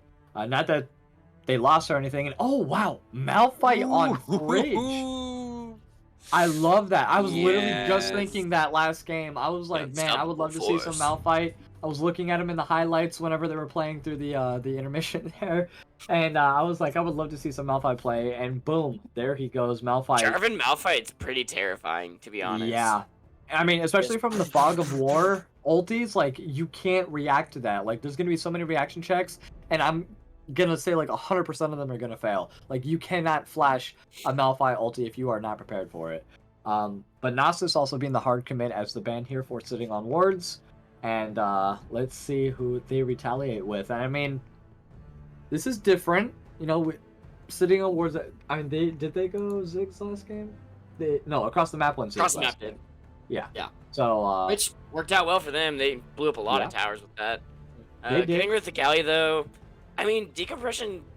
I liked his Galio play. I mean, obviously that fight. I believe in the Dragon River. You know, just got kited, but. So, but they think that the Ziggs is actually going to be going ADC. It could still be decomposition Ziggs mid. We don't know yet because they're still in the banning phase. So that Galio may have been a waste of a ban, but we don't know. So they're hard sticking though to the absolutely no Galio play at all. They didn't like his global presence. They didn't like his hard CC either. And finally, okay, the Alawi also being banned out. They do not like to see her. They didn't ban her out last game. She just wasn't picked last game. And then going into game 5, they're like, we're just not going to give them the luxury. We're not going to allow them to do it again. They do have the luxury. Lux is still up. I see what you did there. Saying. I see what you you know, did there. if this is a mid Ziggs, we could see the Jinx Lux again. If it's an 80 carry Ziggs, I mean, Ziggs Lux still very annoying, lots of poke. Right. I mean, they'll need probably an AD mid if that's the case. I mean, that's a lot of ability power. Really, everyone except for the Jarvan. They're kind of going down the timer here. Let's see. Yeah, they're really taking their time. Every second counts in these picks. Wait, I'm sorry. Oh, this is a mid lane Malphite. Maybe. What? Is it? Malphite support? Malphite jungle? J4 mid? They're going all mid. Oh, it's ARAM. Got it. Yeah. ARAM finals. Game 5. Oh, and the Mordekaiser pick here from across the map, so... I think someone was calling for that, too. Yeah, EOS follower was calling for that. Wow, this is going to be... Oh, they're going all out game number 5 here. It's going to be fun. No. The gloves are coming off. Gloves are coming off. I'm so excited. Honestly, I kind of liking the draft from both teams.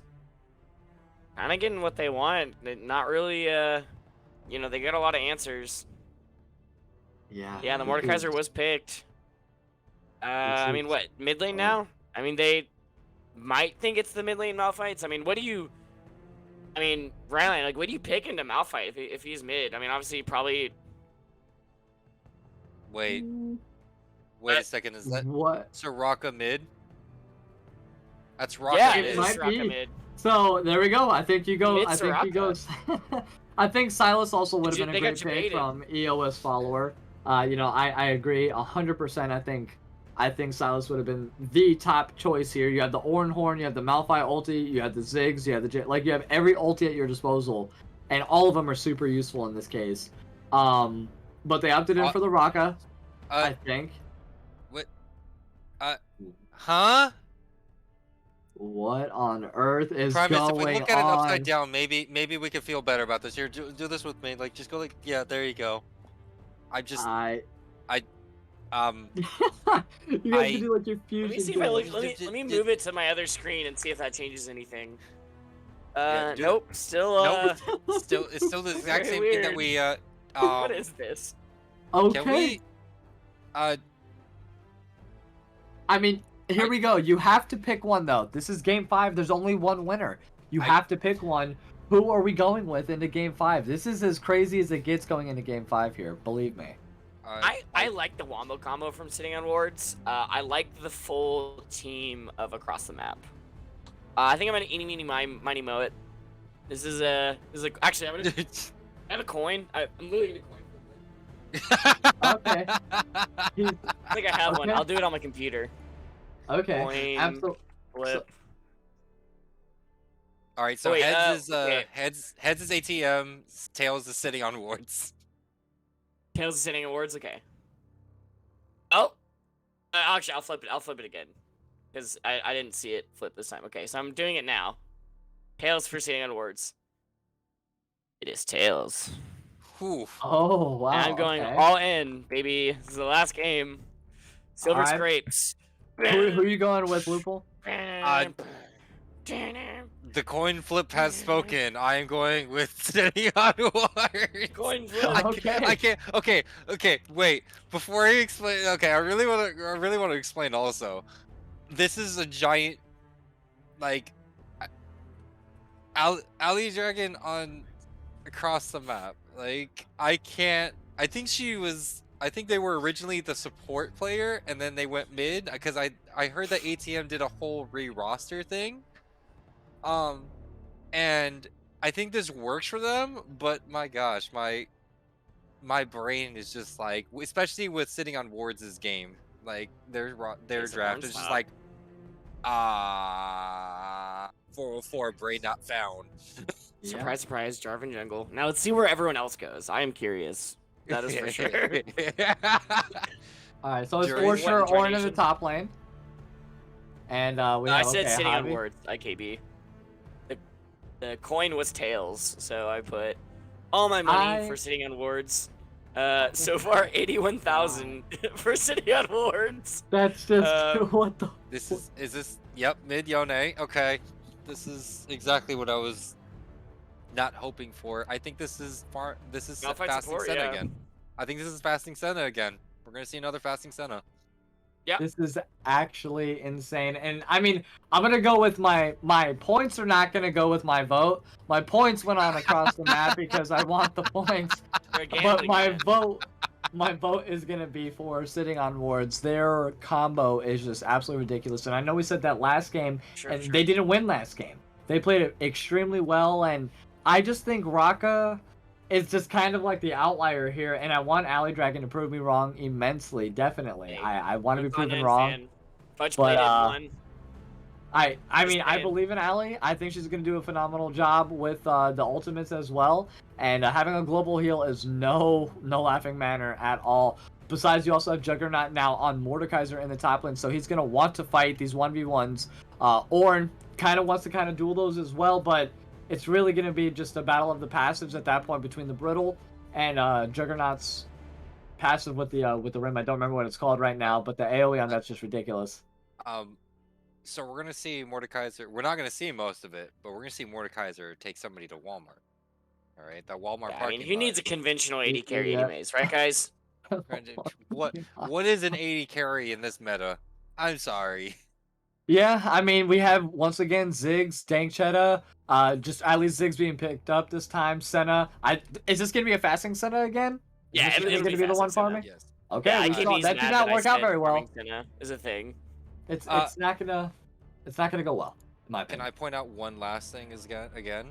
Dankchetta has been playing everything that GG No Rematch has played, and I think that he's doing the anything you can do, I can do better. Yep, I can definitely see that, being the case as well, and it is just one of those things. It's just like, he is just one showing him up every single time, making his way back to the 2-2. They're evening it up. Now we're the last game in the series. It's actually just insane that we got this far. Kudos to both teams. They've done a phenomenal job here. We are going to go ahead and cut it to an intermission while we get ready for Game 3. We have the delay here, but do not go anywhere.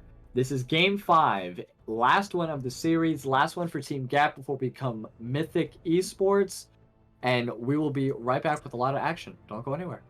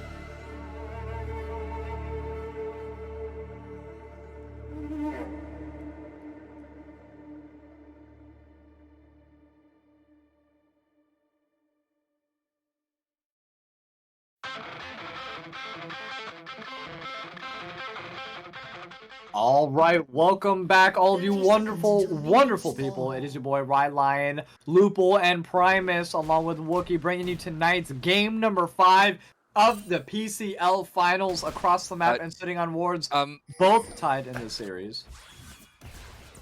What happened, It's Marco? a banger. My head hurts. A little bit of head shenanigans. It's been a crazy They're game. trading blows there for a second. Yeah, we saw a little bit of action, a little bit of engage, but nothing too wild, nothing too crazy here for both players and or for both sides, I mean. But I mean, I'm very excited. I'm proud of both teams for making it this far. This is an absolute banger of a series.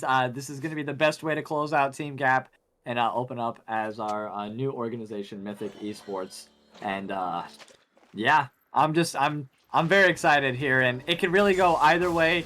It's kind of like a weird combo where everyone's at right now. The Malphite at support. I have no idea who's gonna win. The Rock'em absolutely no idea. Mm-mm. Lupo and I flipped a coin, and sitting on wards won, and I put down my 20,000 gap points. Will I financially recover? Probably not, but that's okay. I have 69 gaps left. Soon to be mythics. Hopefully. It's gonna be Hopefully Mythics. Mythic. Or yeah, definitely Mythics. Is that what the wait? What's the currency gonna be called? Do we have a name? MT? I thought we all agreed on Rylionn points. I'm just kidding. No. 5 points. No. Gems? They're called gems now? They're called gems now. Gems. Ooh, I like that. Uncut gems. Let's get gems. That sounds better though. It's like I got 76,000 gems. Like it could be any kind of gem at that point, you know. I like emeralds. I don't know about you guys. Ooh, emerald's good. Emerald is good. But This this is is me Pokemon taking game, a lot of arguably. damage. Dang Cheetah is really capitalizing with the Ziggs, playing pretty aggressively. Not that GG wasn't doing that as well, but it's just like he has 11 farm to 5 over there, so it's not Yeah, we looking gotta too good right flip now. to Tom. Tom is farming. Yes, I forgot about that. You are correct. Yeah, Yeah. come on, guys. This Fasting Senna, IKB would murder me, or murder them if they didn't go Fasting Senna. Oh, true. This is true. The agency doing a Shame. phenomenal job. Ballsy. Just point and click cues, insta-lock, getting the comments down. I mean, doing a great job just poking down into the bot lane. This is definitely in their favor. They're going to have to ask for Jury to come down as early as possible, but I think he wants to power farm and then get to the point where he could be effective in lane. But I think Javi, on the other hand, is going to be a little bit more present in lane early on, and that's going to be the deciding factor in this one. We've seen that time and time again. I'm excited to see decomp on this Yone. You know, very much a carry. Oh, Oop, hold on GG. one second, Mr. Shmee. Nice flash from Dang Cheetah. Has no mana, unfortunately. There goes the Ignite, though. One more Q. Oh, no, doesn't have the mana quite just yet for it. Agency, phenomenal job keeping him off of Dang Cheetah there. Yeah, I'm excited to see Okay. decomp on this Yone. Woo! Beating the crap out Some- of Ali Yeah. right now. Ali Jesus. can't do anything. Ali cannot do anything about that. She steps up even just a little bit. And Decomp is just going to go ahead and just swing Javi's those floors around. Moving in too. Oh, the flash forward along with the Q knockup. Very Oh. nice. Doesn't matter. The Ignite. Is it going to be enough? Yes, it is. First blood, 4 minutes and 17 seconds. Being picked up Assist with the by flag. decomposition. What happened? I'm sorry. Javi fail flashed. Oh no, I didn't see Ah. flash. Oh. He fail flashed. Oh, is it going to be enough? No, the Scorch. Not in time. Mr. No, Shmee with that gray matter as well. Getting the level 4 and the extra health on that. Good moves. The knockup is going to go ahead and land, but no minion aggro just... Or, I'm sorry, tower aggro just yet. Hey, those seismic shards are really hurting from Is he agency. going? I Oh, think yeah. it might be going AP too. Oh, I mean, he 100%. can. I mean, you got Bridge, Jarvan- nice engage Jarvan, though. Juggernaut's going to go ahead and miss the pullback, unfortunately. But Jury, Javi's in the back wings. Nice flash to go ahead and get to his buddy there. It is going to be in time. Agency also forced a flash out of there. Mr. Shmee hasn't left just yet. Not leaving GG no rematch just alone. But Dang Cheetah full of health, full of mana, and full of revenge. He wants to go ahead and close this thing out completely. And nope, just gonna go ahead and take his time with his buddy. I think they should take advantage personally of the low health of Mr. Shmee along with no mana, but no, they are gonna allow him to back up there. Nobody on sitting on wards has flash, by the way. I mean, Ooh, I mean, it looks like Javi could probably take an early dragon. Jury's in the area, so maybe he, you know, Graves probably can solo that. They don't have the priority though, so it looks like Jury might try and answer the Ziggs Malphite push. Mr. Shmee, you know, good slap at the tongue. Oh, Jury's going in. 1 second. Yep, Jury's going to go to engage onto the bot lane. There goes the smoke screen. Dankchetta has about 40% of his health. Oh, getting real low. Mr. Shmee misses the knockup, unfortunately. The teleport coming in to try to provide some support here. On the meanwhile, decomposition also making his way. Nice Ornhorn, not going to land on anyway. Actually does knock up on Jury. Mr. Shmee is going to go ahead and tank the aggro there. Slow doesn't quite land on him, and they do walk out of there. 0 for 0. Lots of resources used, and maybe even the first dragon pickup here by sitting on wards. Yeah, I mean, you use the teleport. You better get dragged. I mean, AGC's the only one that's there. Javi's running. Rich is actually recalling, so that whole play. Excuse me, God. Was that play worth it? I mean, they didn't even get a flash. They just did some damage and then left. They are gonna get the drag at least, so that's one caveat. Yeah. Neither side really has like a constant stream of DPS. I mean, I guess Yon in this circumstance, yes, is the constant DPS. He's like the ADC. And hold on 1 second, Juggernaut might be getting caught out here. Nice Realm there being utilized on Fridge. That's just to hold him off and get the resistances for a little bit. I don't think it's meant to win here. Take your victories and leave, my friend. And just gonna go ahead and base right in there. Realm of Death is going to be the only cost of his life there. Still has teleport and flash, so he's going to make his way back to the lane quite quickly. Fridge, on the meanwhile, already teleported back to lane to meet, you know, Mordekaiser himself. Already doubled the farm of Ornn right now. I mean, he's proving to be that, like, you can't just allow him to continue. It's not like Yorick in this case. You know what I mean? He, like, there's reasons why you have to build a Quicksilver when you're versing a Mordekaiser. Like, there aren't many champions that force you to build one specific item that throws off everything in your entire build. Like, to have to spend the 1,300 gold just for one person specifically. I mean, if they get ahead enough, you know, they'll have that disposable income for the QSS. Depends if they get ahead. Decomp, you know, doing a lot of work against Alley at the moment. Juggernaut, though, likes farm minion. Really good at it. Yeah, you're right, he is double the farm of Fridge. I mean, Fridge doesn't have to back, though. He has his tier. You know, he's going for late game. He doesn't have to get a bunch of farm. Now, the thing is, how are they going to answer Juggernaut's lead at the moment? Is Shmee going in? Oh, canceled! Oh, yeah, Nice. very Bomb nice. I mean, know that could happen. Yeah, well, let's see if he can get the timing off one more time, but it looks like we might have a 3-man dive here. Agency not level 6, so the Unstoppable Force not there just yet, but it will be up here soon. Dankchet is able to go ahead and clear this wave pretty quickly. No, it doesn't look like he will. Javi's going to go ahead and focus, and there goes the knockup on to Alley Dragon, along with the ultimate coming in from decomposition. Juggernaut forced to use the teleport just to get them to back off, but still getting that kill and getting her out of lane. Well. Ooh, they're Obviously, just kidding. I don't want that. I don't need that smoke. Yep, don't need that smoke at Run all. away. Oh, wait, GG's caught out. Yeah, Nope. he is getting caught out quite a little bit there. Nice job. Does have flash available. All right, luckily didn't fail the flash though. Good moves, and off to the Rift Herald they will go. Juggernaut and Jury making their way downtown. Pocket fast. There you go. All day long, baby. This is bad. We're homebound. No. There, you have to make it. You have to make it to the no part. And there goes the Ornhorn. Pops up Jury, but is it going to be enough? Mordekaiser Realm is available, and yeah, they are going to go ahead and secure the Rift Javi wasn't there and make their exit out of there. Javi, no, not there just yet. Ooh, good dash. The collateral accidentally used though.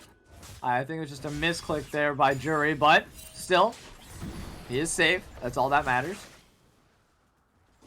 able to pick up that Rift Herald, and now they might have a play set up for Dragon. Dragon's going to be up in about 1.5 minutes. It will be the Ocean Dragon. So we don't see another Infernal Soul this game, unfortunately. I'm predicting a Hextech Soul. I would love to see a Hextech Soul. That's true. We have So much not. fun. I And there's no Jinx hope this to game, God so there's we no do. double zap. Oh, true. But there is but the good thing is Yon actually does really well with that Hex deck. Facts. Love to see it. Love to see a Jury making his way, popping the Rift Herald on the top side. Great just gotta pullback get from outta here. Juggernaut. Jury trying to provide a little bit of support damage. Takes one tower shot there. A to C Dankchita doing what they can on the bot lane there. And there goes top lane. That's going to be first tower given on over to Jury. Yes, he picks it up. And that's going to be first tower on over to across the map. So, I mean, they're down 0-2, but objective-wise, they're doing pretty good overall. Dragon's going to be up in about 30 seconds here. Dankchita is going to be the focus. Mr. Smee, nice Q's going to land, but the bomb's going to go in and do a nice separation there. Aegis back from warding up. Javi clearing just in case, but no. They do not know that he is there. Cataclysm is available. Well, and hold on 1 second in the mid lane. Decomp, yep. Shenanigans. Yeah, so let's see. Juggernaut's in the Dragons. bot side too. Yeah, Fridge, Juggernaut. they don't have empowered teleport, so this could be a 5 vs 4 if Fridge does not.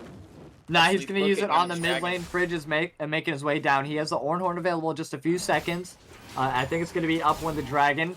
So they are going to go ahead and start it. They are caught out by a few wards in the bot lane here. So this is going to be like a 2v3 kind of sandwich situation. All 5 members are there for... I'm sorry, only 4 members are there. And hold on 1 second. Juggernaut making his way. Ulti's agency into the back lane here. The Ornhorn is going to pop, but red team is going to go ahead and secure the Dragon. Very nice. Javi getting slain by Jury. Unfortunately, the Hextech is going to be the Dragon Soul. GG no rematch, though, on the run of his life. But no, he is going to get picked off, and that's going to be 2 members down for the side of across the map. To 0-4 right now in favor of sitting on wards, and they are trying to just snowball out of control here, but not quite getting the overall, like, that over that little hump that they need to have an overall commanding victory. But I'm a little confused why Juggernaut didn't use the Shadow Realm on Javi. That's like the greatest thing about Mordekai's role is you can prevent Javi from taking Dragon. yeah, But that's fact. He ults Fridge. Jimmy is All nice, right, you know. let's I guess take a look at the replay though real quick of the last game. So let's Ooh, yes. see what exactly happened here. So all right, here we go. The start of the fight. I mean, they were trying to clear out the vision, start the Dragon up. It's only the second Dragon of the game. Bot lane, here's the 3-2 like sandwich that we were just talking about, and we can kind of, I mean, not slow it down for you folks, but they just use a little bit too much of their resources trying to focus down the Dragon, and then here it goes. Red team automatically slays the Dragon, and then just like that, getting picked off like no tomorrow. Down goes Javi, and then I'm sorry, Jury, and then GG no rematch followed slowly behind. So they just did a great job just keeping them separated, focusing on the objective, and then going and you know, picking off one of the towers from there. So I love, or not towers, but just focus on pushing the lane. So I love the comms. I'm curious to hear like what they were. I wish we had some way of recording them, but Yeah. I'm just curious to know like how excited they were, the fact that they were like getting split, kind of scissored on, but they held strong, secured the Dragon, and got 2 kills out of it. Just phenomenal gameplay. We're working on that next split, getting a comm save so that we can have those replays. Ooh, yeah, that sounds Mr. nice. Schmid kind of getting dangerous going in for Ooh. these. Yeah, he just took a lot of damage.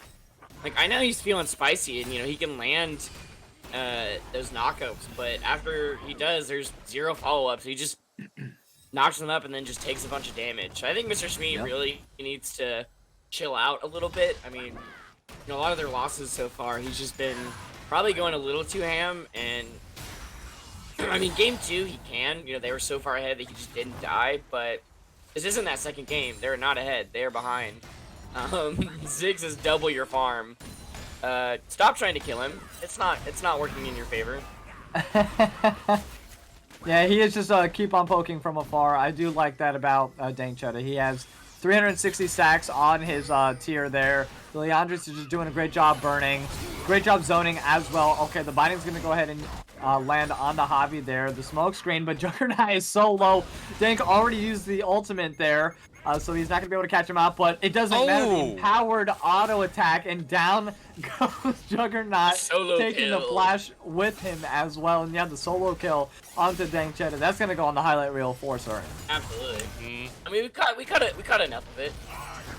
Yeah. That was absolutely amazing moves and amazing gameplay by Dang Cheddar. The rest of the team is going to capitalize on that kill there and take out the mid lane tier 1 tower here. Mr. Shmee trying to start something, but can he finish it? No.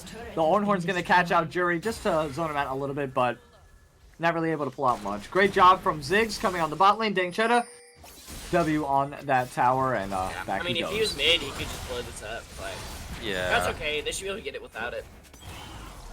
A lot Sitting of on money. wards, playing their hearts out. Game number 5 here, Lupul. I mean, you said it was going to be sitting on wards. Primus said it was going to be sitting on wards. I said the same thing, and they are proving it to be true right now. 5-0, and is that any surprise to you at all? No. The That coin coin spoke. flipped. I had The no coin idea. spoke. The coin has spoken. Coin spoke. Alright. I don't know what you Yeah, want I don't- from me. I don't This is know. not anything I expected. I went with the coin as well, so I can't really say anything about this. All I'm happy is about decomposition has been really like he knows his limits. He knows what the Soraka could stop him from doing. He knows that they have answers for him. Like he's been kind of playing apprehensive until she gets low enough that he can burst her down. I like it. I'm loving it. Now And Javi not using the spell book that much still not liking it. Yeah, not like I agree with that sentiment 100%. And Senna also has 47 souls currently at the moment, so still not a high soul count. Mr. Shmee might be stepping up a little bit too close there for his own good. Oh, there it Great goes. ulti from Fridge there. I'm sorry, Agency onto Alley Dragon, and yep, that is... No, the heals actually are going to go ahead and keep her alive, which is a sliver of health. Decomposition focusing down Juggernaut back on the Hextech drag area there. And Oh, did I yeah, call Alley Dragon this the actually Hextech just Yeah. he lives, but they are going to go ahead and give up the third dragon. It's going to put them on soul point unless they can go ahead and get a Clisby steal there. But no, Juggernaut actually is going to stay a little bit too close, a little bit too long, and he might get picked out here. The ultimate is going to land onto Fridge. It's going to take at least one down with him. It does not appear to be so, and oh my goodness! Decomposition is going to go ahead and take out Jury. He's trying to save his buddy, but no. Juggernaut's going to go ahead, and it is going to be a slow, painful death. Double kill. Mr. Shmee, though, avenging his comrade and taking down Agency, but it is going to go ahead and probably cost him his life. The slows, the burns, yeah, they're not going to fall for it this time. They're not going to get you baited into that. Alley I think Dragon they learned also their with lesson. they did. Don't overstay, don't overcommit as well. But hold on one second. Mr. Shmee might have been overstaying a little bit too long himself. Mr. Shmee versus Javi. Alley Dragon on the way, though. The heals are real. There goes the knock-up. Oh, the 1-2. Is the third one going to proc? No, it's not. Not the stun just yet. Dang Cheddar pops the ultimate to zone off for his friend, and off he goes. They just like fighting all the time. I don't know what's up with these people. They have some kind of problem. It's team gap. That's what we do. It's their team gap tendencies. Just have a 40-minute fight. I love it. Yeah, you fight me, I fight you. You fight me, I fight you. I'll fight you again. me. And I'll fight you again. Exactly. I mean, that's. I don't know what. I don't know what to tell you. Like. Yeah, Game and five. we still... Blue scrapes. We gotta make it fun. It's gotta be spicy. 9 kills, 19 minutes. Love to see it. I mean, we could also see a 22 and a half minute, or yeah, 22 and a half minute soul. Hextech That's soul. true. That's That would be mighty impressive. Rylionn is literally 4-0. Got the shield bow, has a BF sword, absolutely massive. Gets a little Moonstone Soraka. Yeah, I think I know who's gonna win that one. Yeah, absolute Dank's facts pretty right strong, now. too. And the macro play right now from sitting on wards has just been phenomenal. Securing all of the jungle objectives. I think they've gotten both Rift Heralds, if I'm not mistaken. They've secured 3 dragons here. They have 3 towers to the 1 tower of across the map. And they're just playing absolutely out of their minds macro. And it's not even really been like a 4-1 comp like we've seen the last 4 games. It's been very well as a team. They've been moving around the map. Just absolutely securing everything and doing phenomenal. Doing absolutely phenomenal as a squad. Yeah, I don't know if Fridge really had a choice with the 4-1. I mean, Lowy, Garen. Oh, hold on one Warwick, second. Oh, Yeah, here we go. Very nice. Here comes this, the teleport coming in from Juggernaut here. 3 members. All right, zoned out by Dankchedda's ultimate there, but the explosive bomb is only going to be, I'm sorry, the Mega Inferno bomb is going to be down for just at least 40 seconds. It looks like 54. And hold on 1 second, decomposition. Very nice engage. Javi's going to pick up that kill. There goes the Oran Horn, misses GG, but Ali Dragon's going to be unfortunately taken out. Juggernaut pops the ultimate on the Javi to stop it, but no, decomposition is going to be unstoppable. Takes down Ali Dragon. That's going to be 2 members really low. Juggernaut, oh, very nice. Jury picks up the kill on the Javi. It's going to be 2 for 1 right now. And Baron is up. They don't have their jungle available. Jury still sticking around at half health. Dankchedda trying to keep on zoning out and sieging as quickly as they possibly can. He wants to get these towers as early as possible so that way they can set up for maybe the Dragon Soul, which you said is going to be about a minute and a half here, and possibly Baron immediately after. Aegis wasn't there, by the way. Aegis was the top lane. The whole time? The whole time. Oh my Farming. god. Imagine Farming. if he was there. Yeah, I know, right? Javi has been playing. Yeah, you are correct. The only thing that Javi didn't get was the first Herald. I'm gonna have to correct you on that because they did get the first turret with that top tier turret with that. ATM got that. That's right. But Javi has been utilizing everything and anything in his power. If he could go after somebody, he has been, and it's been working. Yeah. Oh my like goodness, this. Juggernaut gonna be taken out. Oh, nice flash. It doesn't matter that they have so many knockouts, and Dankchedda with the final say so in the manner there, and down they go. Herald's down and Drax coming up. Yep, they want to go ahead and siege this down as quickly as possible, and it looks like they might just trade a tier 2 bot lane tower for the Dragon. No, they're not willing to risk it, especially with the follow-up from Dankchedda as well. That's just impeccable pushing power that they have, and they really can't get a Dragon at a single one for it. I love the gameplay coming out from sitting on wards right now. One more time, Shelly, that's all she needs to do. Pop goes the Weasel and followed up with the W. There is an open inhib down for bot lane. Sitting on wards, not going to back off. Go for the Hextech Soul. Phenomenal macro once again coming out from sitting on wards. Yeah, Stopping the push also from Jury. They're trying. I mean, they're trying to have to do something. Got the objective bounty mid, Yeah. but I mean, he's gonna try and come for a flank. No. Yep, that's Still going to going be... down. Yeah, so that was immediate. Yeah, Juggernaut Jury probably better regretting getting caught out. Yeah. Right, you just gave him drag for he's free mobile. and hot tower as well. Yeah, that's... They can just walk That's to a Baron. Baron. can't they? Yeah, that's a... Oh, no, they're going to go ahead, reset real quick. Juggernaut doesn't have TP. They Oh, no, definitely no, they're not. could. I mean, can they see? They can't see Jury at the moment. Now they do. Uh-oh. Yeah, and they have just such great poke. Dankchedda is landing all of these Qs. It's really hard to say which one is the most impressive out of this 5-game series here, but I must say, like, Decomposition is doing phenomenal. Same thing from Dankchedda, 3-0. I mean, they've given up only 3 kills overall in game number 3. This has been the lowest scoring game out of the entire series for both teams right now. Still, only 10 kills given up from the side of across the map, and like both teams playing out of their mind this entire series. This 5th game has just been absolutely phenomenal. Yeah, I would give Dankchedda more MVP if it wasn't for that Ashe game. That Ashe was not Gucci. Very not what you want to see. But I mean, Decomposition has just been super consistent. Yeah. Carrying Very. every game. Wookie's a mid lane bias, so of course he's gonna say Decomp's the MVP for this one. But I mean, he has definitely proven to be as such. Decomposition. Oh, very nice. The ultimate's gonna go off, and Mr. Schmidt's gonna go ahead and gobble up his friend there. Gonna get taken back down to half health, but Gun Bungie right back to his original spot, like nothing ever happened. And I don't know. That's a little bit used, not a lot gained, or anything gained for that matter, for the side of sitting on wards there. They could try to capitalize on this so much card. more useful than I think it's Fate Sealed. Yeah, the Fate Sealed for Yon ultimate. Yeah. No, the Devour is way more important. So losing that, I mean, you can't keep GG alive. You can't keep Jury alive with it. Absolutely. They have Cataclysm and Unstoppable Force and Call of Forge God. They have all these ultimates. They don't need the Yon ultimate. So Right. very, very important to get that Devour out. Now they can just kind of push Baron. Right. Like just uncontested. Yeah. Yep, here it goes. Let's see if they can go ahead and DP this down.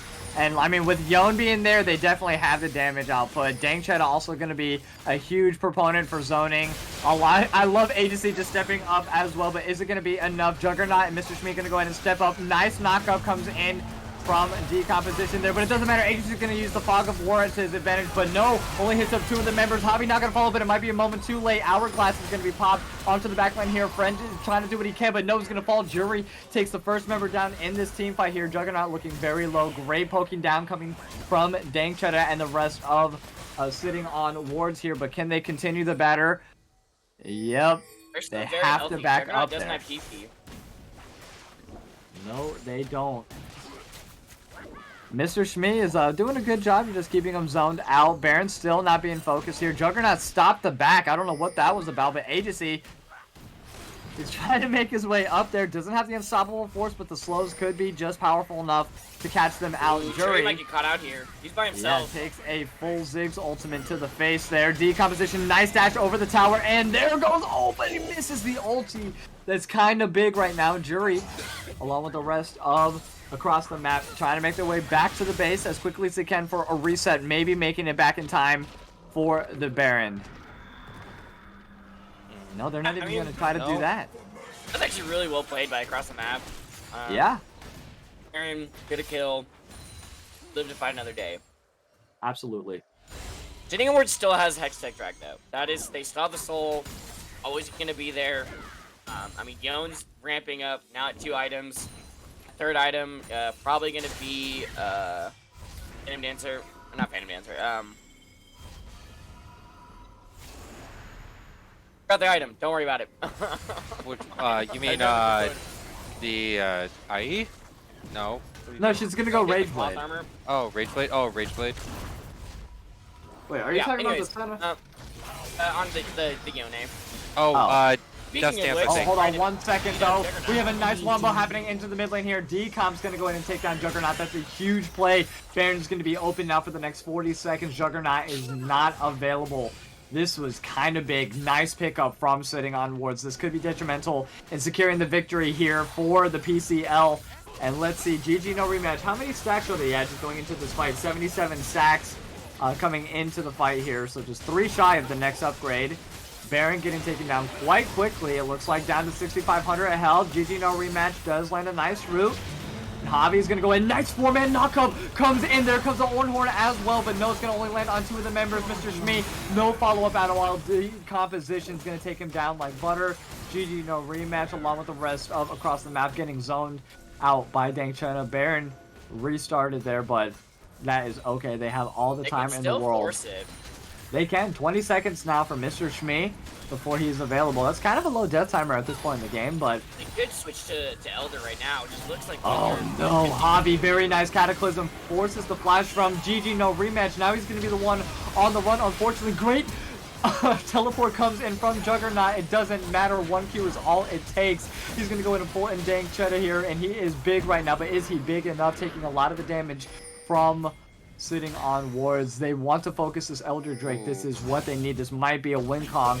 Are they going to be able to do it? Decomposition is going to go ahead and dash forward there. Oh, nice pull lands in. There goes the double root from still low. GG, no they don't rematch, have but no Hobby. follow-up. Yep. Now they're going to go ahead and start the Elder. Jury is the only one inside the Dragon Pit right now. There goes the explosive bomb going to land from Dangchetta here. Now he's going to be caught out alone. There goes the exhaust. Juggernaut on the way. Fridge is going to go ahead and dash up. Dangchetta hops to his safety. Decomposition with the gun back, and they are going to be zoned out. It looks like this might be a free Dragon 4 across the map. This is huge. This is going to be one of the first, actually the first Dragon that they get. Yes, it is. And the objective bonus. And yeah, big objective bounty as well. This might be a good time for them to reset and set up for the Baron. This is a big turnaround for across the map, the one that they needed the most right now. Yeah, I kind of don't like how Agency is just pretty much using the Unstoppable Force like for single targets, not really using it for AoE. I mean, you might not have had an opportunity to get a multi-man knockup, but maybe at least try. And especially using it on Juggernaut, like, I mean, if you're going AP Malphite, at least use it to burst someone down and not just block up the Malphite. I think they could have just prolonged the fight and just kept the Unstoppable Force, but They lose Elder. I mean, and Allie gonna is just be- doing a great job as well, just keeping the members of her team alive from the back lane or from the back line. Just Absolutely. has the chem tech as well, so she's also nullifying some of the heal coming in from decomposition. So his sustainability in the middle of these fights is not going to be as great as it was early on in the series here, or as early on in this game. Another fight for Dragon Elder Drake is going to be on their side for just a few minutes longer here, but can they wait it out? Are they going to be able to zone them out? Or will they just go ahead and try to be a little bit spry about it and start it too early? Lupul, what's your thoughts? How are you looking for sitting on wards right now? I would like, they need to catch out at least somebody. And you're 100% right. Aegis has been using that ultimate a bit too liberally with the with that unstoppable force. But if they can catch out, I don't know, either Alley Dragon or even Jury. Jury would be good, or Alley Dragon, because Alley's keeping them quite alive. That could change everything. It could change the fact that they can just rush. Oh, hold on. Here we go. Ooh. Oh. Yep, Mr. Schmid going on to the back line here. There goes the ultimate coming in, but it doesn't matter. Oh, the execution from the Elder Dragon. Yes, big shutdown picked up by GG No Rematch. The Ornhorn to go ahead and try to zone him off, but only going to land on GG No Rematch. It's going to be 40-second death timer for decomposition. They're focused now on to the Baron here. They don't have any DPS, or at least strong DPS from the side of sitting on wards right now. This is looking really good right now for across the map. Elder Dragon holding off just in time, and yes, they are going to go ahead and secure the Baron here. Javi hopping in at his own death, pops the zone, but it's not going to be This game is in stressing me time. out. And yeah, this is going really, really in favor. And there goes also A to C with Dankchenda. They're going to push down the mid lane as far as they can with the passive coming in from Ziggs, and the Baron enabled recall also being empowering with the minions in top side. This is just an absolute banger. And Senna got pick, shut guys. down gold on decomp as well. Yeah, that absolutely. is really nice. Let's see, we got Rage Blade. 95, 96 stacks on the Senna. I mean, triple digits, pretty gross. Got the Kraken Slayer, got the Rage Blade. Working on maybe a Phantom Dancer, you know, some other attack speed item. Just gonna be Gat and Blasting. I mean, still a little behind Dankchenda in terms of levels. Dankchenda level 15, highest level in the game, or at least on his team. Juggernaut, Jury, level 6. I mean, Jury right now, 4 levels above Javi. I mean, just look at that creep score. Yeah, that's kind of insane. I didn't even notice that. What the fuck? Oh. Yeah, I mean, big difference, you know, for decomposition. So, I mean, it's kind of even. I mean, Juggernaut and Jury just farming out of their minds. I mean, 271 farm on Jury, like, absolutely disgusting. Dankchenda, Look you at know, Dankchenda, right yeah. behind now. And not to mention decomposition, 206. Like they have a few members that are sticking out wildly right now. Juggernaut, you know, as well being up there. It's somewhat even, you would say, but I mean, It's not Senna now is panning out to 90 be farm. that way. Yeah. How many souls? I think she probably is around 100. Let me. Yeah, 98. 98 souls currently on GG Senna. So he just needs 2 more souls to get to the 100 mark. So not too bad. 34 minutes into the game here. We are 12-7. Sitting on wards is holding on, but they are actually Dragon Part down 2. Red team's turret in has total been gold right now destroyed. by about 2.5k gold. So this is just crazy. Just the constant back and forth. Juggernaut capitalizing with the Baron. Can definitely 2v1 Fridge and Decom making their way to top side, but Dragon will be up in about 1 minute. This is going to be another Elder Soul, and they have Baron at their side, I think, for the duration of the Elder timer. So let's see here if they're able to capitalize. Catch somebody It's out. me, though, playing a little bit too close. 3 members on the side of sitting on wards, though, does take the blasting He's out, cone though. out of there. Yeah, he's fast. They He's gotta stop aight. going for Shmee. They gotta stop going for Shmee. Shmee may be bait. I just don't know what they can do right now. I mean, Baron empowered minions, you know, they have the priority on the Dragon. They have top priority. Fridge, bobbing, you know, barely above water, trying to not to drown under the onslaught that is Juggernaut. Ugh, you hate to see this. I mean, and he played all 5 games on Ornn, and I don't know if it is being used to its full potential. Because he can't be with the team right now. Juggernaut just pushing him in over and over and over again. Yep. But they are trying to go ahead and get a pick. They want them to try to engage this from a flank side and just kind of catch them off guard. Oh, and actually, they're going to go ahead and start the Elder Drake, pull it out of the pit here. Very smart move. It's going to cause the team to go ahead and flank from just one Fridge side is here. They're TP. not going for Isn't the Fridge collapse. It teleporting? looks like, oh, yep. Oh, Fridge is going to go ahead and teleport here it onto is. the bot lane here. Very nice engage from AGC, but it's going to be met very quickly with GG no rematches ulting in return. AGC is now looking really low. Fridge getting zoned out by Jury and Mr. Shmee here. Dragon doing a phenomenal job on the bot lane, just creating aggro pressure on the side of sitting on wards, and across the map gonna get caught out. Nice 4-man ulti coming in, hitting from Ornn, and there goes the ultimate coming in also from Ali, but it is not gonna be enough. Javi pops the hourglass here. Dragon still chomping away. Juggernaut 1Q to go ahead and start it off. Javi's gonna be taken down first. Elder's about Juggernaut's to gonna be die, followed through soon, just behind. But Floater's gonna go ahead and Oh, secure. This is gonna be a quick turnaround. It's gonna be 2 members down for the side of sitting on wards. There goes the There's 40 hourglass, but second it's not gonna be timers. enough. That's going to be 4 members down now, or sorry, 3 members They can end. for the side of sitting on wards and across I'll the fight map. as a Now recall. going to It's push just it decomposition. down. Yeah, decomposition is could be the it. only member up right now. Agency is available as well, so he is going to make his way back, but is it going to be in time? Who knows at this point? This is absolutely phenomenal game. They're at least going to go ahead and focus down the towers, try to take both inhibs to create as much pressure as they can. Jury getting a lot of tower shots, though. That is not the look that he wants. There goes Agency with the unstoppable force. The GG no rematch with the Elder Drake, though, is going to take him down. Decomposition, and the rest of sitting on wards has to back off. They cannot engage any further. And healing. what a turnaround for across the map. This is just an insane game number 5, but they haven't yet closed it out. My brain is dying. Late game Senna, late game Graves, late game Mordekaiser. I mean, what are J4 and Ornn gonna do? I mean, Wait, are you telling me that Orange just turned level 14 just now? yes, Yep. now, yes. Oh Just my now. god. Yeah, Mordekaiser and Graves are both level 17. Javi is only level 13, if that makes you feel any better. No, it doesn't. It doesn't. It really doesn't. I will not financially recover from this. Hey, it's okay. If Across the Map wins, then I get to start next split fresh. Fresh. No points. Fresh? Yeah, I get you. Yay. I completely agree with you.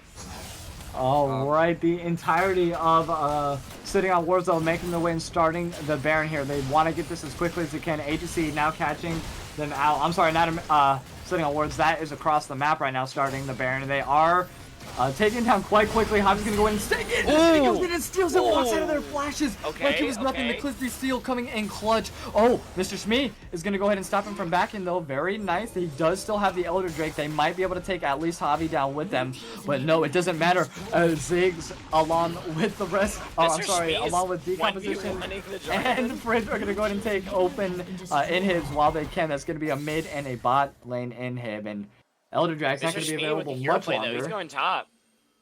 I don't think Agency can fight him. Maybe he can. We shall see. Bridge will be there too. Dude, I don't think they'll get the tower. It's gonna... he should have just taken Can't the stay tower alive, and left. barely. I guess that's true. I mean, they got Baron, they got 2 inhibs. This game is not over, folks. Oh my City gosh. of Lords is holding it down. Not rolling over dead just yet. Are we gonna see 3 Elder Dragons? Are we really going to? I cannot That is imagine that ridiculous. happening. That is a game Two- 5 if you haven't seen 2 minutes one. and 50 seconds. That's gonna be an eternity until this Wait, next 3 Elder Dragon's What gonna if we be see up. 3 Barons and 3 Elder Dragons? Please don't curse One it. Tarnation. Please, what?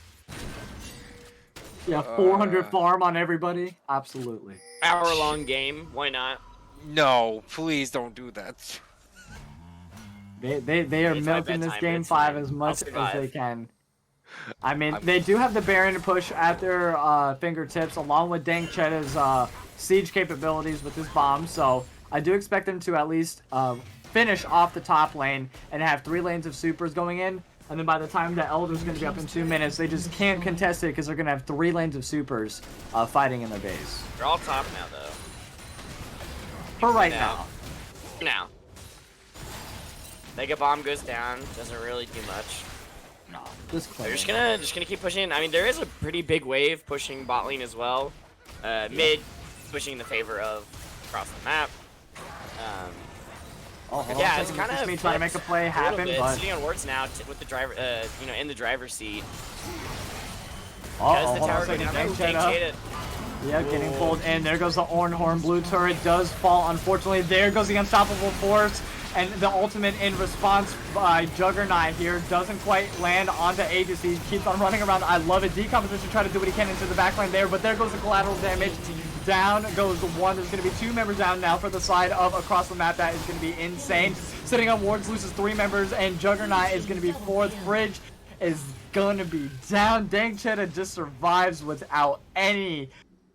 I have no idea what just happened. Juggernaut ended it. Yeah. They'd have to fight these super minions. Super minion, pretty big one down bot. Dank Chet is still alive. They got to get through the these super minion waves. We'll see how how far they can get. I mean, yes, 4 members died. I would honestly not try and end the game. I mean, unless they end it in 20 seconds. Which Dragon's up in I don't know forward. if they can. AGC's gonna be up. Fridge and Decomposition are up very shortly. Yeah, I mean, yeah, take the inhib, go to Elder. That's pretty much what you got to do. They don't can't know even do why that. Jury Oh is my recalling. God. I think they should go straight to the dragon. Yeah, why is Jury recalling? Oh no. Questionable? Allie's getting the wave. Why is...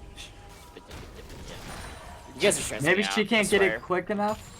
I don't know what's happening right now, but yeah, they are not. I setting up guess, as well yeah, as I they guess can. Fridge could Fridge and Dank Chetta can teleport in the game if Oh, that wave hold on gets too far. 1 second. It looks like he might be just trying to go ahead and just go for the behind or the backdoor plays. Nice ultimate's gonna land on the Fridge here from Juggernaut. Is it gonna be enough though? Can he take him out? Yes, he does take him out, but the cost of his own life, the Cataclysm is gonna lock him in place. Oh, 2 members decomposition kills. actually for the Ooh. side of Do across they the get map. the That's end? going to be a 4v3 situation. They do have the minion Javi's taking a lot of advantage here, but damage. hold on, Javi, yeah, forced to pop the They're going zone. for the It's end, gonna though. be They don't for care. nothing. Jury's going to take him down. It's going to be a 3v3 situation. Oh, but the Elder teleport, is available. They're gonna get stuck between. They're gonna get flanked. They gotta get out. Oh no, Oh, I don't no, think that they Dank. can. Oh, he's gonna take Oh Dank. yes, No, there he goes is. the He's silence. Dank Chetta is going to be forcing the hourglass, but no, that's going to be costing him his life. Oh, no, yes! He made it out! He made it out! That's insane! Dank Chetta makes it out. Mr. Shmee on the hunt, but he is going to be alone in that regard. That was absolutely insane. Meanwhile, Agency is going to be warding just around the Elder Drake, but I think Jury and the rest of across the map can take it. Dank Chetta getting chased down by Mr. Shmee. But now he's gonna make it out, Here's the out Elder. of there. Can they get the Elder? Yep, Javi's gonna go ahead and start that. Oh, Mr. Shmee finds! Oh, no! The ultimate's gonna go off. Oh, the slow does not collide. Decomposition though is gonna go ahead and back. Ooh, His friend up here got is out. gonna be in time. There goes the ultimate. The super rock. I'm sorry, the explosive bomb is gonna go off. Decomposition does take him down. Teleport's gonna be utilized by Javi to go ahead and get to the dragon here. Jury and the rest of across the map now making their way down. Another follow-up teleport used by Dank Chetta. And let's see if they can take it. Oh my Lots of gosh. minions also on the top side. I think that top inhib is going to fall here momentarily, if I'm not mistaken. Yep, there it goes. Super's now going to be coming out of the top side. Dragon is only going to be poked down by Javi, so it's going to take them a little bit to go ahead and take it here, but... Dank Chetta kind of stopping them from getting anywhere close. Great job. Doing a lot of work. Does get pulled out. Unfortunately, there goes the knock-in. Juggernaut is going to go ahead. Does pop the ulti on him. Decomposition. Oh, gets taken out by Jury. That is absolutely insane. Dank Chetta also simultaneously going to probably be taken out. Javi's going to fall. Unfortunately, Jury doing what he can. Take it. Or just the heals on heals on heals. No. Oh my god. Crazy. Quadra kill. That is a quadra It's done. kill. It's done. That is official. No, Sitting on wards is gonna great. fall to across the map. That is phenomenal heals absolutely phenomenal heals Just didn't have the from damage, Ali I Dragon guess. and from GG No Rematch. That was just Has been destroyed. great gameplays. Absolutely great It was a gameplays. Well great fought, gameplay. well deserved Oh, victory by crap. across the map. Give me my points. I got 5-0 in every single one of them. I don't even want I to hate hear you. it. That I is hate just you. I hate Hate it you. here. I hate everything. Congratulations across the map. Hate you. Love them. Hate you. Hate you. Just want to Wow, make that was a game 5. That was I hate Silver it. Scrapes. That was I hate everything about this. I woo, keep on clicking the damn button. stressful. My Wow. my Stressful. my points are never gonna financially recover from this. That was absolutely amazing gameplay. Run me my points. I want to see them digits get up and up and up. There we go. 8.8k now. I am so Are you happy. happy now? 162,000 to Magic Man and 8 others. Oh my God. Hate it here. That is just insane. What So a many series, though. points. What a series. What a great Wow. victory for across the map. That was hard fought, hard earned, and there was no words there. I mean, game 5, it went just one direction, this direction, that way, that way, that way. There was no hard winner until the very last team fight, and just like that, they were able to secure it. Just absolutely amazing job to across the map here. And we're going to bring them in just a moment and have a group interview with them for all of you wonderful folks at home here. So, yeah, great job. We'll wait for our producer to let's go ahead though. While we get set up for that, we're going to take a small little intermission, get set up while we broadcast and interview the whole entire victory of the team of across the map here. So don't go anywhere. We'll be right back. My head hurts.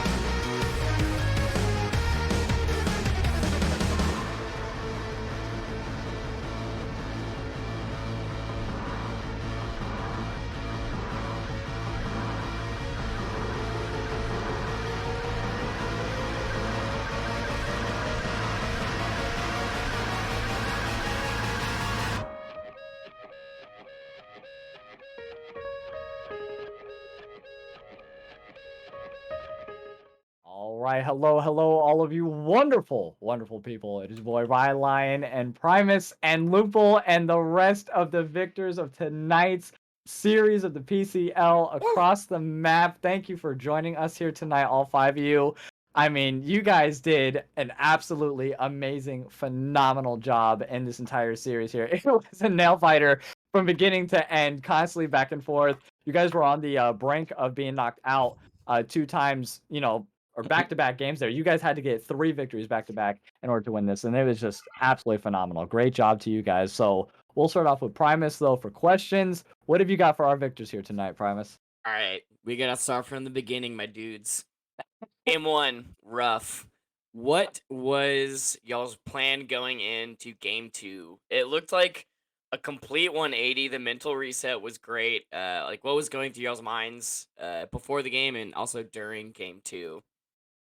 Anyone can answer that. Anybody want to Uh, speak?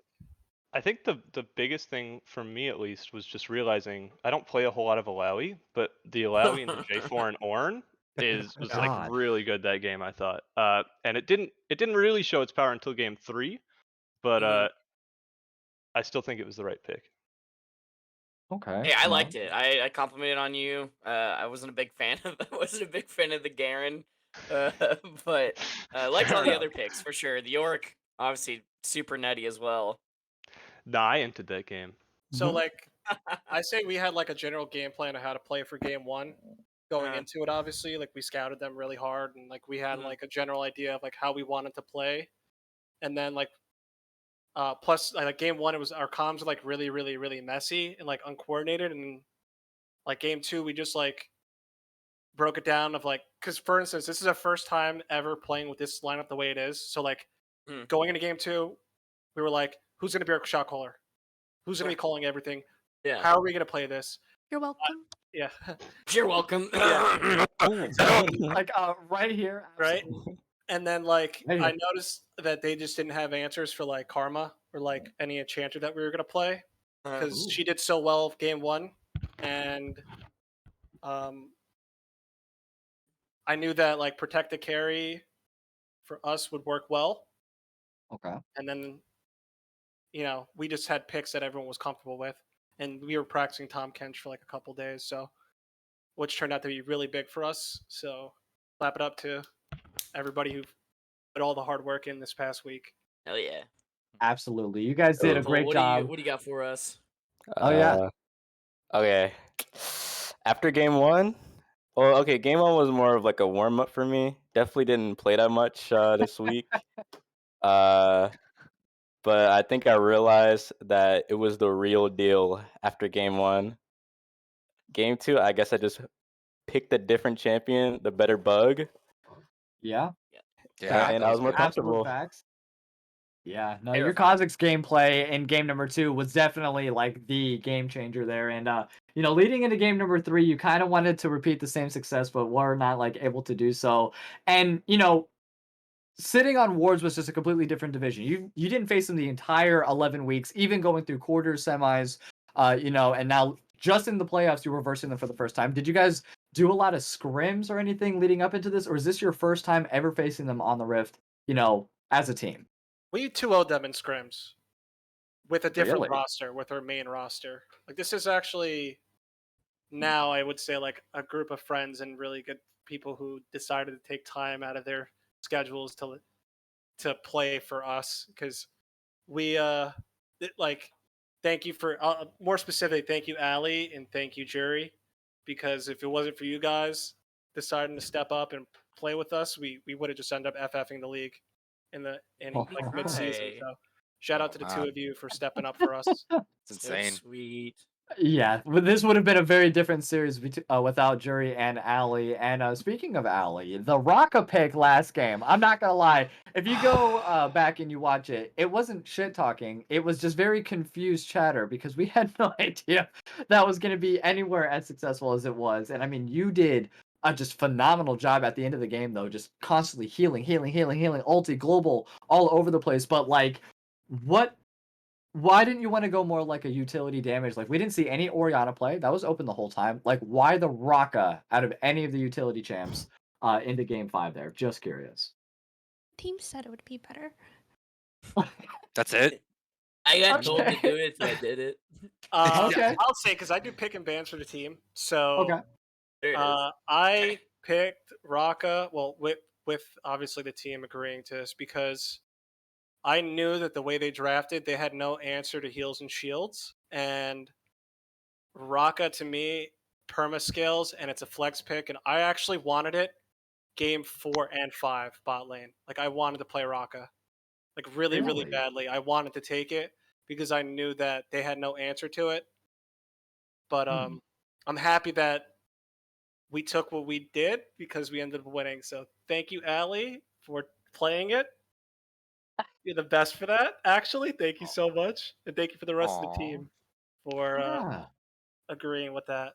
Yeah, and just believing in it because it's once again it's not that we doubted like the ability of you, Ali, at all. It was just like, whoa, like into the Yon, like that was just a very, very ballsy maneuver there, but it ended up paying out. Like you said, you were looking forward to the ending of the game. Now, were you expecting to get 3 Elder Drakes, 2 Barons, like and a Partridge in a Pear Tree, essentially just having it go that long? I mean, it was just teeter and tottering between both of the Elder Dragon fights. I mean, you guys ended up outplaying wonderfully there. Juggernaut just absolutely just singling out a few of the primary targets that need to be singled out. But like the plays around these major objectives were just absolutely just like ridiculous there, and you know they were collapsing on you guys originally, and you guys were just sticking together as a squad there. And what around the dragon play, you guys remember exactly what I'm talking about. I think it was game 4, and it was around the mountain drake, I think, and you guys just forced them to separate around the back of their own dragon, and then they went ahead and collapsed on you guys, and it was just like, uh-oh, I think this is going to be it for across the map. And you guys are like, nope, absolutely not. We're going to fight our way out of here. And yeah, you guys just played that like really well. Your positioning was phenomenal. There wasn't really a question in that. I was just pointing it out. Like your positioning was just phenomenal the entirety of you know, the ending of the series here, and just playing from that 2-1 behind the back victory. Like you guys just provided so much content. I was so excited, and like you don't have to answer, of course, right now, but do you have plans for you know, the next split now that you've taken over the split here in the spring? I got an answer. Okay. I'm quitting. What? Yes.